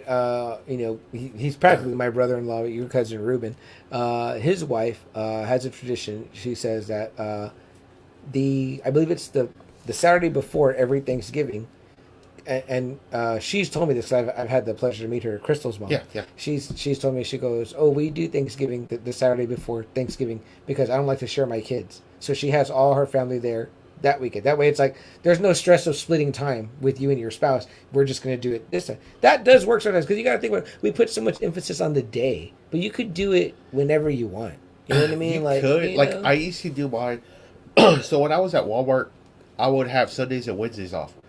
And every time I was off from Thursday, both families would have food put up. It'd be in a refrigerator. I was just so fucking sick and tired. I was like, damn it, why doesn't anyone send me a fucking plate? Yeah. Or, I have to fucking microwave it. I'm like, fuck, I worked all fucking day on Thanksgiving. And I come home and everything's in a fucking refrigerator. So I started making my Thanksgivings on Wednesdays. Oh, nice. Yeah, for like You're like, I'm off today. I'm going to do it today. For a good number of years, I was making my Thanksgiving on Wednesdays, and it was just me and my wife and my 2 kids. And I would have my hot turkey. Wasn't it awesome? Yeah, and I had my hot turkey, my mashed potatoes, anything I fucking wanted on the side. What I love about you is that you'll make a turkey dinner throughout the year. Yeah, you'll make a turkey. I will. How many turkey? You'll make turkey like 4 times a year. 4 or 5 times. I'm eating turkey at your house like on random. Yeah. I'm like, oh, I love turkey in the summer. Yeah, because if I see it at Rudy's at a barbecue spot, they have turkey. So I'm kind of like, why can't I make turkey? Bill Miller's has turkey. All year round. Yeah, I think we came for a fight one time during the summer, and you're like, I'm making a turkey tonight. And I was like, because I was like, I could cut up a lot of it and feed a whole bunch of people with it. And you don't got to think about sides. You already know what to serve with it. So how wonderful is that? A few comments in here. Double A, what do we see?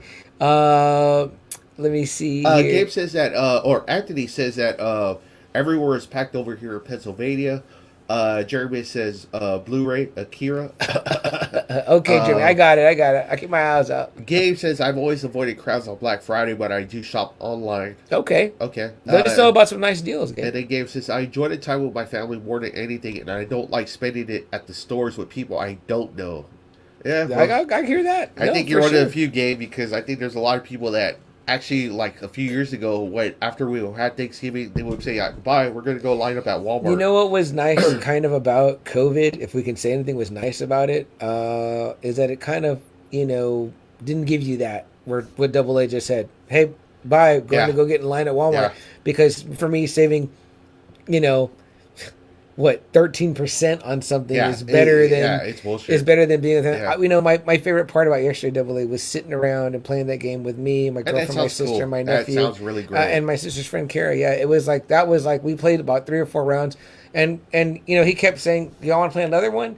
Thinking that the adults were going to say no, and everybody said yes. And it was like I was like, man, that was so cool. I enjoy those moments more when I'm just with my immediate family. Mm-hmm. More than when I have to go over there and put on a smile. Yeah, and I know. Be approachable to everybody. It's rough. It's kind of like... Yeah, it can't be rough. I am so blessed, again, with my girlfriend trying that I truly do enjoy all of them. You know what I mean? Her sister, her brother, her mom, her dad, and then their significant others. There's no one that I'm like, ugh, that jerk's here. You know what I mean? Like, we start drinking beer together. Me and Ruben and Anthony and her youngest son Jeremy, we threw the football yesterday. Nice. We got in 4 corners. They have a big 3 acres, so we were like all spread out. We're heaving it. I'm telling you, my side here and this was sore as hell this morning. I was like, shit. I throw the ball at my nephew in my tiny backyard. It's like I'm barely having to move my arm. But they're trying to air it out. All of us, right? All machismo, drinking some beers, trying to throw this fucker.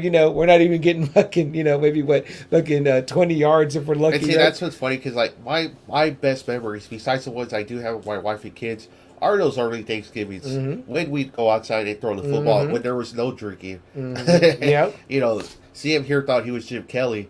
My older brother thought he was Mark Rippon, and then my other brother thought he was Phil Simms.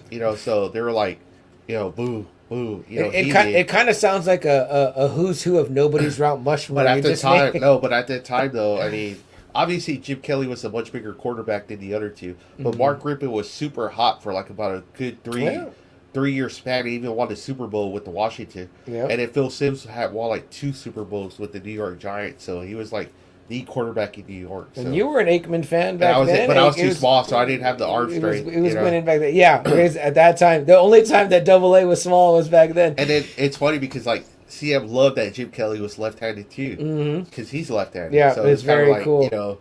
The Buffalo Bill, he looked cool. I mean, man, Jim Kelly was one of the best quarterbacks at that time. I mean, all around, he was just one of the most elite quarterbacks. So my nephew is super big on like, well, what are traditions, right? So like, so and I teaching him, and so he wanted to go really bad to see the other kids when we took him yesterday with us to my girlfriend's families, and he had a great time.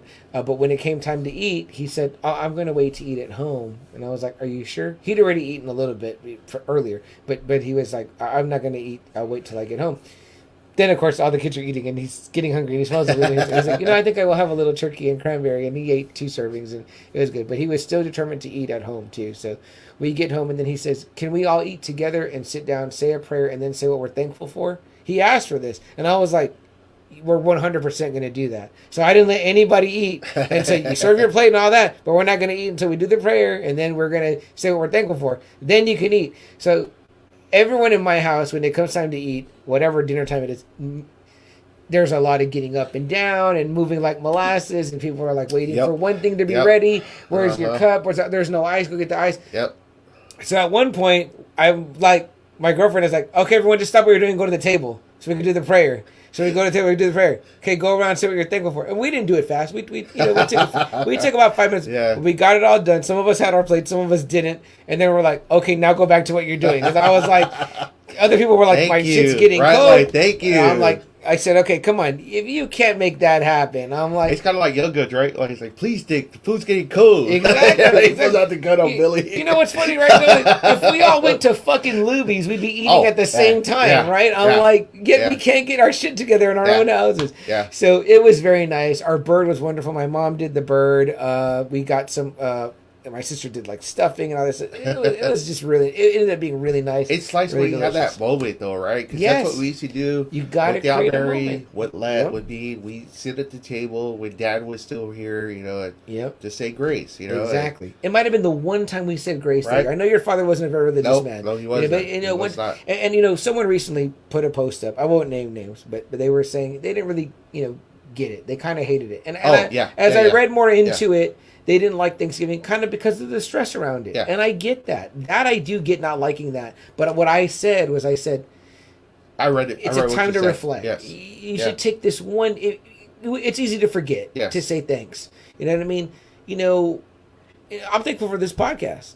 I'm thankful for Double A. I missed him last week. You know what I mean? It was like, I did a quick one for you guys, by myself. And I was like, this isn't as fun, you know what I mean, without him, you know what I mean? So those are the things I'm thankful for, you know what I mean? And beer and those good memories that we're talking about, So I feel you. I said, I get it. I get not liking the stress. I get that way around Christmas sometimes. It gets to be a lot, you know what I mean? I'm like, but you got to find your way to the good stuff. It's hard. It really is, because like I said, there's times when you're just, you initially set Thanksgiving, you're like, you invite people, you're going to say you're going to do all this stuff, and then the griping starts coming in, and it just kind of takes that fun away from it, and I can see where that person's coming from about Thanksgiving. No, for sure.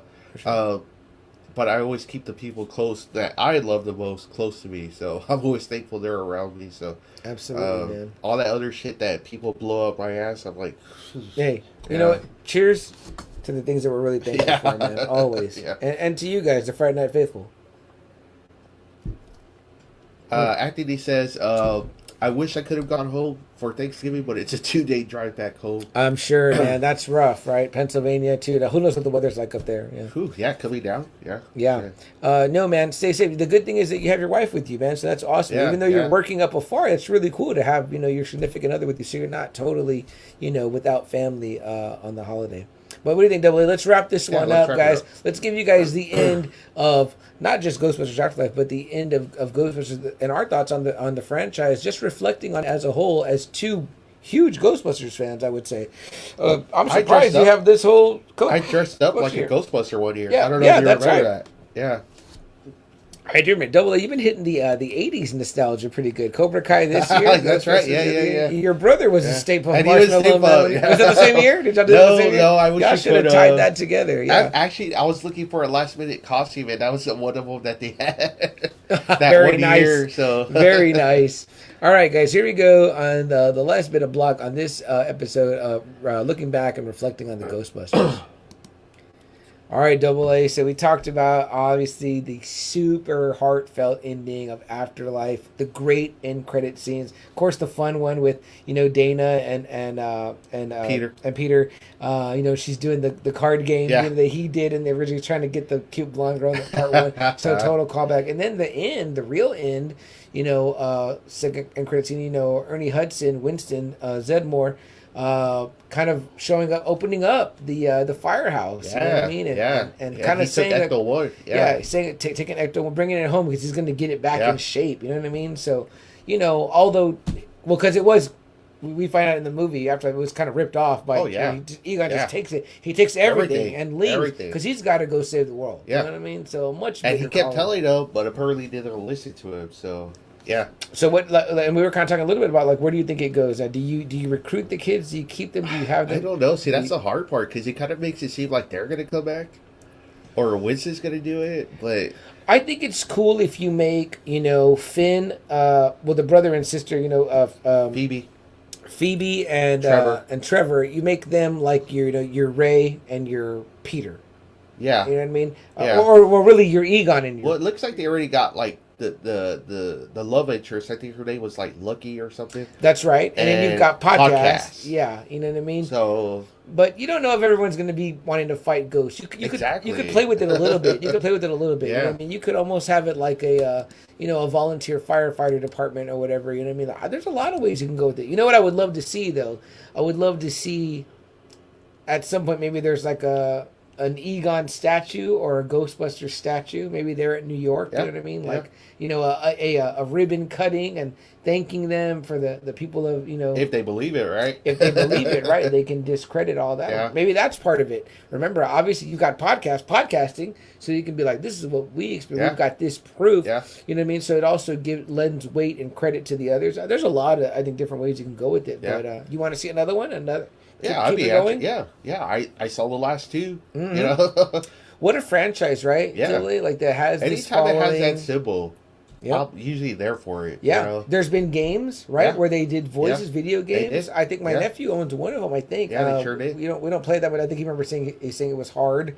They even did the way they did the Pokemon Go, where it was like you'd go out in the real world and find them. Oh yeah. They did a Ghostbusters one where you'd go out and you'd find ghosts on your phone, an app. Yeah, and that was pretty cool. I don't know if anybody out there in our podcast land found that.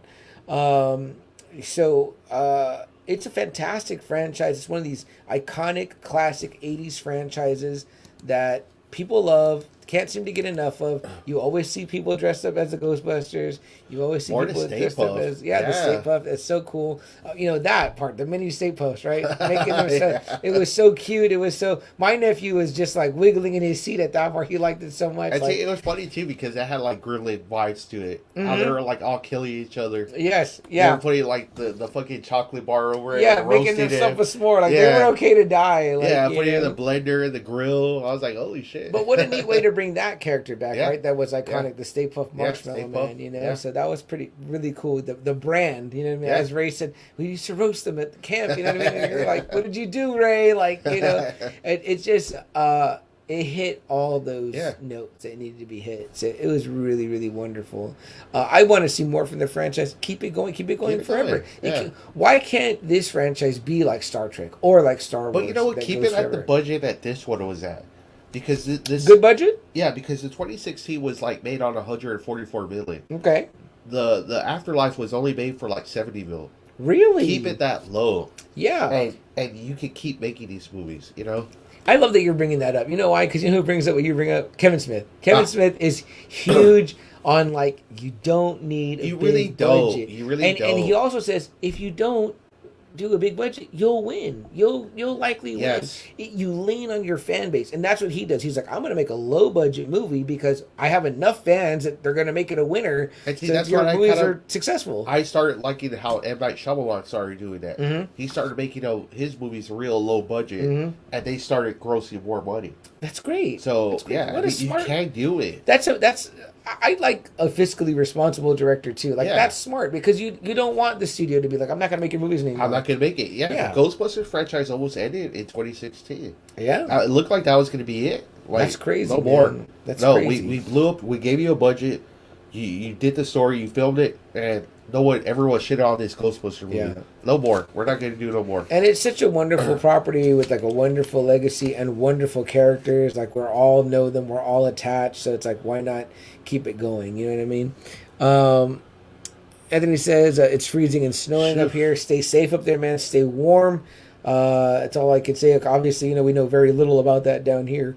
You know what I mean? Although they say we're in for another supposedly rough winter. And hopefully our grid could last. We'll see. Well, hopefully our grid could last for 3 little inches of snow that we can get. Yeah, no kidding, right? I won't say stock up because then people go crazy, but no kidding. I am very much looking forward to AA what they do next with Ghostbusters. I am too, so I can't wait. I hope they do another one. Yeah, bring back these kids, give everyone a little story, set them out. And maybe give Paul Rudd.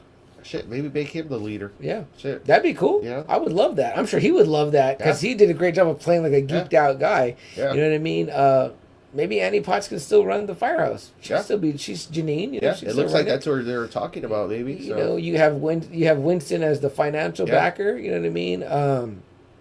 What else? Maybe you have. You know what I'd love to see? Podcasts who didn't have any listeners. Gets a whole bunch and becomes the number one podcast guy out there. You know what I mean? He takes Joe Rogan's spot and he's the number one guy and he's revealing the truth about these ghosts. I ain't afraid of no ghosts. So, anything else, Double A? It's a really good franchise. It's one of those franchises.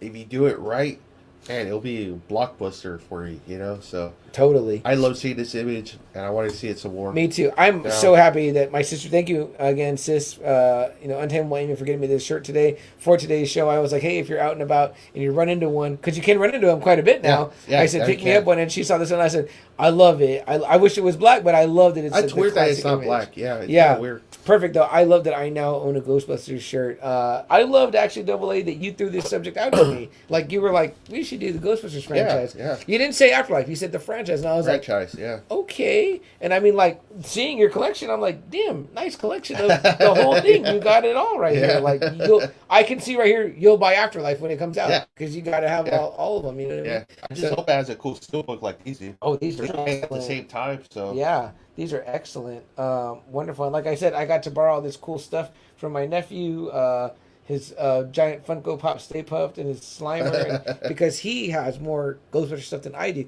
It's funny to me, right? Because I love it just as much as anyone else. But it's one of those things where it's like, I like so much stuff that I never stopped to collect Ghostbusters stuff. Yeah. Like, you know what I mean? Like Universal Monsters. I love that, but I don't have anything. I love Elvira, but I don't have anything of her. But it's like, because I have so much Star Wars shit and Marvel shit and like every other thing that I'm into that it's like I never take the time to get that stuff. Yeah, to buy Ghostbuster shit, right? Yeah. And now I'm like, I should get that stuff. You know what I mean? So, man, it's been great talking about this UAA. It feels like a perfect Thanksgiving a wrap up to it. So, I don't know, unless there's anything else, AA. Just happy Thanksgiving and hope your Black Friday goes well. So. Yes, guys, happy holidays and anything else you have coming up. If you have time off, be safe. Don't get stressed out using this time. I know it's easy for us to say. I mean, but but hey, even I get stressed out. Sam does get stressed out. So it happens. It happens. Like he said, we need to chat. So we're going to our Friday Night Faithful. And, absolutely, man. You know what? Sometimes talking about this stuff makes it all go away because it's the stuff it's the stuff you love. And if you loved it in 1984 when Ghostbusters came out, you're going to love Ghostbusters Afterlife in 2021. There's a reason why it has longevity. There's a reason why that, you can absorb yourself in the memories and in the time of the thing that it came out. You know what I mean? And it's a good story. Great, beautiful story. It is. So unless there's anything else, AA? Yep. All right. All right, guys. Well, there's something that we do say at the end of every show, which we hope that you keep in mind when you're thinking about all those things during these holidays. And we're going to kind of continue with that trend through the next couple of weeks. But it sees the day, guys. Maybe you did really want that sale. You wanted that TV. So you seized the day and you got out there and got in line. Or maybe it's just that you decided to take up the reins and do the turkey and the dressing or whatever. Or maybe, you're like Phoebe in Ghostbusters Afterlife who wanted to find out more about her grandfather and seized the day regarding that.